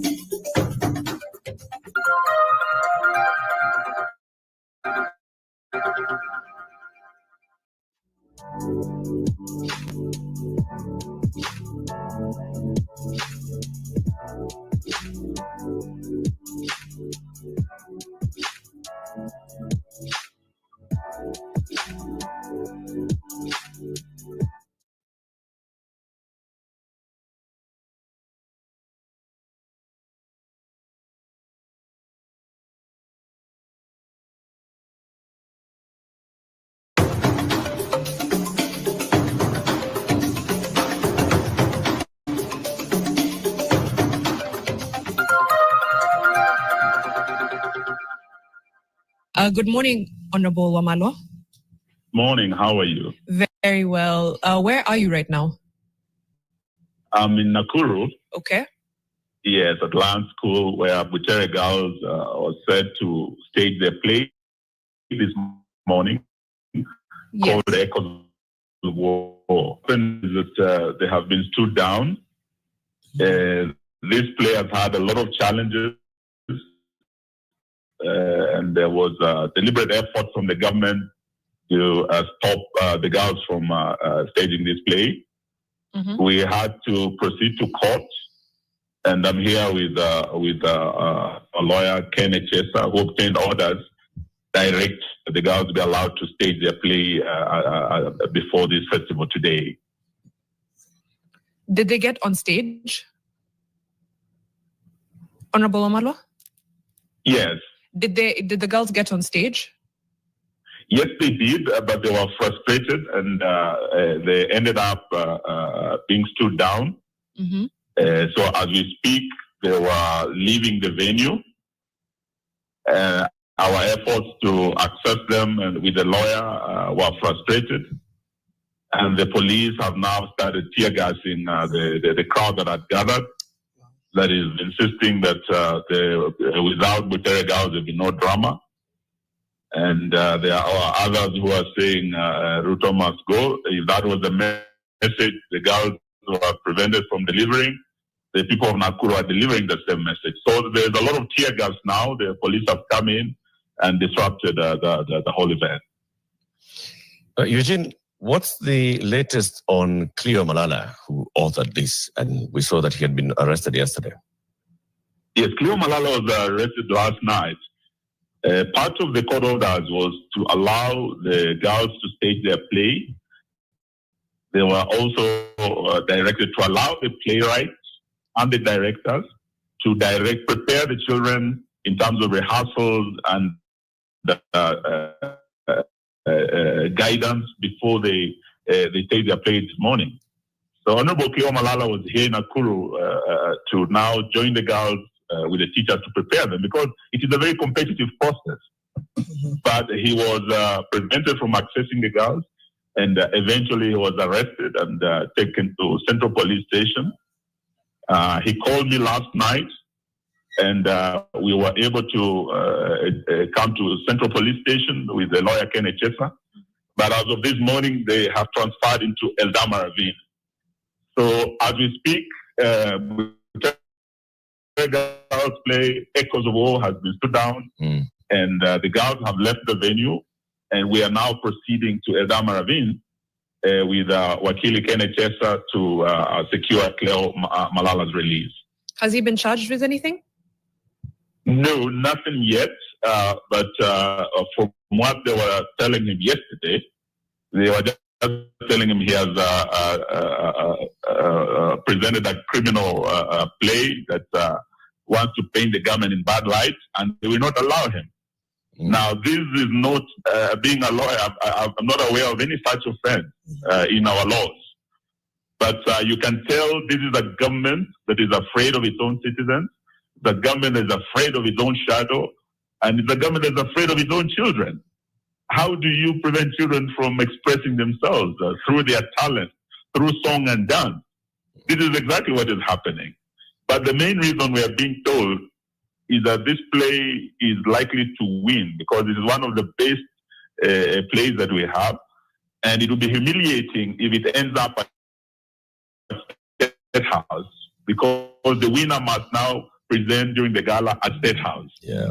And we have the story of the children telling the king, the king is naked. Yeah. I think this is the main reason why they are preventing these girls from staging their play. It's critical of the abductions that have been going on, and all the bad things in this government. Eugene, we'll keep getting in touch with you just to hear when you get to Eldama Ravine from what the update from there will be. But thank you very much for speaking to us. DAP-K party leader, you, Eric. Eugene Omalwa. We also have the latest from our report on the ground, Jamutai Ruth, who says the crowd has been dispersed. A girl has fainted and has been carried by unknown people. The bus driver was under duress, escorted by armed police to leave the venue. Some girls have not yet boarded the bus. This is as of about 2 minutes ago. So this is a developing story, and we are here to develop with it. We are fixing the nation one conversation at a time.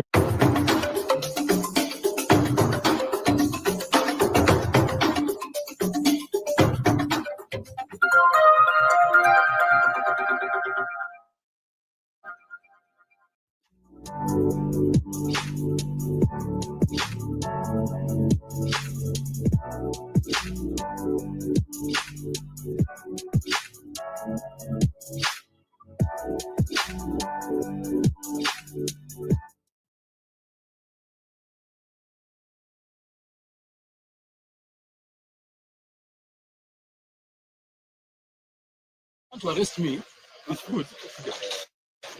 No. Marugi, you told me you want to arrest me to take me to the police. That's what you told me. Me, I have a court order here. I'm serving you.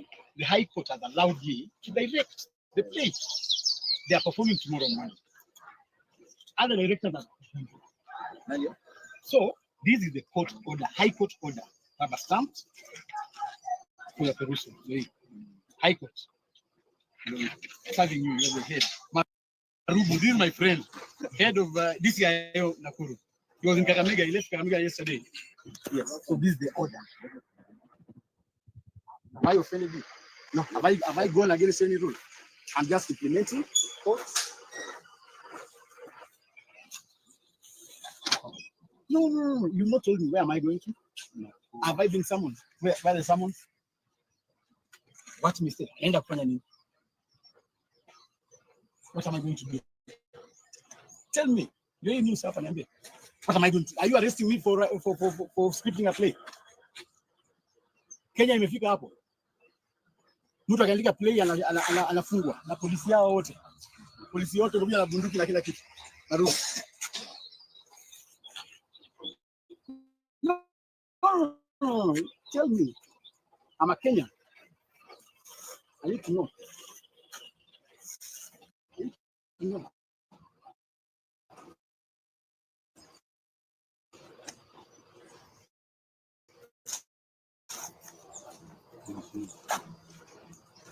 Hiyo dhuluma haiwezi. Ambia William Ruto aheshimu tu kila mtu.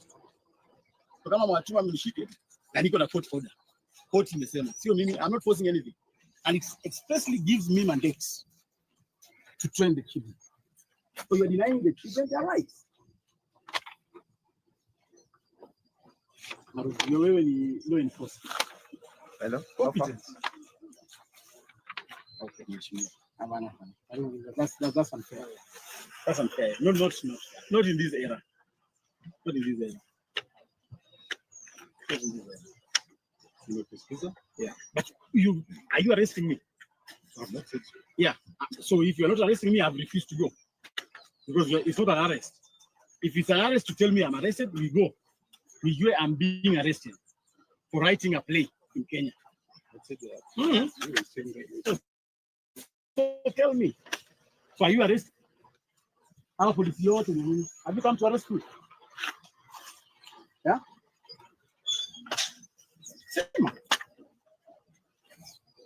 Because if you're not arresting me, I always be a police. I'm seeing me. Alafu nataka mimi nitoke hapa na wewe. Enda wapi? Usiku na wewe. If it's an arrest, give me a summon. You ready to DCIO? Give me a summon, I go. I'll walk into your office. If you're arresting me, because me, I'm implementing the court's order.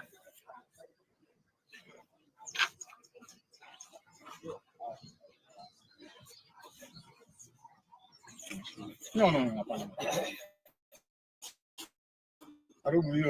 Ambia hawa jamaa haiwezekani. I cannot be intimidated.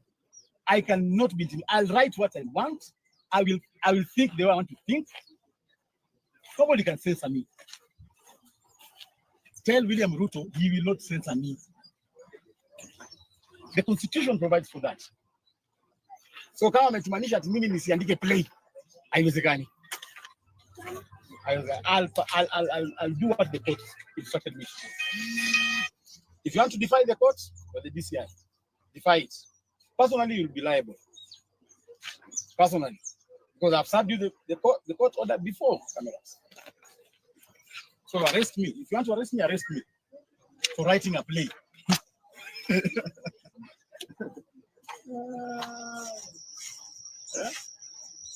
Arrest me.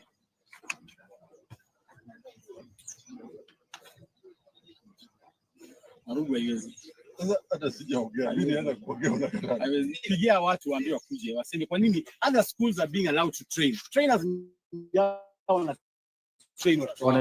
Why you denying Butere girls their right? Why?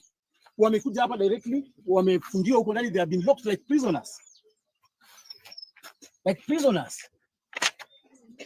And then wamefika saa hii hawajatulia, kesho asubuhi mnawapeleka stage. We have agreed they are going on stage tomorrow morning. You don't want them to be trained. Why? You don't want them to be prepared. Why? Yet the court has instructed that they should be prepared by their playwright. Haiwezekani, Marubu. Yule anasaji ambia William Ruto haiwezi. Enda mwambie, yenda rafiki yangu mwambie. And tell the first family to stop interfering with festivals, with young kids of nurturing their talents. Achana hiyo story. So kama wamekutuma arrest me, twende.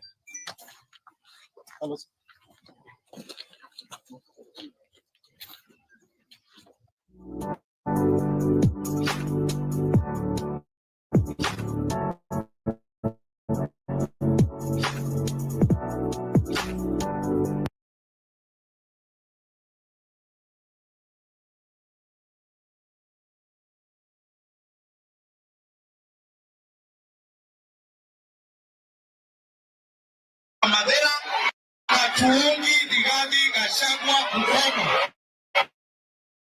sababu aliachilia mama, alimtumia akamwachilia. Hiyo ndio ukweli. Hatuungi msimamo wa Rigathi Gachagua.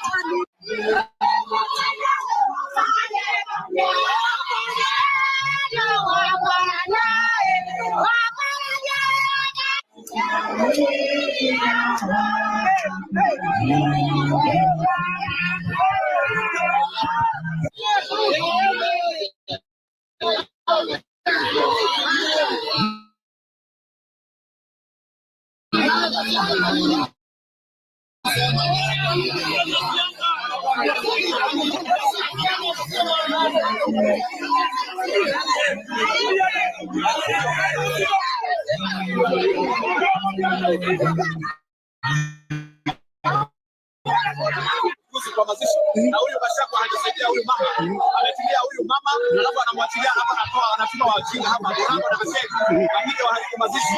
Nimewaambia hapa hakuna kuharibu mazishi, ndio maana nimewasema saidia huyu mama na watoto wake, na huyu mama amekuwa kutumiwa na Rigathi Gachagua, alafu anatuma vijana hapo akuje kujitisha. Mimi swali hao vijana wake anatuma hawapange vizuri, hawapange vizuri. Mazishi ya kila siasa watu wameongea na watu Kirinyaga, tumekubali ili tusikane kwa amani. Mwenye amekuja kutisa watu wa Mondi, na ndio unaona sasa umekasirika, kumwambia keti.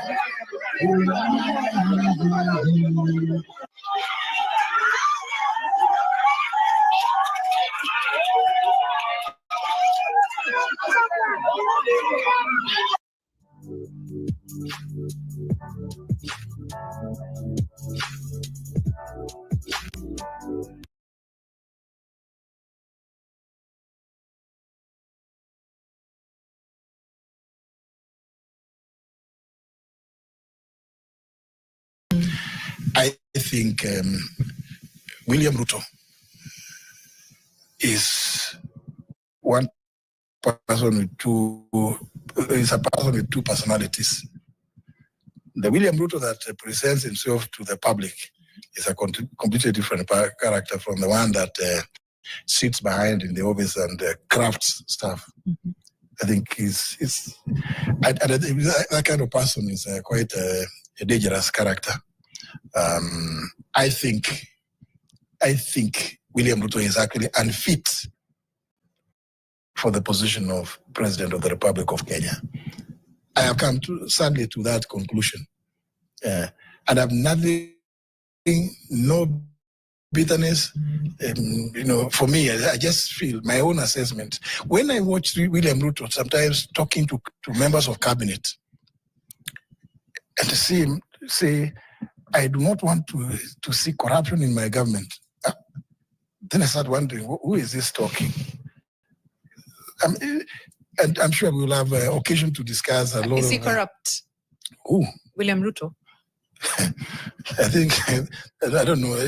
But if you see him talking about corruption, you're like, who is this talking about corruption? Is it because he's corrupt? I have so many examples. Is that not an example, but is he corrupt? Examples aside. Absolutely. Okay. Very. Yes, irredeemably. Okay. Corrupt. One example you can walk us through. I know you've told us that there's many. Just a. I don't want to give you the obvious ones about the Adanis, because I have some background about it. He's the one who's clearly behind it. And I know this because when his advisor, Adan Mohammed, invited me to attend the COP28 in Dubai in 2023, he gave me a lot of information which ended up with the Adani deal about the airport specifically. Even during that same time, some Russian oligarchs who had offered to invest $1 billion here in Kenya. And again, it came from Adan Mohammed. In fact, I have even staff telling me that an NGO, I go and check. If there's no, I said the NGO council says we don't have any such company. Such thing is registered. Then on the day we were coming from India, after that COP28, we flew to India for state visits, blah, blah. I am landing on my way back because Guru, this guy of Defki, I see Ruto around him. It's one of the Guptas. When Guru told me during breakfast of the day we were leaving Delhi, that that plane of the president is not good. I've chatted another one for him as we are going direct, get an executive jet. I've gotten him so I land in Dubai. Ruto is calling me. Those people, those Russians, want you? They are there. They're in Dubai. They're waiting. You're sending. I said, I'm just at the airport and I'm on transit. I am not leaving the airport. Right. He said, no, but they are there. Your people, your staff have already worked on the document. I said, no, I will need to go and review it in office. This document being the deal. The deal. They were purporting to give a grant of $1 billion to grow allegedly 3 billion trees to answer 15 billion. William Ruto, whenever he comes up with a program, it's for money making. For him, it's for money making. Now, I come and tell them, they bring me an MOU. I tell them, and I remember I spoke about the MOUs. Yes. I told them, no, it came from the Minister of Environment, which they pushed through. I tell them this thing, the $1 billion can only be by way of a grant, but it cannot come directly to the ministry because under the PFM Act, Section 47, it can only go through the National Treasury. They are trying to avoid that money going to National Treasury, and it's money coming from abroad. Right. I mean, you're being asked to sign in an airport. I'm being told to sign at Dubai airport, and there's William Ruto calling me directly. I'm telling you. But anyway, maybe I could. Let me say this. No, finish. Yeah, let me say this. I think it's a very unfortunate situation for the country that we have William Ruto sitting in the office as president of Kenya. And then we have too many examples to give. And you knew this before did you know this before you were fired? Wouldn't this information have been helpful to the people of Kenya if we knew it before? Like I said, I am a gentleman. I was going to, in fact, somebody talked about a book. It's a book, the book is already in the works. I started immediately. Actually, just before I left Parliament as Speaker, that's when I began working on it. Then, now that we went into campaigns, I stopped a bit, and then I said, why don't I just wait and finish my experience in the cabinet before you do an expose? No, it's a book to give this so that the book also includes my experience in the cabinet.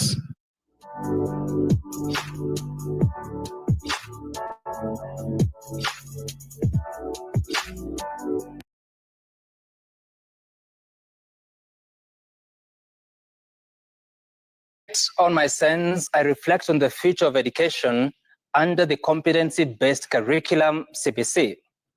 Last week, the Ministry of Education released guidelines for transitioning junior secondary students to senior secondary under the competency-based curriculum. These guidelines will shape career choices for current grade 9 learners as they enter their final phase of basic education in 2026. A key highlight of the transition is that mathematics will no longer be a compulsory subject. This has sparked concerns, especially from the Institute of Engineers of Kenya, which argues that the decision risks the future careers of Kenyan children. The concern is simple. How will students who choose non-STEM pathways, such as arts, sports science, or social sciences, cope with disciplines that require strong analytical and mathematical skills? Perhaps the decision to make math optional stems from the subject's notorious difficulty. Many adults today recall struggling with calculus, algebra, vectors, surds, and probability, And national exams continue to reflect low performance in math. The frustration should be allowed to abandon it altogether. Beyond its role in STEM fields, math is fundamental to everyday decision making. Whether budgeting, cooking, or analyzing data, math plays a silent but essential role. It enhances analytical skills, problem solving, and logical thinking. These are skills crucial not just for professionals, but for life in general. For children, math develops intellectual capacity and curiosity. The logic behind mathematical concepts helps students think in structured and rational ways. If well taught, it can build resilience and creativity. Even in politics, math plays a role.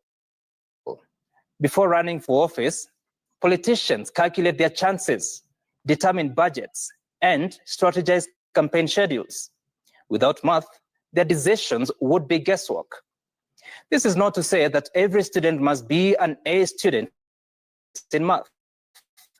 Rather, math should be appreciated for its broader benefits, how it shapes reasoning, structure, and precision in thinking. Under CBC, 14 to 15-year-olds will soon choose career pathways. If they opt out of math by choosing, say, social science pathways, and later decide to pursue accounting or economics, they will face major challenges.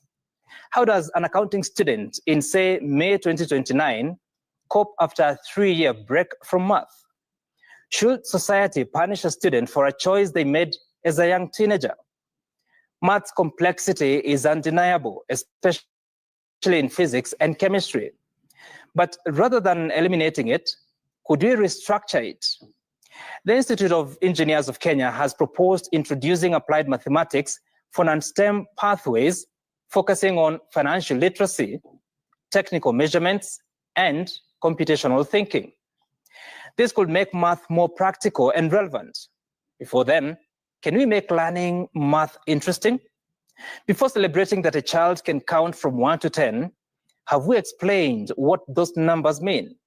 Explaining why 1 is 1 and 2 is a product of 2 ones. Can we make math more engaging, showing students why numbers matter in real life? As my math teacher once said, all of math exists between 0 and 9. Think about it. Does it still make sense? And that is my calculated sense tonight.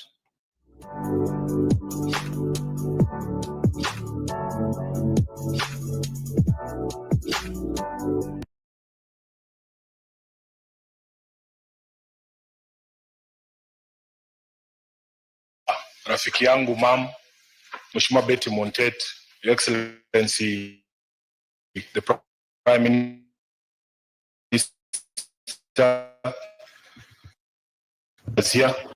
pia mimi ni katibu mkuu wa chama cha ODM, chama ambacho kilimteua Senator Montet na naibu wa kiranja wa walio wachache ndani ya bunge la Senate. Nasimama hapa kwa niaba ya walio wachache wote. On Tuesday, Your Excellency, we went to condole with our sister at her house in Nyari. And those who were present then know that I had excused myself. Nilikuwa nimewaambia kuwa sitakuwa katika hii hafla. Nilikuwa nimeitwa pamoja na viongozi wengine wa vyama tofauti tofauti katika bara letu la Afrika. Na kiongozi wa chama cha UNITA ambacho ndio chama kikuu cha upinzani kule kwa ajili ya mkutano kule Luanda. Lakini Your Excellency, tulipofika pale kwenye airport, sisi sote wakiwemo marafiki zetu wa Tanzania, Uganda, viongozi mbalimbali, tulifurushwa kutoka mji wa Luanda. Na ndio maana niko hapa Mheshimiwa Montet. Kuna wengine walikuwa wananikejeli, wanasema nilikuwa nimesema naenda Luanda, kumbe ni hii ya Vihiga ya kina Usuzi. So ya Mungu ni mengi imenipelekea kwamba niweze kujumuika na nyinyi hapa. Mimi nimemjua Senator Betty Montet, mumesikia hadithi ambayo imeelezwa hapa na Chairman SK Macharia. Tumekutana wakati mimi ni katibu mkuu wa chama na yeye ako katika timu ya kampeni ya Mheshimiwa SK. Tumefanya mambo mengi pamoja. Na kutokea wakati huo, Senator Montet yeye uniita my son na mimi namuita mama. Na wakati ule alikuwa pale na SK karibu. Kuna wakati ambapo shirika la Citizen wakati wa kampeni ya 2022 walianzisha hizi advertisement za politicians kwa Citizen, na ndio ujue urafiki ni muhimu. Mimi naweza pewa kitu bure yenye wewe utauziwa. Mimi ndio nilikuwa wa kwanza pamoja na Mheshimiwa Pasaris tukafanya hiyo matangazo, na hatukulipa hata shilingi moja, tulifanya sare. Na ndio kwa maana ukaona kampeni yangu ya 2022 ikakuwa rahisi kushinda pale nyuma. Labda ningekujua 2017 ningekuwa nafanya my second term pale Senate. Nataka niseme asante sana for your support. Asante sana for your friendship on behalf of the entire ODM party. Our national secretariat and my boss is here. We want to say pole sana for the loss of Mzee, and you know you had opened your doors for us here. Tulikuja tukapiga sherehe wakati Wangeshi ilikuwa ni ilikuwa junior wakati alikuwa anapata mke, na hiyo sherehe ya mess tuliona. Hata sisi tunajikazanga tunafika 6 kama hao kama hao marafiki zako ambao wamekuja hapa. So mimi nataka niseme tu pole na nikuhakikishie kwamba tutasimama na wewe pamoja na chama kizima cha ODM.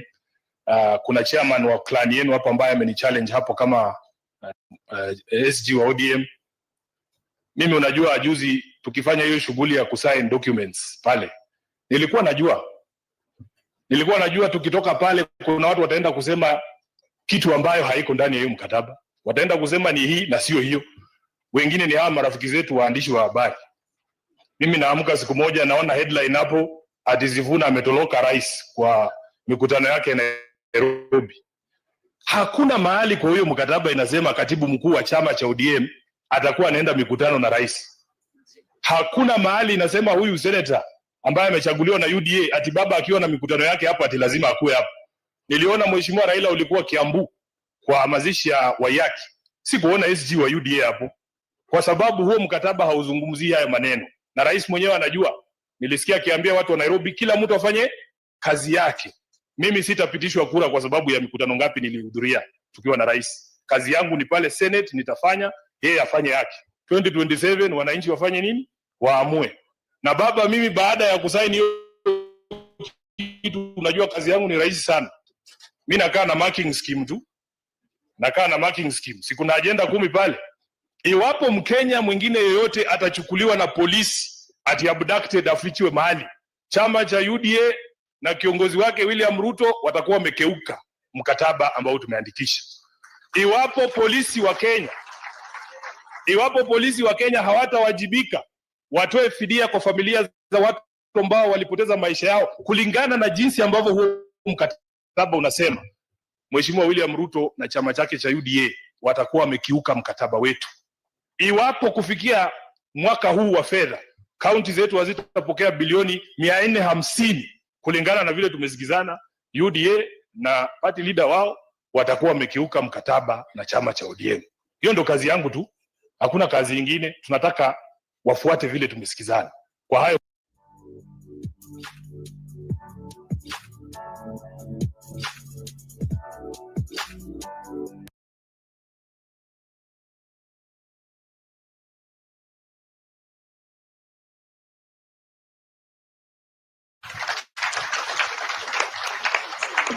we have had a lot of flying pilots, Air Force, but let me speak about the social part of it for this Murang'a Group, the one who has left us, Kano Getai. I started campaigning for presidential candidates in 1992 when I was campaigning for Raila Odinga and as a Kikuyu, and Matiba was the opposite candidate. I went to that side of the country, they would block roads you'll be told there's somebody who is accused not campaigning for Mativa, but campaigning for Odinga Odinga. But when I get to where the roads are blocked, and they see me, they say, oh, it's SK. Okay, we'll remove there. So they remove them and I go on. In 2022, there was no big deal because Raila had joined Kibaki to compete in the presidential election with Uhuru. And it was a Nisia election for Kibaki.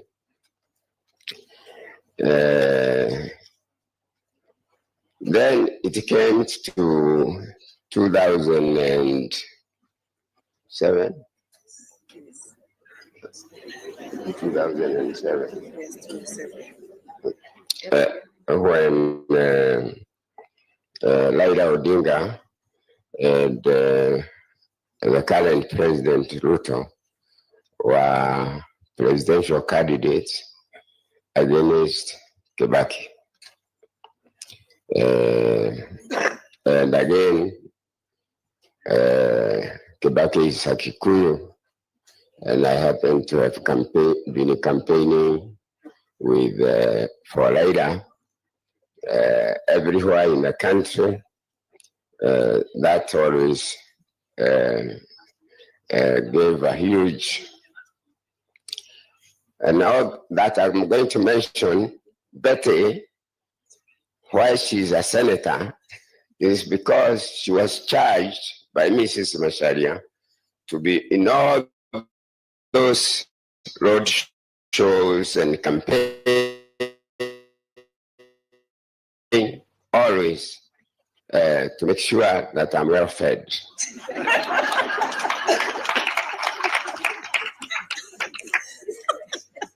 Then in 2017, 2012, or 2012, the 2012, no,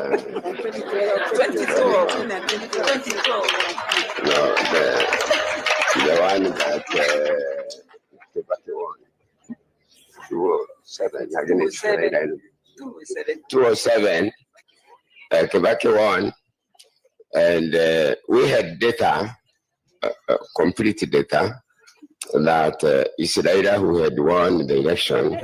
I know some people will run away here, but let them run away because we agreed with the Getahi. I'm speaking to the soul of Getahi. Here is on the body. And we had agreed whoever dies first will reveal this information to the country. So that's why I'm doing it.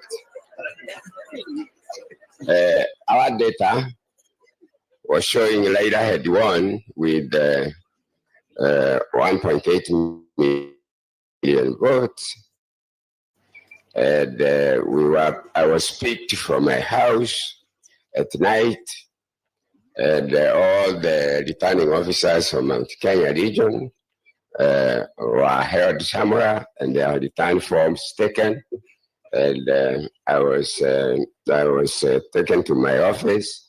I found some people, I'm not going to mention their names, and we changed all those figures, and Kibaki won the election against him. I'm not going to mention about 2013 election, which again was Uhuru, or 2012 to 2013. Again, I campaigned for Raila, and Royal Media had already started then, and Inoro TV and Citizen TV were switched off in the whole of Mount Kenya region, but that could not make me change my belief in Raila, because Raila was left to me by his father.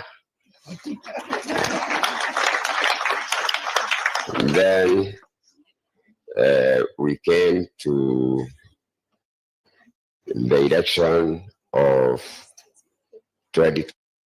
2022. I'm going, 2017, before 2022. In the election of 2017, it was Raila against Uhuru and Ruto at that time, the current president. We learned that the register had been changed.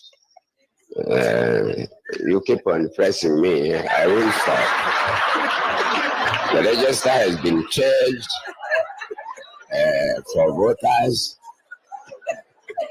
When you are registered a voter, you have your fingerprint, you have your photograph, and you have full names. That's some names. They have taken some IDs from the death register, and they have the names, but they don't have a photograph. That's how Raila got beaten by. But remember, Malaga codified discrepancies and drew away the election. And Raila said it's not the election with the IBC being not changed. So obviously it was Uhuru and Ruto. They won the second round, the repeat, easily. Then I want to mention, because all this is in our records, about the election of 2022. We went to Naivasha to plan for the election of Raila as a candidate. Then, remember, it is Uhuru against Raila, and I'm campaigning for Raila. And at Naivasha, I tried to explain that the register that is going to be used has fake voters, but Raila was so impatient, he stopped me from explaining. But these 4 commissioners that will sign in the end or were fired, they came to my house and I showed them how the register is not true. But that's how, obviously, again, and you remember Musando, that's how the votes have been put in.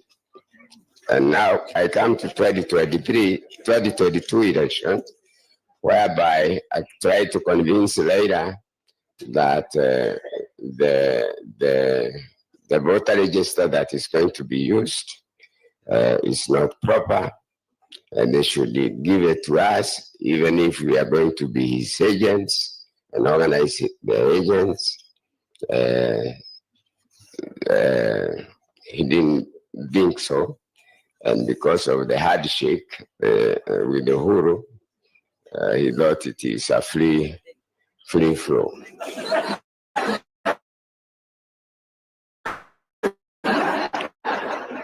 And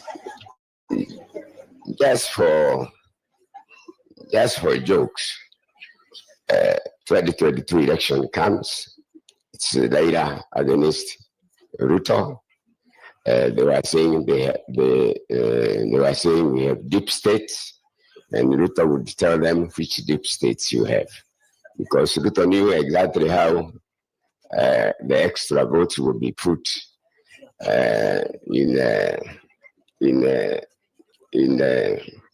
it doesn't matter. You know, I'm 82 years. If I get kidnapped or hijacked, 84.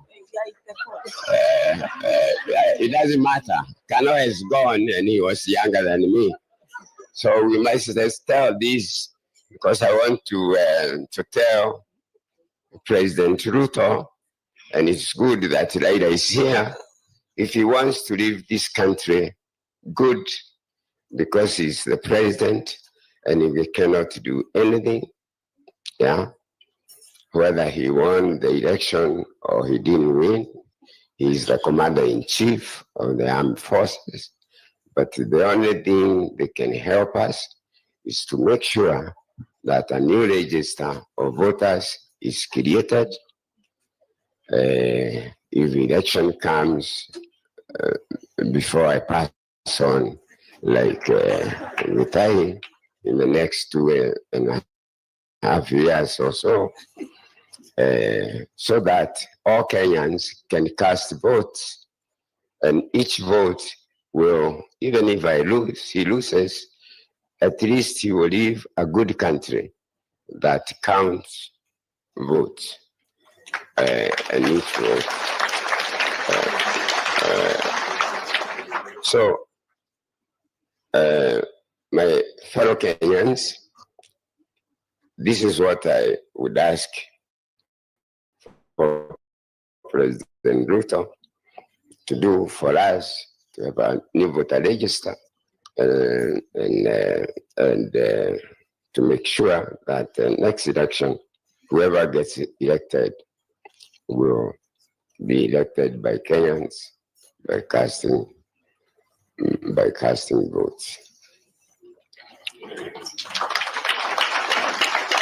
So, Mama Agashi, in all this election that I have campaigned for Raila throughout the country in road shows and so on, including the Kikuyu lads, where sometimes we would be even beaten, but Mama Agashi was always there in those vehicles. So even in this last election, for her to become a senator, in fact, the Montet wrote me a letter saying, how wonderful are you, SK? You could have convinced Raila to appoint you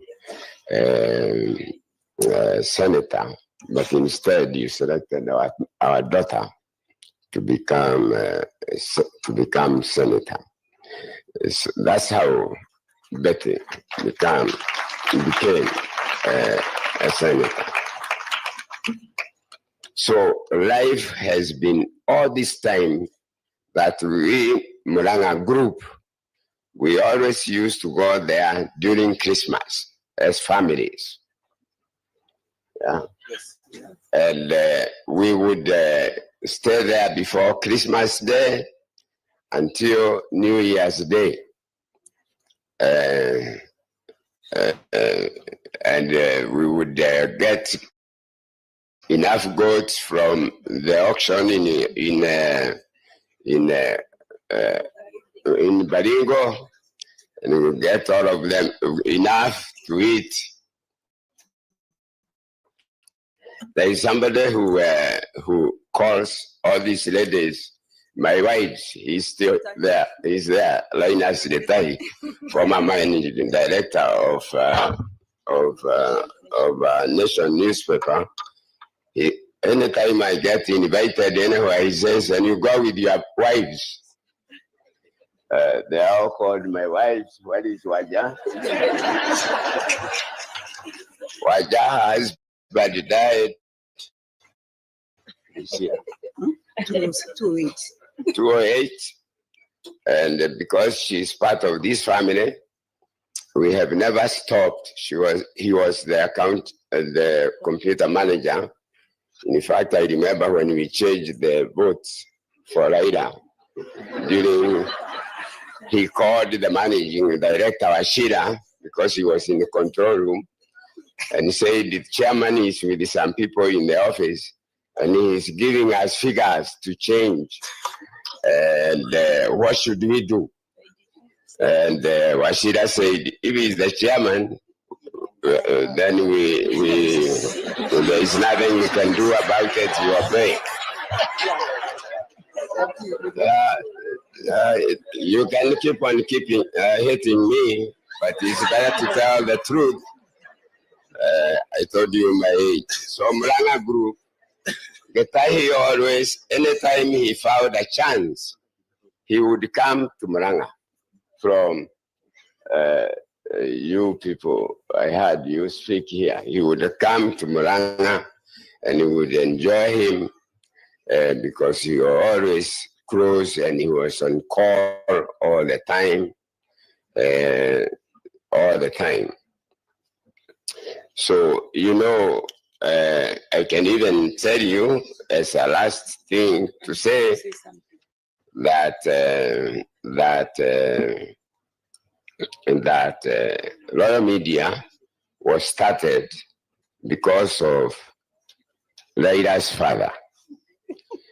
I was paying for all the commercials in KBC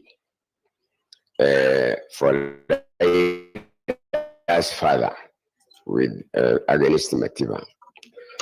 But the commercials for with Gaudinga will not be shown. And it's me who has paid. After the election and Moi came back, I went to the managing director of KBC and I told him to return my money. And he said, no, we don't return money for commercials that did not air. I said, no. You have to either return the money or you give me a license to go and set up my own radio and television so that nobody else will ever do this to me again. And for him to kick me out of the office, he told me go and write to the office of the president. And I got a reply. I did that. I got a reply, one line, that you cannot be allowed to broadcast private radio and television. Then I went to court, and after 4 years, I got a court order that I can actually be issued with a license by Late Macau.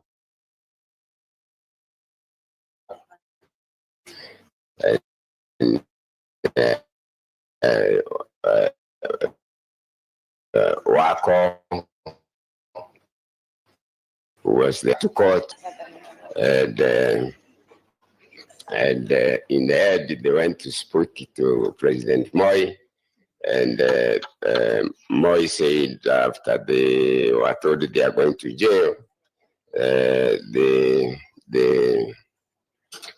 Moi told me, I was called to State House, and I was told, why do you want to take my ministers to jail? I said, because they have been told to give me a license to broadcast private radio and television, and they have refused.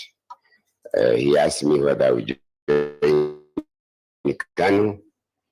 I was in ODM and that time, and I said yes. Are you going to support me in the election? I said yes. When I went home, then Macau was told to go and give me a license. So we drove from State House, and nobody had ever been given a broadcasting license. We asked ourselves, how do you write it? I told him, give me a piece of paper. I wrote, I refer to your application, that this and this. This letter constitutes the only license you require to broadcast private radio and television. He typed the letter, and he secretary typed the letter. The PS called Adele, was called. He signed the letter. That's how Royal Media started. Can I say something? Yeah. She wants to say something. Good afternoon. Good afternoon, everybody. I think SK Baba will be president one day before you move on. Because let me tell you one thing, what he's not telling you. Last time, I was in South Africa. And I was not feeling well. Baba, I don't think you got to know about it. I went to South Africa. I was diagnosed with melanoma, but it was stage 0. Daddy could not even travel, waiting for his brother to become the president. Now you can see what Baba means to him. But let me also tell you, President Ruto is a great friend of the family. Baba, you remember when our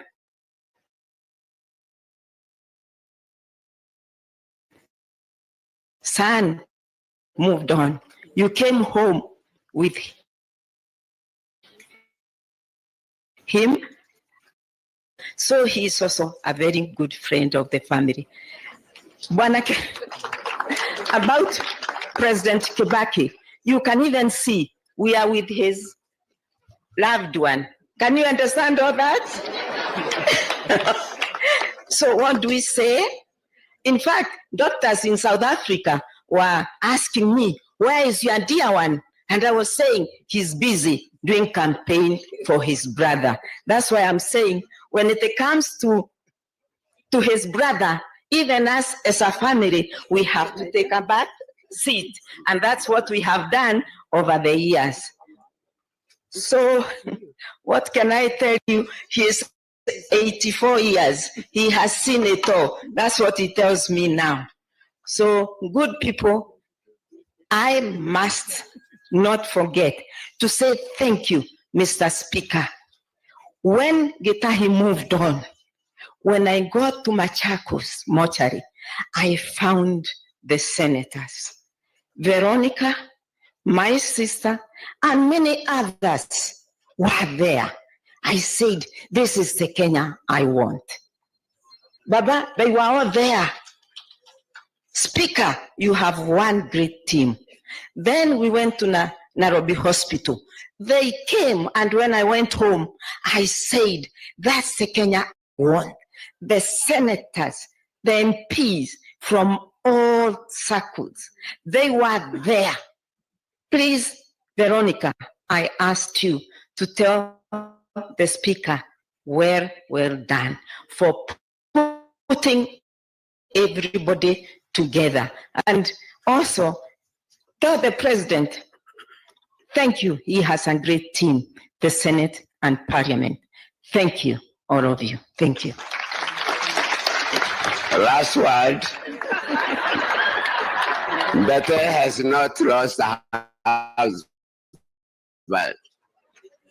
They are all my wives.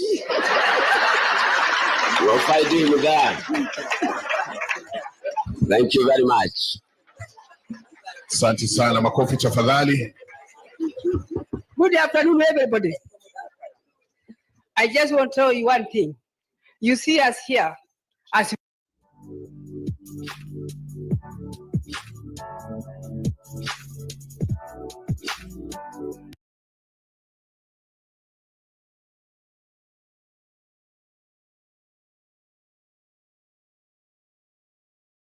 kwa kimambo. Unajua tuko marafiki na Kimani na mimi nilikuwa kama wandugu. Yeye alikuwa mtu shupavu, lakini vile mtu ambaye hana chuki na mtu yeyote. Amefanya kazi kikamilifu kwa taifa la Kenya. Vile nimesema, aliumia zaidi. Monyo, vile unavyojua, walianza siasa na Jaramogi. Monyo alikuwa candidate hapa 1961 Nairobi, akiunga mkono na Jaramogi, akisimama na the late Tom Mboya. Monyo baadaye akaja, alikuwa assistant minister ya Jaramogi wakati Jaramogi alikuwa vice president ya Jamhuri ya Kenya. Baadaye wakati Jaramogi alijiuzulu kwa serikali, hata Monyo vile alijiuzulu. Baada haya Monyo baadaye akawekwa kama waziri wa nchi ya kigeni. And all the records show that Monyo was the most effective Minister of Foreign Affairs that Kenya has ever produced. He represented Kenya in many international fora.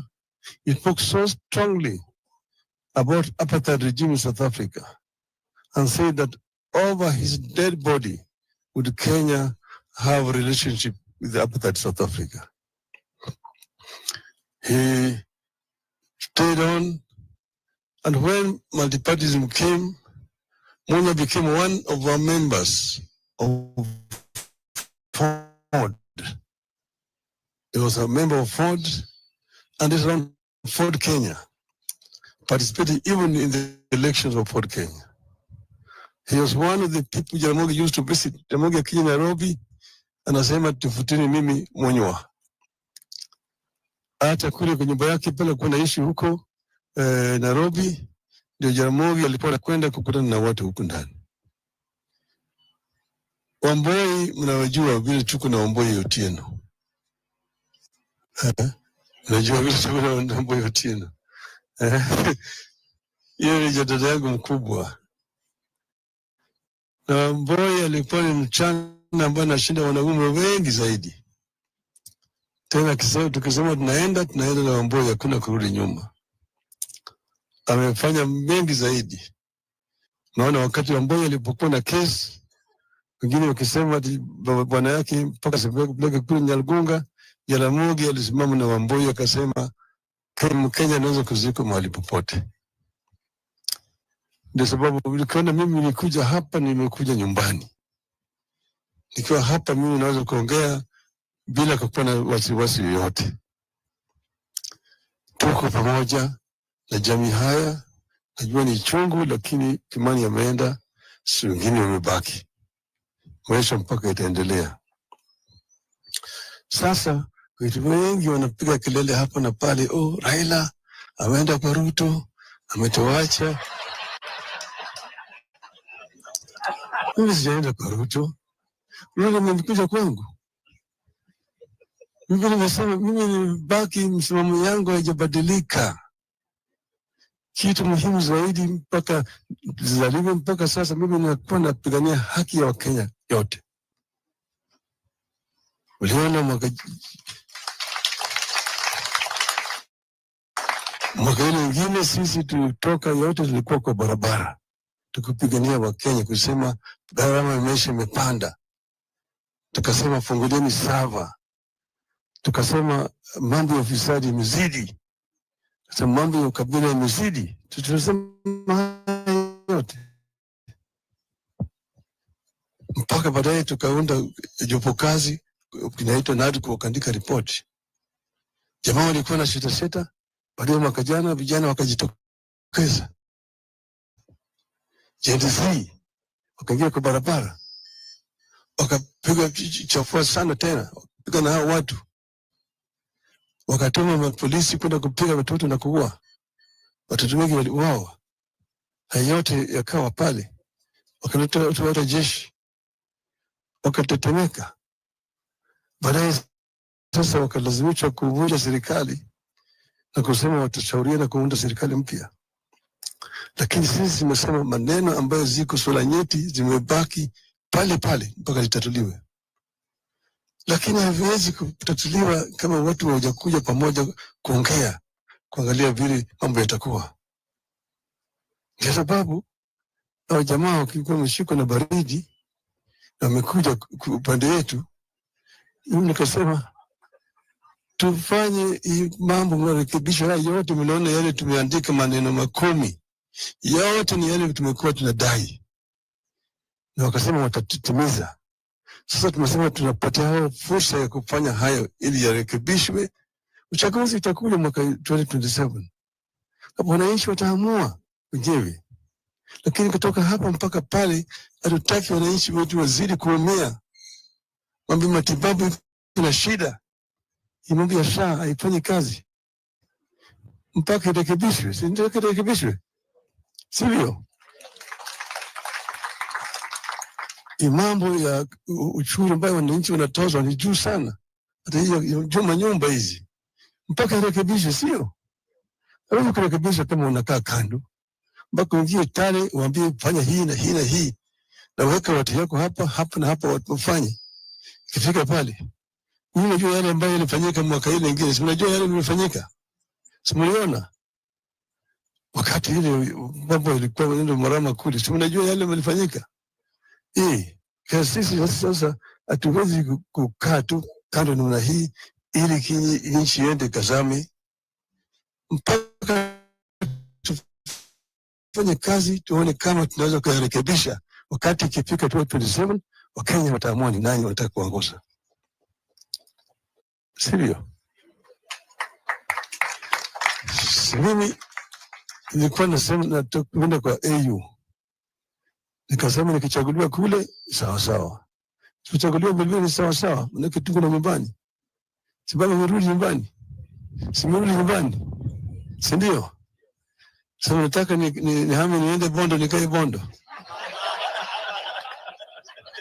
Baba endelea siendelee. Endelea siendelee. Baba endelee.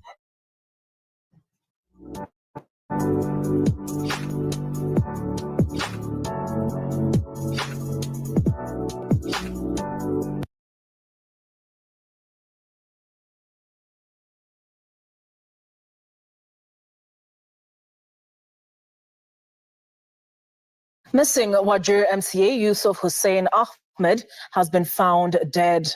The body of the Delaware MCA has been missing for over a month, then was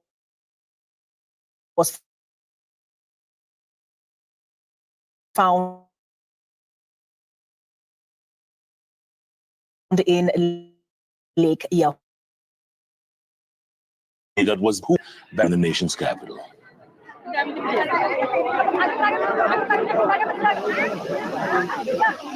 A few moments later. Shifting focus, it's a huge sigh of relief for the family and relatives of missing Wajir MCA Yusuf Hussein Ahmed after he emerged at his Nairobi home after more than 6 months. It was an emotional reunion as family members received the Delaware MCA at their home in Eastleigh, Nairobi. The frail-looking Ahmed was immediately admitted at a Nairobi hospital where he is now receiving treatment. Our reporter, Noel Nabiswa, with the details. It was a joyous moment for the family and friends when they set their eyes on their beloved one, who has been missing for 6 months. When he emerged at his home in Eastleigh, Nairobi, albeit in a bad health condition. According to his family members, Ahmed was dropped outside his house last night. Around 9:30 p.m. last night, he was dropped outside his court by unknown people who are masked. You are also aware that he's not the only one who has also been missing or abducted. Another prominent elder called Mzee Omar Mohammed Noor alias Mzee Dua has also been released, has also been damned in Isiolo. The MCA was reportedly abducted on 13 September 2024 along Enterprise Road in the industrial area of Nairobi. He's reported to be in a frail condition, forcing the family to take him to hospital, where he's now admitted. His physical state is a bit worrying because he's really looking very malnourished. We pray to Almighty Allah that he has not suffered irreparable damage. Speaking during a media briefing at Nairobi Hospital, Ramudimu Ward representative, who is also Ahmed's cousin, Elias Abdile, blamed the state for the MCA's abduction. We have been suspecting that it was the State Department that have took Yusuf. We believe it because Yusuf was brought back 39 yesterday night. 4 days could have elapsed. 6 months and his seat could have been vacant. Several leaders, including elders from northeastern Kenya, were present and were overjoyed to hear that the MC was alive and kicking. But they had questions. We want to thank the Almighty. He has brought us back our son. We want to thank Kenyans. We want to thank Kenyans of every walk of life because they have been with us. They have stood with us. They have felt the pain with us. Even if they did not do it in public, they did it in private. We have been looking for him. He has come back with to us. He has rejoined with his family. We have nothing much to say, but just to thank Allah for bringing him back.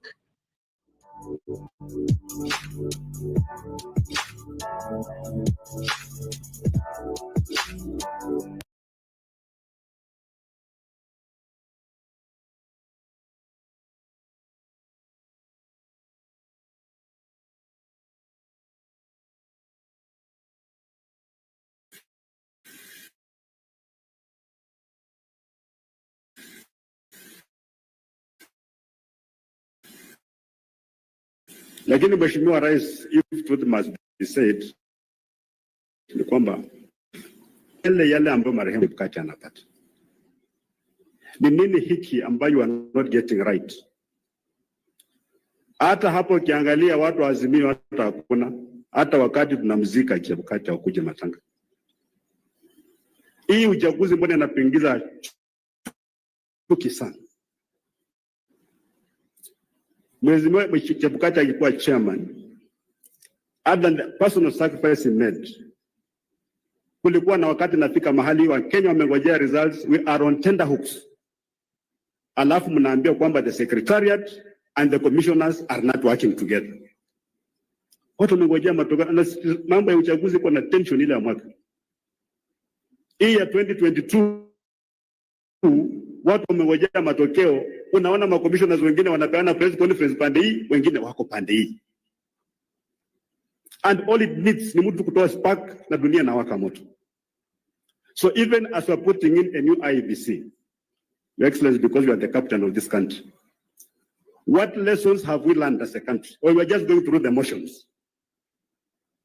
Maana hata tumeona juzi itakuwa ile panel ya hii panel ya kuinterview commissioners ilikuwa bado iko na interest.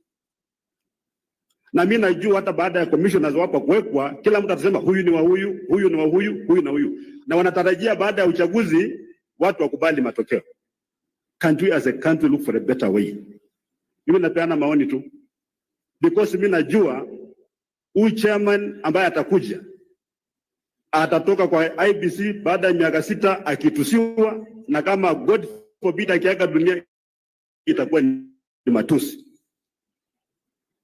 Mimi naomba hivi kwamba ndugu yetu Chebukati asikumbukwe kwa sababu ile cheche za maneno kwa siasa. Kwa nini? That's public life. Tungependa tumkumbuke marehemu Chebukati kwa ile mambo mengine mazuri ambayo amefanya, ambayo ni mengi. Hata wale ambao wananyoosha mikono na kusema walifanya hivi sio wasafi. Kila kitu ambaye anafanya na kuwa scrutinized. Sisi pia tulikuwa scrutinized, ndugu zangu. Kuna mtu ambaye hatapatikana na dosari. Sisi tunataka tumpatie ndugu yetu mkono wa buriani aende, maana hatima ya binadamu ni mauti. Siku yake imefika. Hajafa kwa sababu alikuwa chairman wa IBC. Hapana, hapana. Na pia kama pengine angesimama fahamu vile wengine wanasema, labda taifa la Kenya lingechomeka. At some point, as a man, as an officer, you must take a stand. And I think he took a stand. Jambo la pili, Mheshimiwa Rais, niko na wenzangu hapa magavana. Mimi niko na jukumu la kuambia kwa sababu the presidency is intimidating, is powerful, na watu wanaogopa. Mimi nilikuwa nafanya na waziri anaitwa Michuki, walikuwa wanasema ni mkali sana. But wakati alikuwa anaenda kuona President Mwai Kibaki, walikuwa wanapiga simu wanauza secretary, leo mzako kwa mudi gani? Hata hawa mawaziri wanauliza Your Excellency before they come to you, wanakuuliza. Sasa kule kwetu kwa Council of Governors, hata ukiangalia mitandao yetu, there's a strong feeling kwamba devolution inakufa. Inakufa kwa sababu fedha hazitoshi, fedha zinakuja kama zimechelewa, majukumu ya county sasa hata hayajukuliwa na national government. Sasa ni wabunge ndio wanafanya hayo majukumu. Wabunge wanajenga mahospitali level 3 and level 4 devolved function. Wajumbe wanajenga masoko devolved function. Kwa sasa tuko na vita kati ya counties, not with the national government but the national assembly, kuhusu mambo ya road maintenance levy fund. Shilingi bilioni 10 can't use kwa sababu wajumbe pia wanataka kutekeleza miradi ya barabara kutumia hizo fedha. Your Excellency, we believe as the 47 of us kwamba ukitoa tu amri kwamba you guys in the National Assembly, you do not implement projects. These projects ziko kwa counties. Let the county governments deliver these projects kama ni conditional grant, hiyo pesa kuja kama conditional grant, and will be fine. Hii vita takuja. It's not very nice. Counties na National Assembly mnapelekana kule kwa koti, huyu analipa pesa wakili na national resources, huyu analipa wakili na national resources, and we are living in an environment where the resources are limited. That's my prayer to you, sir. Thirdly, Your Excellency, kulikuwa na hii maneno ya kutoa vetting ya vitambulisho. Let me, I'm humbly requesting you, sir, with total humility, that instead of removing vetting, we can revisit it and streamline it. Tuhakikishe kwamba wale wazee ambao wanakaa katika hizo kamati wanakuwa vetted vizuri, wanalipwa mshahara, maana walipe mshahara. Hata kama kuna mshahara inachelewa sana, alafu wanaleta ukora kidogo, ili watu wetu wa Kenya wapate vitambulisho. Sababu ya vetting haizuii wa Kenya kupata vitambulisho, inazuia wageni kupata vitambulisho. Na Your Excellency, hiki tumesaidia hivi. Kwa sasa ukienda kule Northeastern utapata kuna sporadic acts of terrorism. Unapata watu wameweka an IED kwa barabara, lori kikuja na kanyaga na lipuka. There are not very many. Those guys are confined there because of thorough vetting. Hawezi kuingia kwa Kenya bila vitambulisho, walikatazwa, wanafinywa, so wanazunguka hapo, wanakuja, wanagonga na kurudi. Ilifika mahali hawa jamaa walikuja kusisili. I was a DC at that time.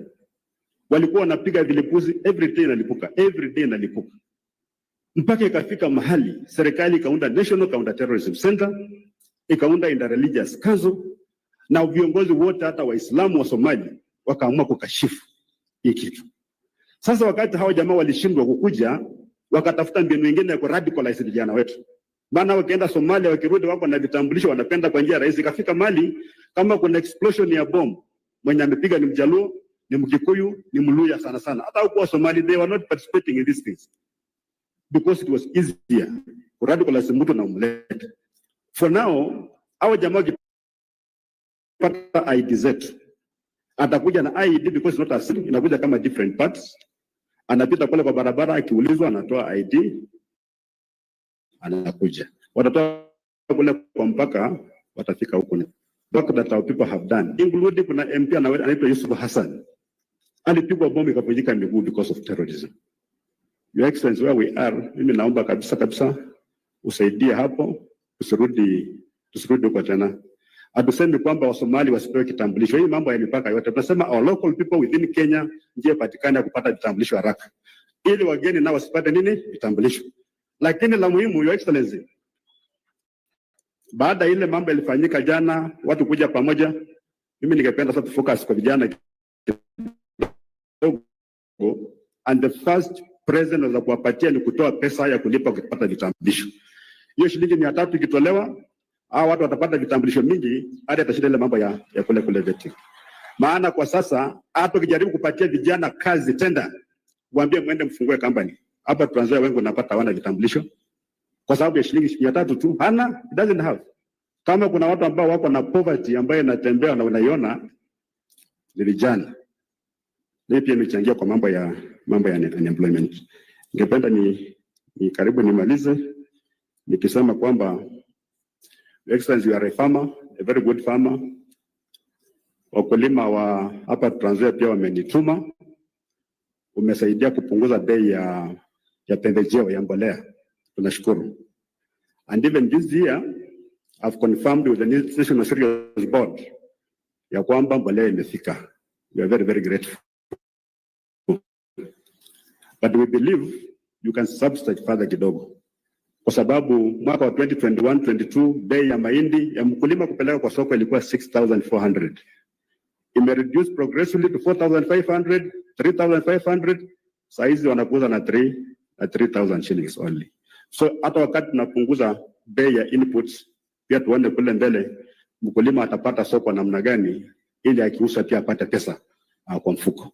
That's the only way you can fight poverty. It's the same problem na wale ambao wanalima miwa hapa Tanzania. Kana ambao watu wameanza kulima miwa nyingi, but for every kilo tani 5 ya miwa inauza shilingi 5,000.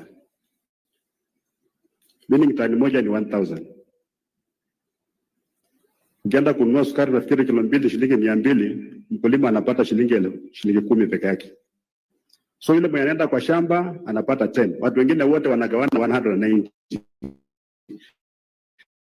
There's something wrong with our farm all the way to the market. Finally, Your Excellency, I have a disclaimer here. Mimi nimekuwa nikiongea mambo ya watu wetu pande kukua pamoja. Na kuna watu ambao wanaona hiyo kama ukabila. Sio ukabila. Watu kukuja pamoja vile tumekuja hivi, hiyo sio ukabila. Ukabila ni kupendelea. Unasema huyu ni jamii yangu atapata kitu fulani kwa sababu ya jamii peke yake, sio kitu kingine. That's tribalism. Sisi tunataka jamii yote ya ukoo wa Magharibi, na mnajua tuko cosmopolitan. Hakuna mtu ambaye akai Magharibi. We suffer the same problems. Mimi nasema tukuja tukae pamoja, tutembee pamoja, so that we are taken seriously. Nyinyi mgeendelea kukaa vile mnakaa hivi, ghafla kama ile ilifanyika jana kati ya rais na former prime minister, nyinyi watu ya Western, kama mtakaa pamoja, mweke kura zenu pamoja, mtakuwa mnaangalilia kwa view sasa.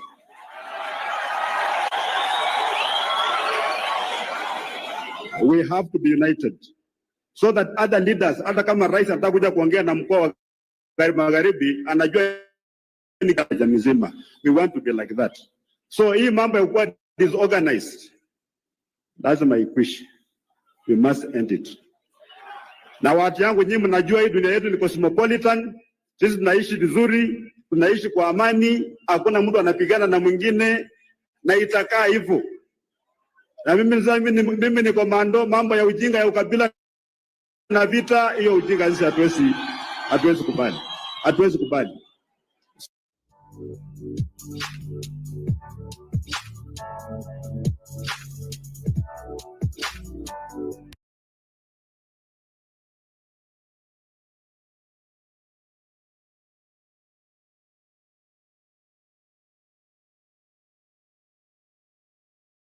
Over united, prosperous Kenya that is inclusive, that we must work together in that manner.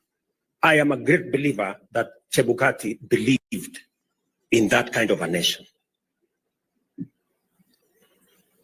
There are others who believe in other things.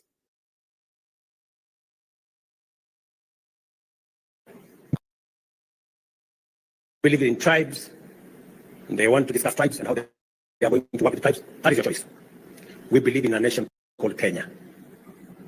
And that is why I serve as president the people who voted for me and those who did not vote for me, because they are Kenyans equally.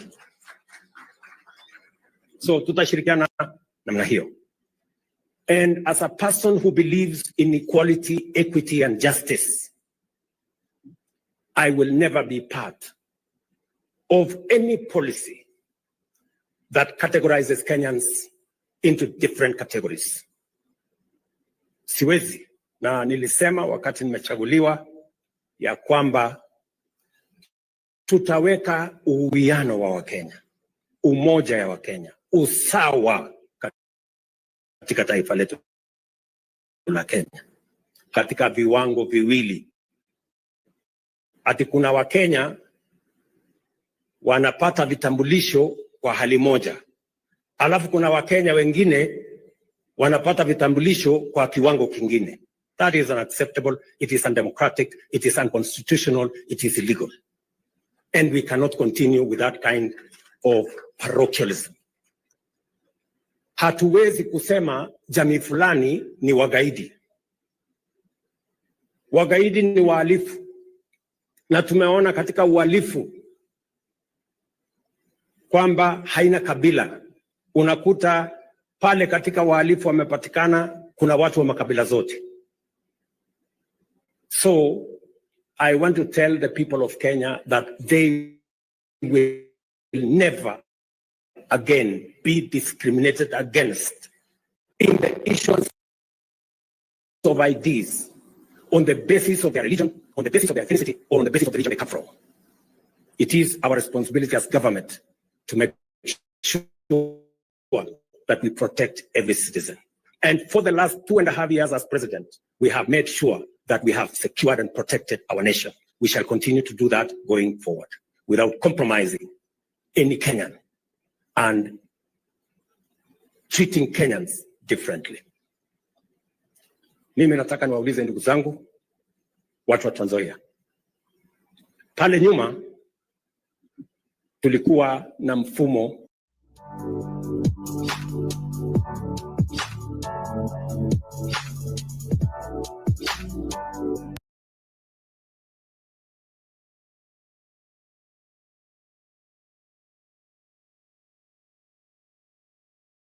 Odinga atusalimie Kamzeki.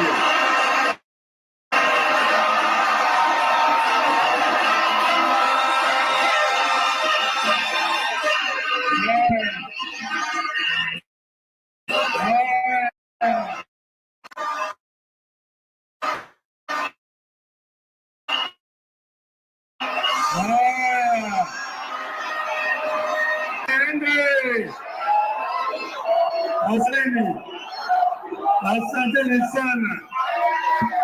Mimi nimekuja kama mfuasi sugu wa klabu ya Chabana. Chabana hoye! Chabana hoye! Chabana hoye! Mwaka jana nilikuja hapa wakati tulikuwa tunazindua Chabana hapa. Nikasema nataka Chabana waendelee na wachukue ligi. Leo nimerudi tena. Maana yake kama na Simba Rati ameandika nije hapa, maana yake Sport Pesa sasa wanataka kukosa sasa simu ya Chabana. Hapa kwenu hapa Kisii kuna talent kubwa sana mchezo wa mpira. Bana Motabo alicheza, Chris Bure alicheza kwa Gor Mahia kwa Kenya tena. Najua tuko hapa na vijana ambao wanaweza kucheza mpira mpaka waende hata kule Ulaya. Hapa najua kuna wachezaji kama wana vijana wanaita soka hapa Kisii. Kwa hiyo mimi nimekuja kama mtu ambaye anaweza kusoma mchezo wa mpira, na vile nikuona kama vile vijana hapa Chabana wataendelea mbele. Chabana hoye! Chabana hoye! Tunataka kuunganisha Wakenya wote pamoja. Kenya ni muhimu zaidi kushinda sisi zote. Kwa hiyo mimi nasema yale yote hapo mbele. Kuona kama Kenya inaendelea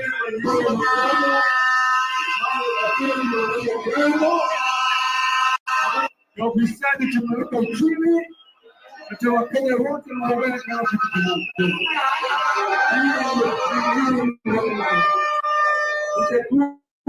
Kuna kuongeza nyingi kwa viwango vya Kisii.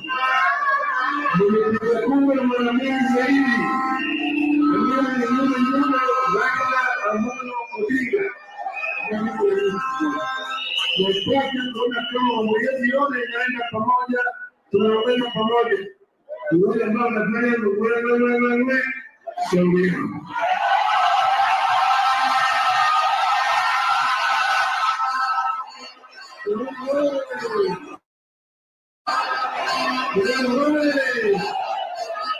Mimi nitapewa mchangani kwa zamani Simba. Mimi nataka kutangaza serikali yangu ni milioni moja kwa sababu ya kuondoka. Baba amepeana shilingi milioni moja kwa sababu ya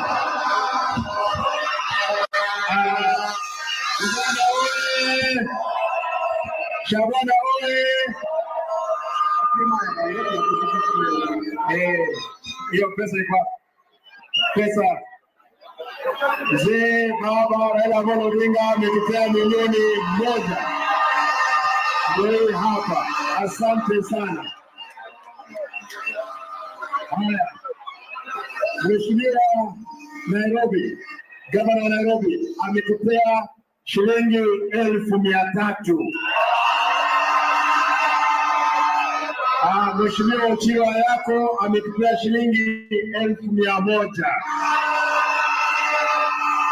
Na mimi nitaweka yangu. Nitapeana tangazo. Baba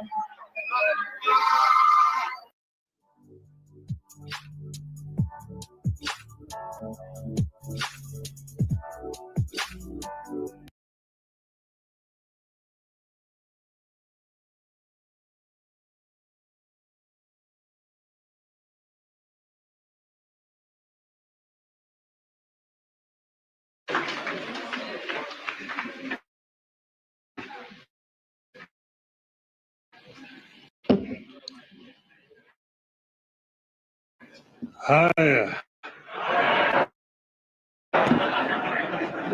you may be seated. President William Ruto, who is also the party leader of UDA, leaders of the two political parties, ladies and gentlemen, Amjambo. The ODM people here, ODM. ODM. ODM.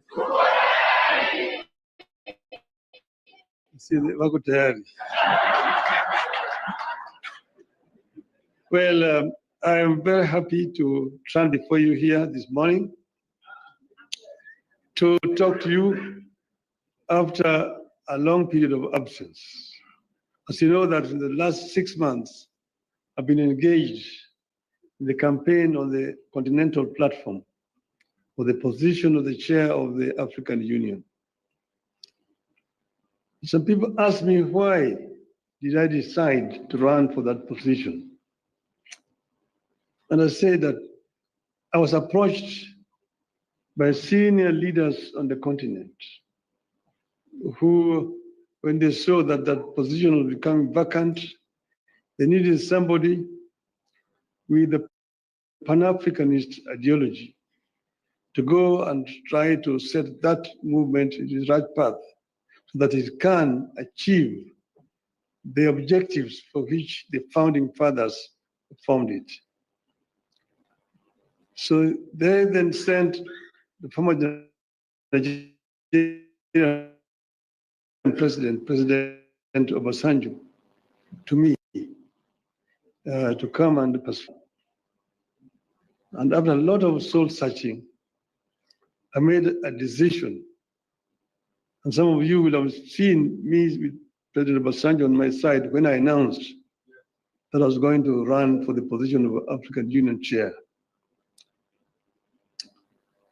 I did not expect to be supported by the Kenya government. But out of blues, President Ruto announced that he will support my candidature.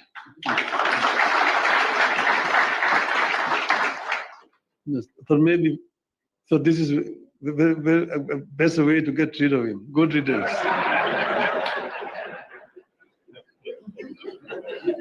I would say that in respect to the motives, they actually was genuine because he followed that announcement by giving full support to my candidature. As you know, you cannot run for the chair of African Union without being sponsored by your home government. You cannot just sit somewhere there and say, Mimi, Professor Kithure Kindiki, I want to be a chairman of African Union. You will not even be seen. Your name must be presented by a government official through the embassy of Kenya in Addis Ababa. And this they did. Not only that, they put also the machinery behind my campaign. And Mr. President Ruto himself called various presidents and made appointments for me. and also persuaded them to support my candidature. He himself invited the president from East Africa here in Nairobi to basically adopt me as a candidate for the Eastern region. And this they did. So Kenyan ambassadors in all those foreign countries were also informed and that they would support my candidature. And wherever I went to, they received me at the airport, took me to the hotels, and also took me to meet with the president. I was able to meet more than 40 presidents of the continent. And I traveled Africa from east to west, south to north, like never before. As you know that I have been the high representative of the AU on issues of infrastructure. So I'm not actually strange to these issues, I mean to the continent. But it gave me a better opportunity to now understand problems facing many African countries firsthand from the leadership of the continent. As you know that our continent has suffered seriously from invasions from outside. First was the slave trade that took so many of able manpower across the shores to go and work in the building of Americas, both North America and South America. Some were taken to Arabia, some were incarcerated there and died there. So that was the first. Then came colonialism, where they went and set somewhere in Berlin and partitioned Africa only to their interests. British, French, Italian, Portuguese, and so on and so forth. So Africa has suffered seriously. That was colonialism. Then when Africans fought for independence, they granted it. It was a flag, but then there was also neo-colonialism that came about, and Africa has continued to be marginalized. So I saw this and came up with a program of how we were going to deal with these issues. We campaigned strongly, and we went to Addis Ababa quite confident of victory. Before I went there, the women here, Orange women in Nairobi, organized a prayer meeting for me in the Bomas of Kenya. And they prayed for my success. And I told them that they were only going to do two outcomes in Addis. One, we would win, in which case we would have succeeded. The other one, we would lose, but we would also have succeeded. Because I told him why, we will come back home. So east and or west, home is, so we are here. So,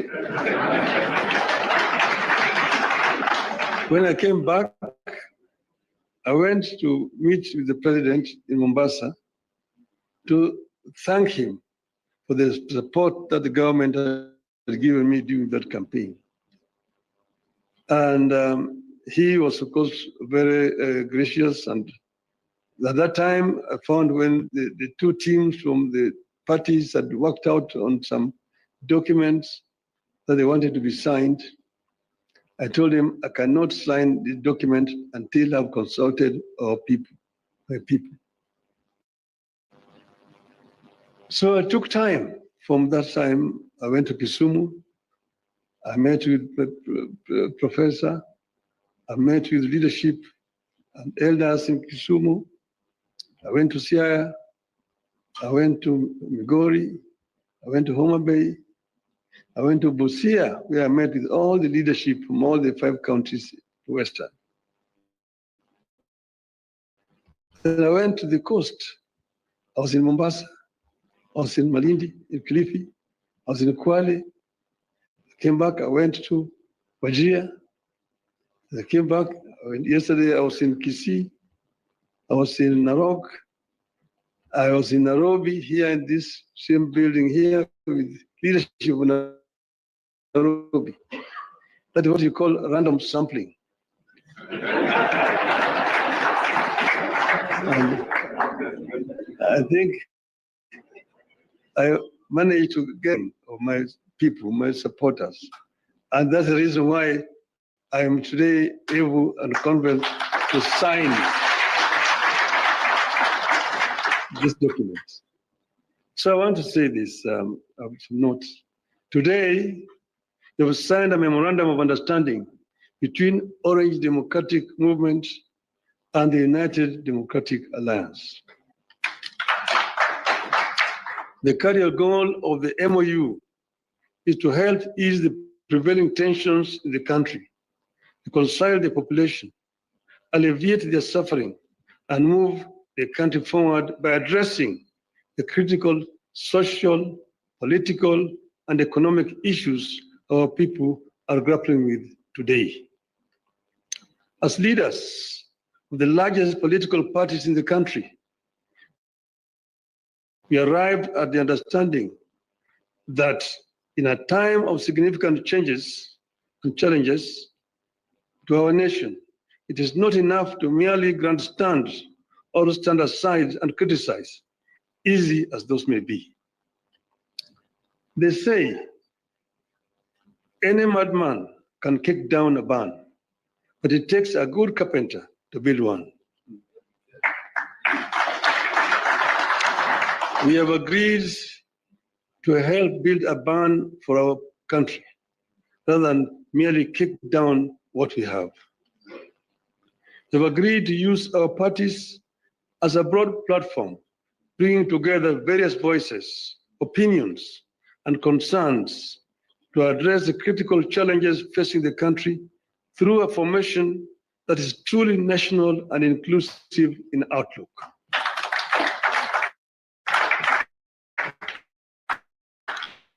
A core problem we agreed to prioritize is youth unemployment and resulting hopelessness that has made them easy fodder in political contests in which there's nothing tangible for them.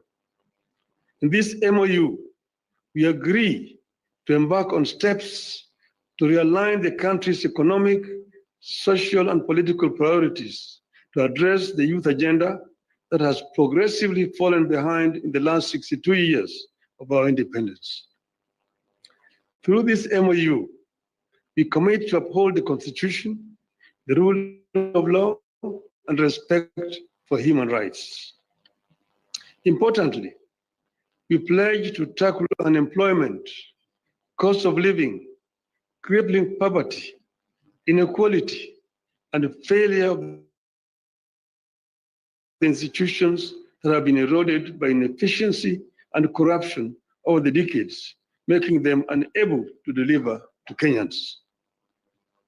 We seek a more equitable country in which all peoples of all backgrounds are included in the enjoyment of socio-economic benefits and are equal members of one indivisible nation. All Kenyans must feel that they belong here by right, and the right to access, without any form of discrimination, whatever Kenya has to offer. We commit to protect and to strengthen devolution as a machinery for ensuring a more inclusive development across the country. In this regard, we will be tabling a proposal that the unbundling of functions that has been recently concluded, counties should get not less than 450 billion shillings in the 2025-2026 financial year. We will also seek the faithful flow of funds to political parties, being vehicles for the channeling of hopes and aspirations of the people.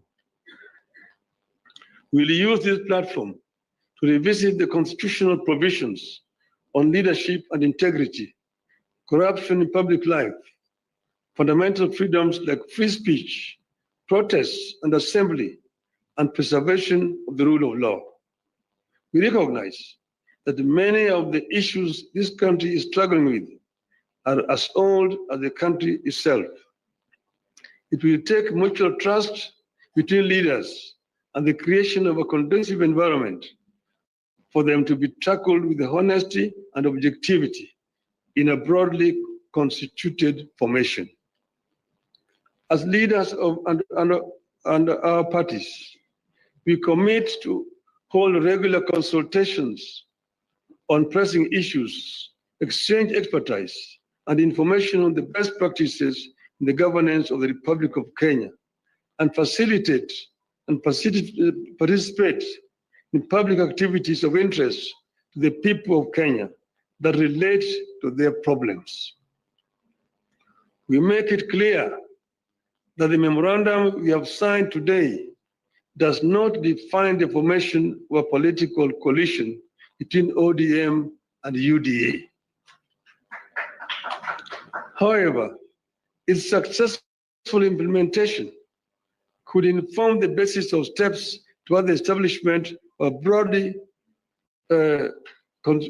constitutive and progressive formation for a stable country in future. We urge all Kenyans who are interested in having a stable, inclusive, and progressive country, devoid of grandstanding and alienation of whole communities and regions, to rally behind this formation in the interest of our nation.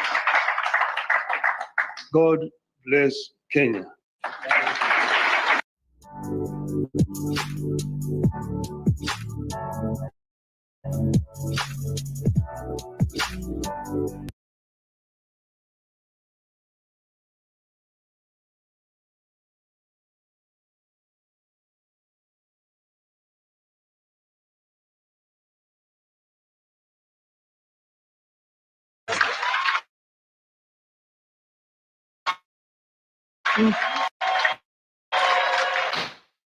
Your Excellency, in the capacity as SG,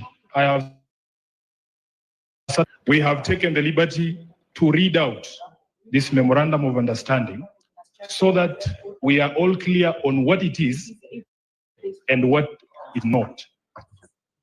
We are all clear on what it is and what it is not. As SG, I want to confirm that this document has been processed through the relevant party organs. And Your Excellency, I have here in this room members of the party's central committee who I'll just request to stand up so that they confirm that this is a decision of an organ of the party. Please stand up if you're a member of the central committee of ODM. Thank you very much. You may be seated. We are going to take turns with my counterpart to read out this MOU. It is titled Memorandum of Understanding to Resolve the Social, Economic, and Political Challenges Facing Kenya 2025. Realizing that Kenya has gone through a long period of political crisis and conflict that has hampered the nation's potential for development and improving the livelihoods of our people. Noting that such crises have often resulted into demonstrations by our people demanding their rights, with the state often resulting to brutal suppression of such demonstrations that unfortunately lead to loss of life as well as property. Acknowledging that the nation will not develop without reinforcing democratic governance and the rule of law, conscious that the decay in democratic governance is expressed through skewed allocation of resources, ethnic intolerance, and marginalization, corruption, and noting that devolution, though intended to strengthen democratic governance and development at the grassroots, is systematically undermined to CGH and starved and the Right Honorable Raila Odinga, EGH, being the party leaders of the largest political parties in Kenya and bearing the greatest political responsibility, acknowledge the need in setting up a broad platform for collaboration and cooperation between all political forces and other stakeholders in the Kenyan society to address these long-standing challenges that threaten our nationhood. As a first step towards this collaboration, His Excellency President Dr. William Samoei Ruto, CGH, and the Right Honorable Raila Amolo Odinga did set up the National Dialogue Committee in the year 2023, and hereby make this resolution on the initiatives that must be undertaken to instill further confidence in the country. While this memorandum does not define the formation of a political coalition between the respective political parties, its successful implementation will inform the basis of steps towards the establishment of a progressive and stable country. Now, therefore, the two leaders commit and resolve to collaborate and cooperate with each other by conducting broad-based consultations between themselves on the key issues identified below. Number one, the full implementation of the National Dialogue Committee report, the NADCO report. Priority issues in the NADCO process, like the cost of living, youth unemployment, establishing a framework for the implementation of the 2/3 gender rule, have been the topics of discussion for far too long and now must be actualized. Number two, inclusivity in all spheres of public life. Kenya belongs to all persons, regardless of their ethnicity, religion, generation, or geographic location. All Kenyans are equal and all are entitled to an equitable budgetary resource allocation and opportunities in public appointments. Further, though the Constitution of Kenya is clear on the rights of minorities and the marginalized people in the country, not enough has been done almost 15 years later to uphold these rights by fully implementing the provisions of the Constitution. Third, protecting and from any possibility of clawback on devolved functions, and more effort must be put at devolving all funds allocated to a devolved function, increasing budgetary allocation to counties, and ensuring the timely and predictable disbursement of devolved funds. Your Excellency.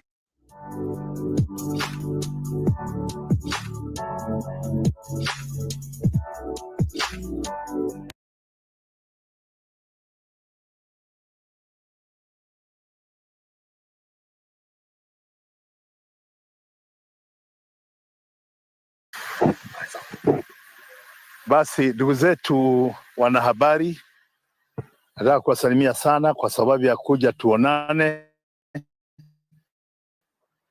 na tuweze kuangalia mambo ya siasa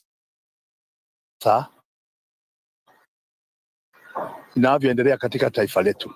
Shida nyingi, watu wana maoni tofauti, na hakuna chochote tunaweza kufanya tuondoe siasa katika vile mambo yalivyo Kenya. Naomba ndugu zetu, hata tukiwa tunafanya yale yote, naomba ndugu zetu tuone ya kwamba siasa yoyote ambayo inaweza kutupeleka katika mkondo wa ukabila, siasa hiyo tuikatae kabisa. Tungetaka wananchi wafanye siasa, lakini mambo ya ukabila iondolewe kabisa, kwa sababu shida na mbegu mbaya ya Kenya katika siasa ya Kenya wakati wote imekuwa ni ukabila. Na mimi najua kuna wengi ambao wameshindwa kujua siasa wataifanya vipi hata wakati huu, na wangetaka kutumia mbinu ya ukabila ndio watu wakosane, wagongane, wakatae kukubaliana kwa sababu ya mbinu ya ukabila. Naomba wananchi wote kwa jumla,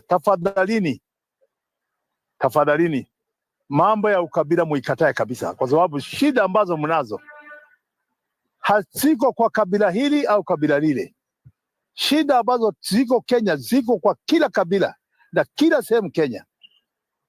Ukisema mambo ya hospitali, katika matibabu, mambo ya afya, mkiangalia mambo ya elimu, mkiangalia mambo yote ya insurance hata ya hospitali, muangalie mambo ya kodi, muangalie mambo ya maisha kuwa magumu sana. Haya yote Wakenya wanayo, na hakuna Mkenya mnaweza ita Mkikuyu ndio iko na shida kuliko Mjaluo, au Mjaluo ako na shida kuliko Mkisii, au Mkalenjin hana shida kwa sababu inasemekana kabila wako serikalini. Hii shida iko na kila mtu, na ni afadhali tuangalie kabisa wa Kenya, tusije tukaliharibu taifa letu, tuharibu nchi yetu kwa sababu ya kutumiwa vibaya kikabila.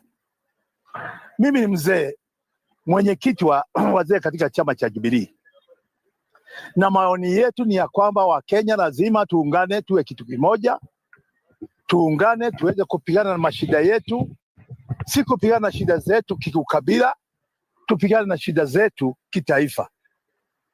Na mimi ningetaka kusema ya kwamba watu waangalie ambayo yanayotendeka wakati huu. Watu waangalie, hatuna chakula cha kutosha.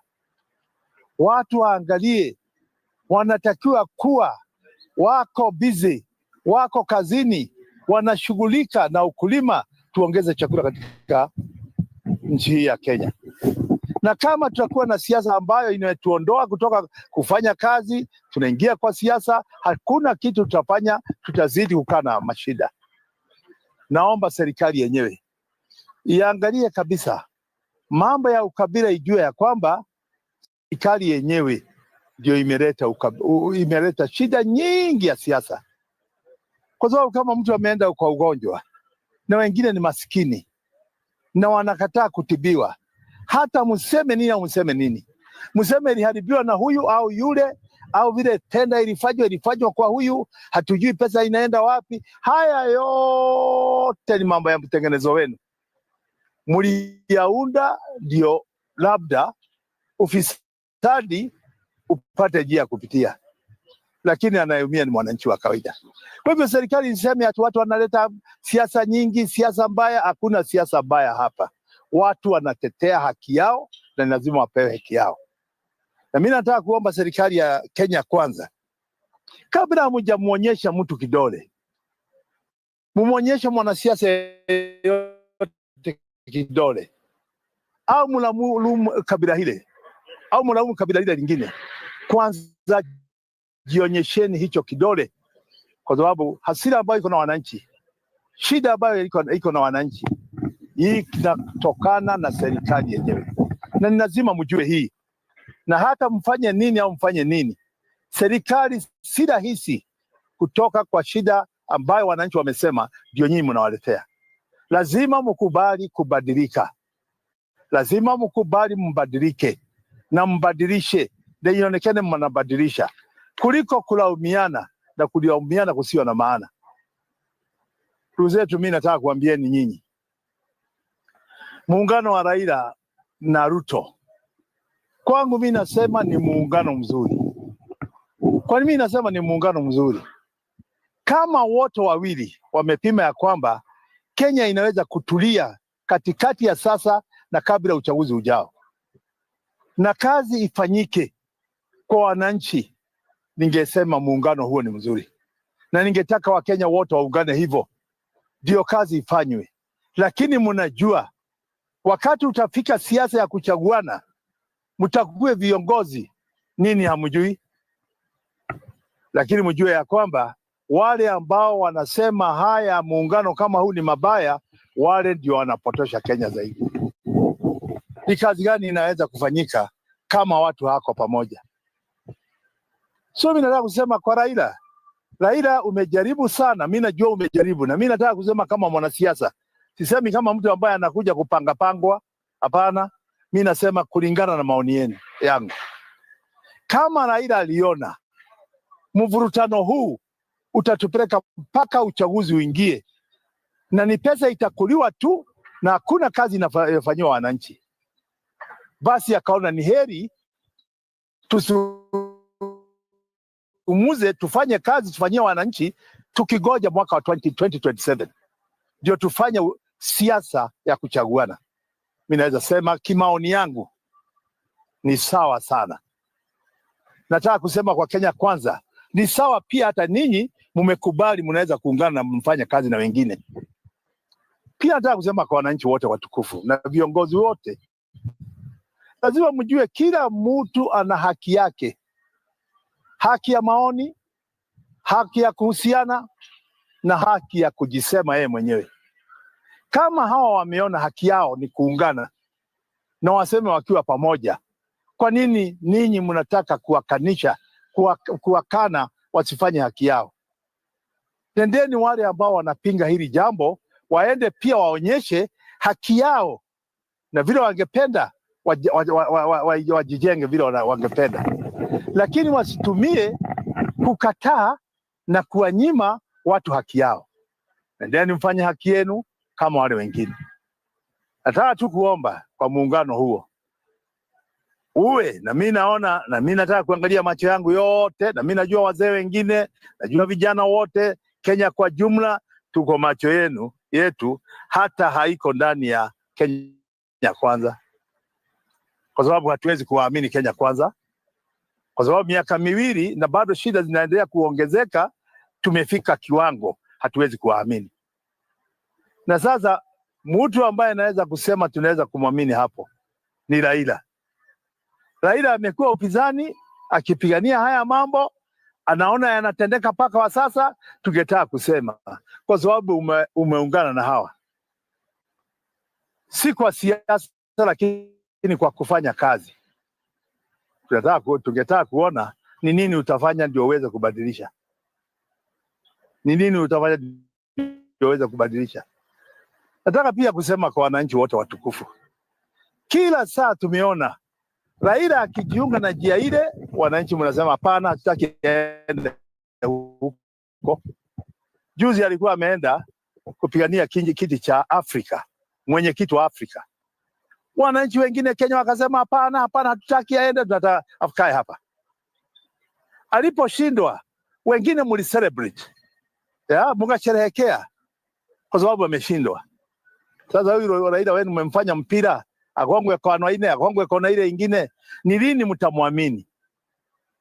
Ni kwa nini mnataka afanye yenu na vile mnataka afanye, lakini akiwaambieni barabara ni hii mnamkataa?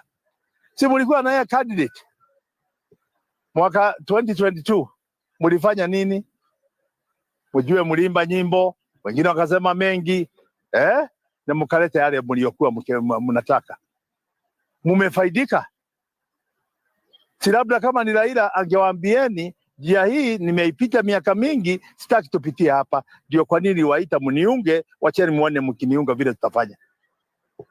Kwa hivyo siasa hiyo mimi nasema ni siasa ya ukabila.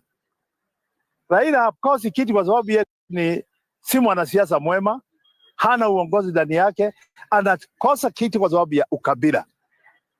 Na ninataka kuomba Wakenya wote, mambo ya ukabila tuyaondoe. Nataka kuomba ndugu zetu wa mlima, ndugu zetu, nguvu yenu ni nyingi sana kisiasa, nguvu yenu ni nyingi kabisa. Kwanza mko wengi, lazima tuseme. Uzuri mwingine wenu, hamuna uchoyo, na hiyo inajulikana. Mnaweza kumuunga mtu yeyote, tunajua hayo. Kama mwaka jana mlimuunga Ruto, kwa uchaguzi uliopita mlimuunga Ruto, ni nani hamwezi kumuunga? Hamuna shida na yeyote. Lakini nataka kuomba kitu kimoja, ya kwamba kama ni wakati huu wa siasa hizi zote, nataka muangalie na muwe waangalifu. Hakuna shida kuwa mpinzani. Msilia ati Raila ameenda kwa kuungana na Kenya Kwanza. Hapana, hiyo piga ni makofi, mshangilie, mseme mmewaona sasa na mmeona rangi yao sasa. Kama watamaliza namna hiyo mpaka uchaguzi uje, mtaweza kusema kweli Raila ulituambia unaenda njia hii, kumbe mlikuwa mnatafuta njia ya kuungana kisiasa. Nataka mfanye hivi, unganeni, ya kupinga mpinge, unganeni, mkubali kwamba hata nyinyi mnaweza kuwa wanasiasa ambao muko upinzani. Kwani Raila hajakaa upinzani miaka hiyo yote? Kwani wafuasi wake ambao wanamfuata wamekuwa katika mambo hayo? Ningetaka kuomba ninyi wote kwa heshima kubwa, kubalini kuungana kwa sababu ya maslahi yenu, mahitaji yenu na maono yenu ya miaka ya mbele. Lakini msikosana kwa sababu ya ukabila, msimdhulumu mtu na mkumdharau kwa sababu ya ukabila. Tafadhalini muungane, mna nguvu nyingi, lakini muache siasa ya ukabila, siasa ya kugongana. Nendeni muungane kama mlima, kisha mtafute makabila mengine kwao, muungane, muone kama wataona maoni yenu vizuri na kama wataona maoni yao vipi. Kwa hivyo mimi naomba ndugu zetu, mambo ya siasa ya ukabila tuache, mambo ya siasa ya ukabila tuache, kwa sababu kitakachotusaidia sisi wote ni kazi ambayo tutafanya Kenya, kwa sababu ya heshima ya watoto wetu, elimu yao, afya yao, ukulima wetu na yale yote tukafanya. Hiyo ndio iko kwa faida kwetu kuliko siasa miaka yote. Nataka kuomba sana, niseme sana, mimi mwenyewe niliona ukabila mkubwa katika vile waligawa viti vya kamati za bunge.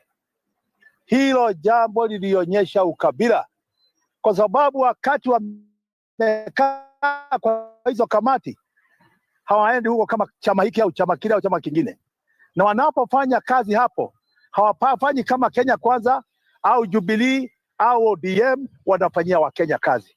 Kwa hivyo kuondoa wengine baina ya hawa, hilo ni jambo lilimuonyesha, na mimi nataka kumwambia Spika bwana Wetangula, kama kuna wakati umeonyesha ukabila ni wakati huu.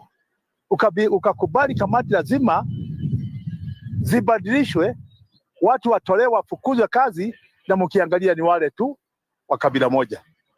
Hilo ni jambo lilionyesha ukabila mkubwa, na tumesema tunalikosoa, tunalilaani, na tunataka kusema bunge ibadilishwe, iwe bunge wa taifa, isiwe bunge wa makabila. Na kwa sababu sitaki kusema mengi, ndugu zetu, maombi yetu yangu mimi kama mwana Jubilee ni kwamba Jubilee inasimama na msimamo ya kuunganisha Wakenya wote. It doesn't matter who will come. Hata Raila ukienda uchoke na watu wa Kenya Kwanza, na uone wakati ule mwingine ulikuwa umeungwa na Jubilee, lakini ukafanywa mambo ambayo ulifanywa. Njoo tena kwa Jubilee, ungana na hawa, na sio tu Jubilee, kuna vyama vingine, vyama ambayo yana maoni ya Wakenya, yanataka taifa liangaliwe liwe la taifa la kutusaidia. Ni hayo tu kwa wakati huu, ndugu zetu, sitaki kuongeza zaidi ya hayo, na mkiwa kuna maswali mnaweza kuuliza.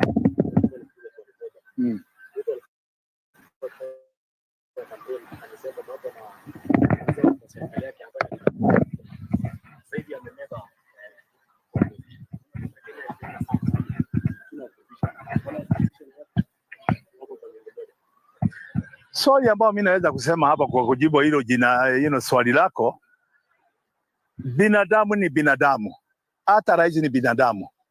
Anaweza kufanya makosa katika statement zake, anaweza kufanya makosa katika matendo yake, lakini aangalie. Yeye mwenyewe alisema katika serikali yake hata achanganya upinzani na nini, ataendesha pia yake. Kwa nini amekubali kuchanganya sasa? Kwa sababu ameona kuna wengine wana ujuzi zaidi kuliko wale anao. Kuna wengine ambao wamejitolea Kenya kama wazalendo, na kuna wale ambao wanataka kufanya kazi nao, si afanye kama chama cha Kenya Kwanza, lakini afanye kazi kitaifa. Ndio kwa nini unaona yale yote amesema bereni, akionyeshwa kidole yote yana makosa. Na ndio kwa nini viongozi wakati wanasema kitu wajue kwamba kinaweza kutumiwa kesho kuwadhulumu. Asante.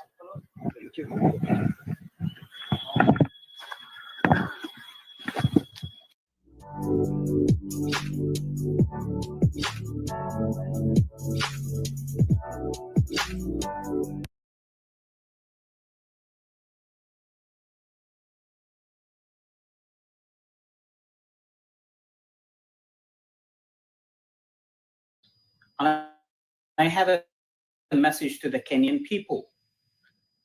You are at risk. Your country is at risk. You don't know what's coming, but what is coming to your country is destruction and war. And let me explain. Your President Ruto is under huge pressure by the United Arab Emirates. I'm from Sudan. I can tell you, we have never expected that our country will be in such a destructive war. But the reality is we've been in the unexpected high level of destruction caused by the United Arab Emirates for the last 2 years. And we've never thought that the UAE will ever do that to us until it became a reality. We've seen the actions of the UAE in Yemen. It destructed the whole country.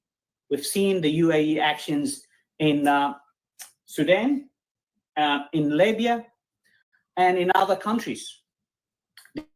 The UAE is not what you think it is. UAE is not what is Dubai looks like.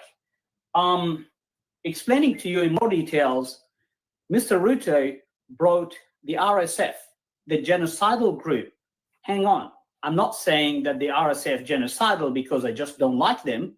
You can go back and search why Mr. Hemeti is in the list, the blacklist of America, and that he is now confirmed and wanted for mass destructions, ethnic cleansing. Yes, you've heard me right.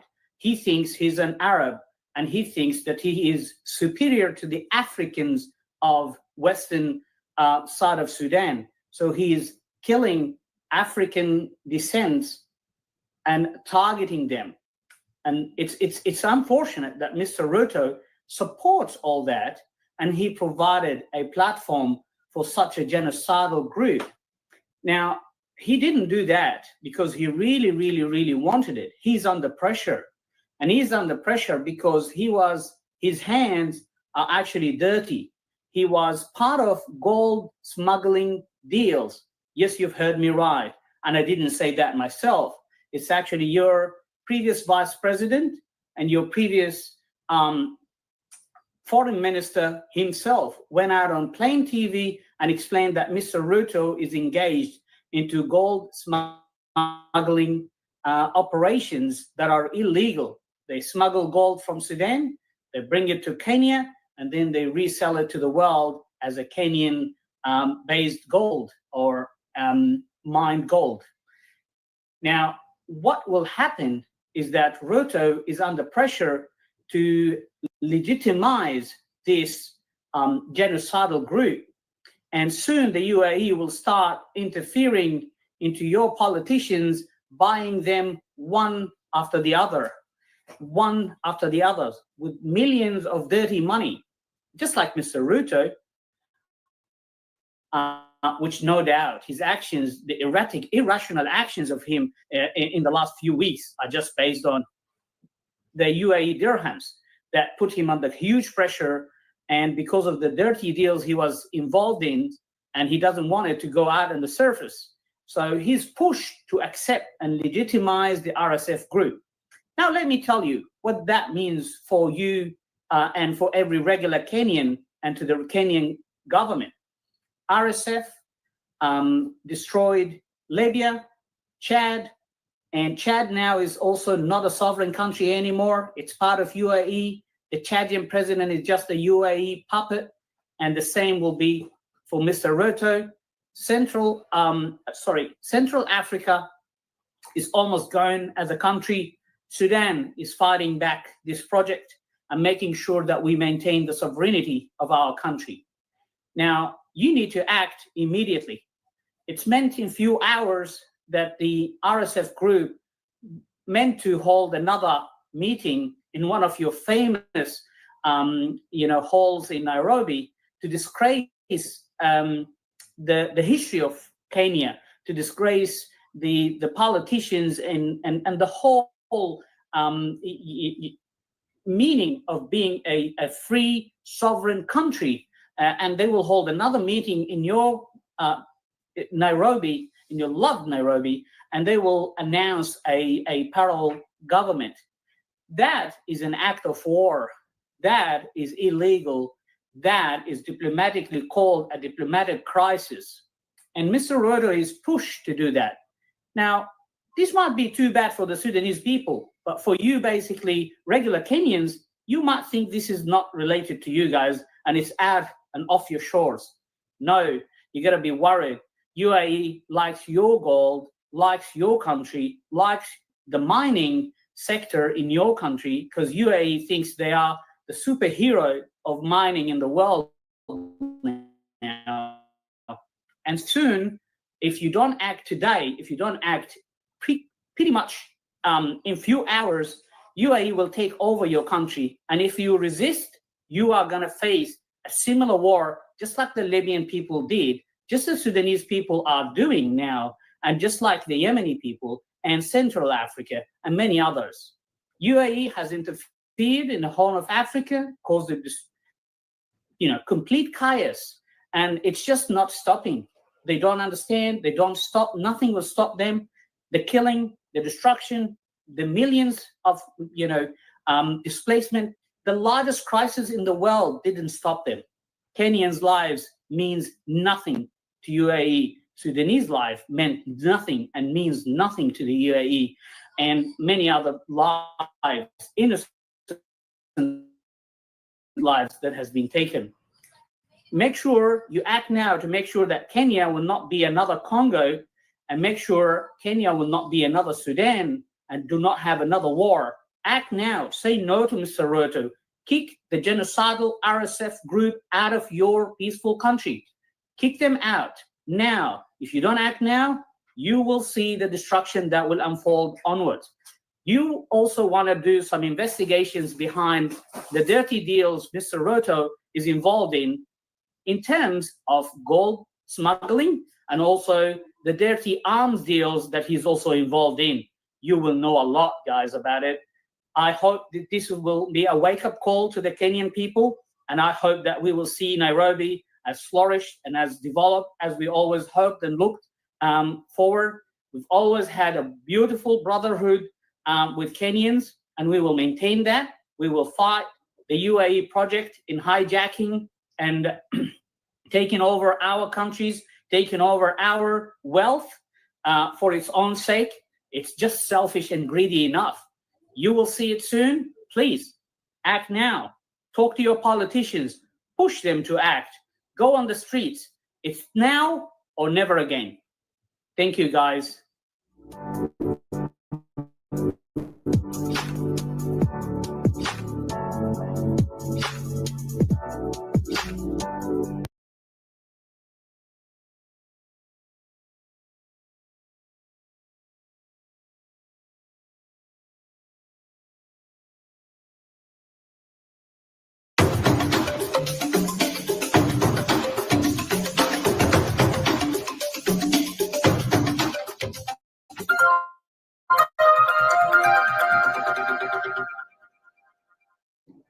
I have always been apprehensive about what happened in Kenya. The Kenyan people came out in large numbers on the 9th of August to exercise their democratic right of electing their leaders. Nobody should try to interfere with the right of the people, the sovereign right to elect leadership of their choice. Unfortunately, what happened in Kenya was regrettable, particularly when it came to the presidential elections. There was a lot of manipulation of election results by the agency that had been appointed there to ensure free, fair, and transparent electoral process, the IEBC. We were shocked at how they handled themselves. The problem became with the transmission and tallying and an announcement of the results at the National Tallying Center, which was purely for the presidential votes only. That's where the problem was. The problem was because a scheme had been orchestrated to basically undermine the will of the people. It is a process that started way back before the election day. Some people remember that a team of mercenaries was arrested at the airport when their baggage was x-rayed and revealed that they were carrying certain materials, particularly electoral materials, which had not been declared. And there was no official from the Electoral Commission to meet them at the airport. When asked, they said that they were going to meet somebody who is an agent of the IEBC. These items they were carrying were confiscated by the security agencies. And when analyzed, They found that these people had secret codes of IBC and so on that they could actually interfere with the electoral process. They could enter the IBC system and compromise the results. They had. There's a report which was compiled by the Directorate of Criminal Investigations. These people were supposed to be charged in a court of law. But when the head of the intelligence convened a meeting, which included the Directorate of Criminal Investigations, the Electoral Commission chairman, the head of internal security, and so on, Mr. Chebukati actually gave a threat that if those people, Chebukati, the chairman of the IBC, were not released, then elections would have to be postponed. And these were his agents. What was surprising is that their presence or their coming was not unknown by other members of the Electoral Commission. They were only reporting to the chairman of the Electoral Commission. These mercenaries. And then another investigation was carried out by IBC, which revealed that there were 19 other people who had come in from this same group that was working for this mathematical company, a company which had been employed to provide ICT services to the IBC. There were a total of 21 people, out of which 19 were foreigners. Other members of the Electoral Commission did not know of the presence of these other 19. Those 19 are people whose record from investigations showed that they are people with criminal records in ICT. They have committed cyber crimes. In other countries, they are being looked for, like in Sri Lanka, they were being looked for. So these were basically crooks who had been smuggled in the country by the IBC for purposes of compromising the electoral process. So what would happen was that when these results were being transmitted to the polling station, and even from the constituency polling center, they were going to these 4 servers. But to the server in Venezuela, where he was manipulating the results, altering results, and transmitting to the portal, which was at the National Tallying Center. That is the crime was committed. So that the results which were at the National Tallying Center were differed to a very large extent from the results which had come from the constituency tallying center.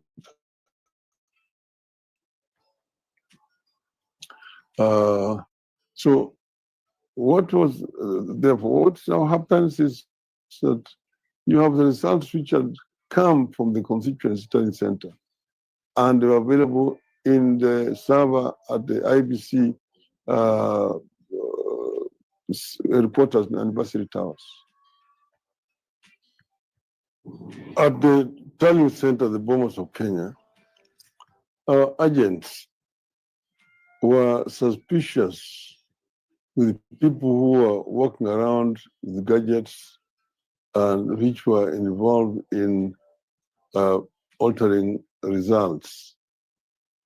And the attention of the chairman of the Electoral Commission was actually drawn to these facts. Now, the chairman of the Electoral Commission had said that he was not going to announce the presidential result outcome until he had received the originals of forms 34Bs from the returning officers to 290 constituencies, plus one which is for the diaspora, therefore 291. But he would only be able to complete Form 34C out of this sum total of 291 Form 34Bs.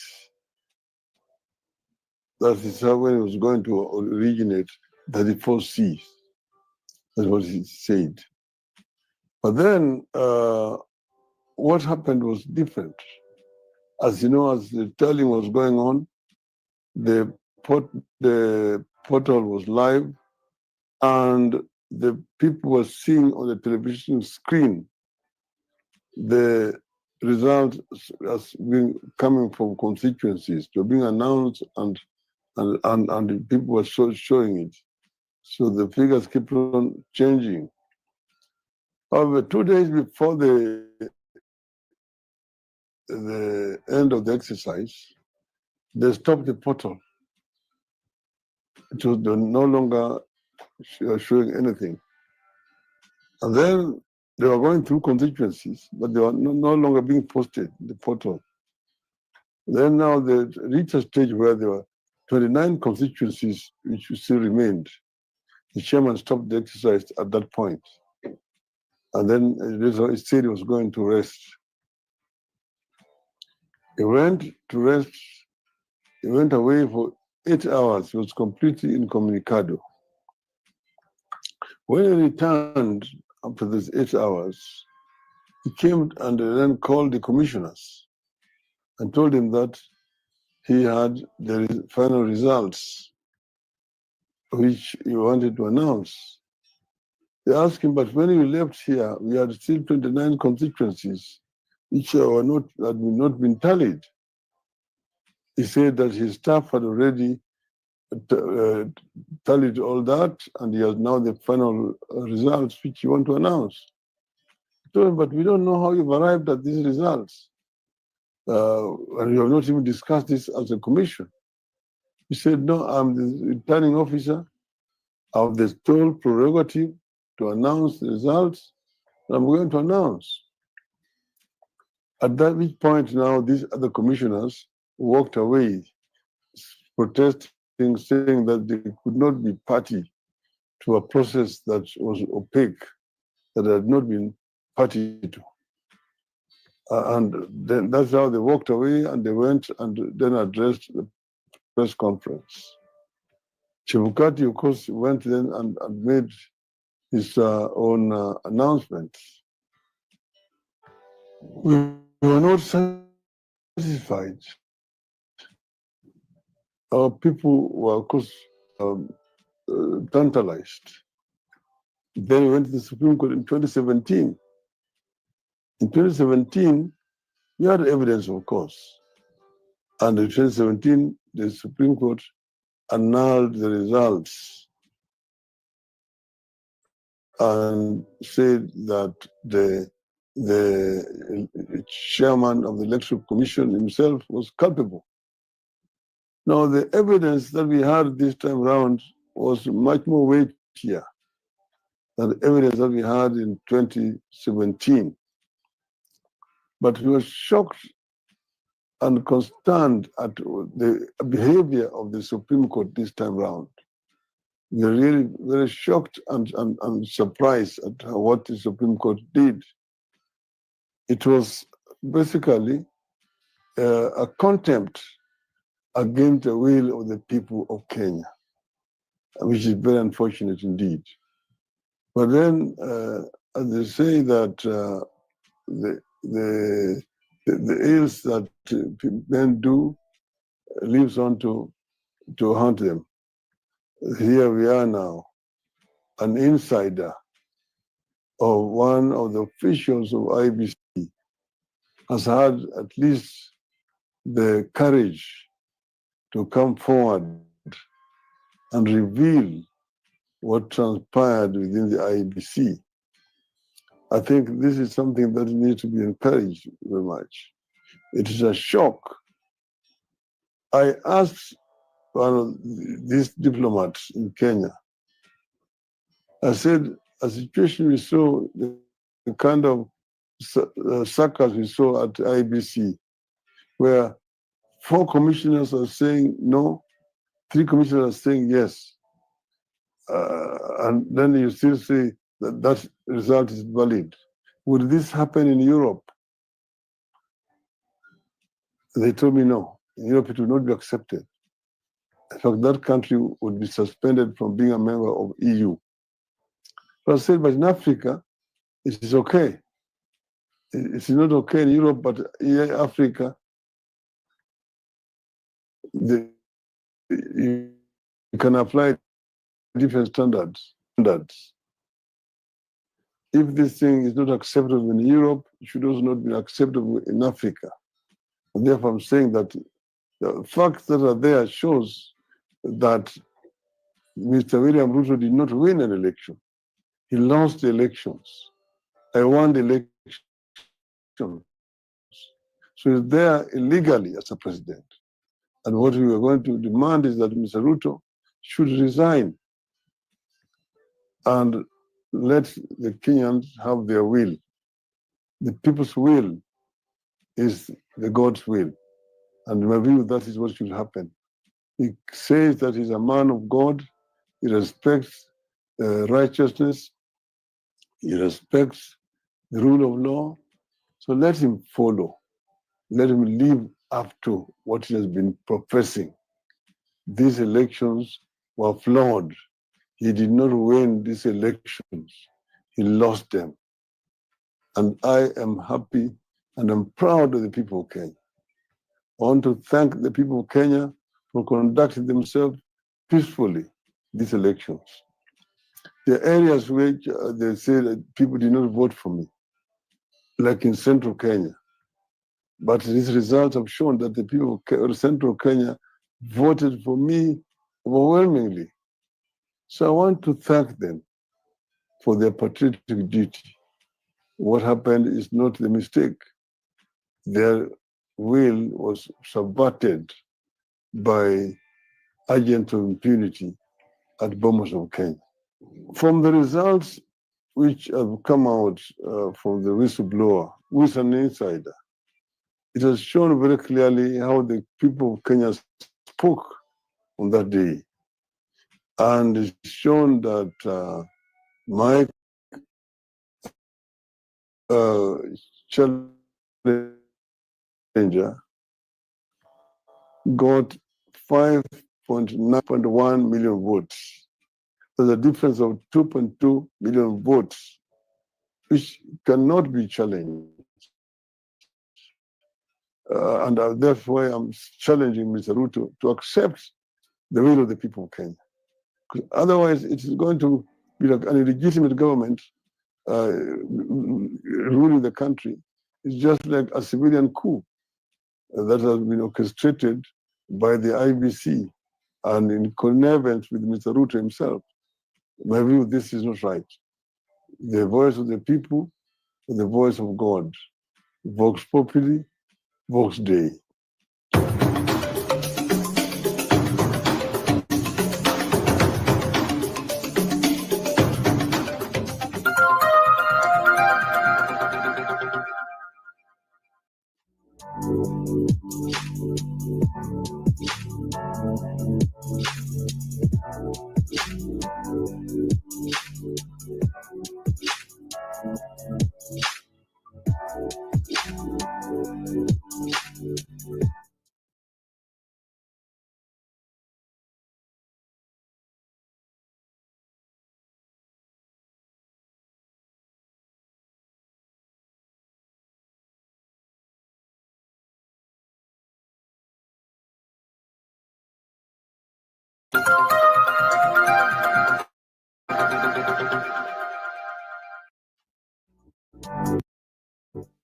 Will you come and tell us the way now they were telling us KK walikuwa majority, and then tulikuwa tunasema Azimio was the majority because they had more members of parliament, governors, MCAs up to date in counties, and they refused. They were in parliament, I think we remember Penat, wakati walikuwa nafanya debate. They were not given chance. I think there were these eyes have it and nose, eyes and something nose, and then when even the nose heard, then the speaker pronounced eyes have it. And we see what really happened. So Kenyans, we have seen what is going on in this country. And we are the one. Ni sisi Penat. It is us. Ni sisi tunawapatia nafasi. We give them that chance. When wrong happens, even the court now, where were they for 2 years? We are confirming some things of which are we now saying machi nasema nini? Machi yamemwakika yawezi soleka. We are ready for 2027, or what is going on, Penat? I hear what Orengo say.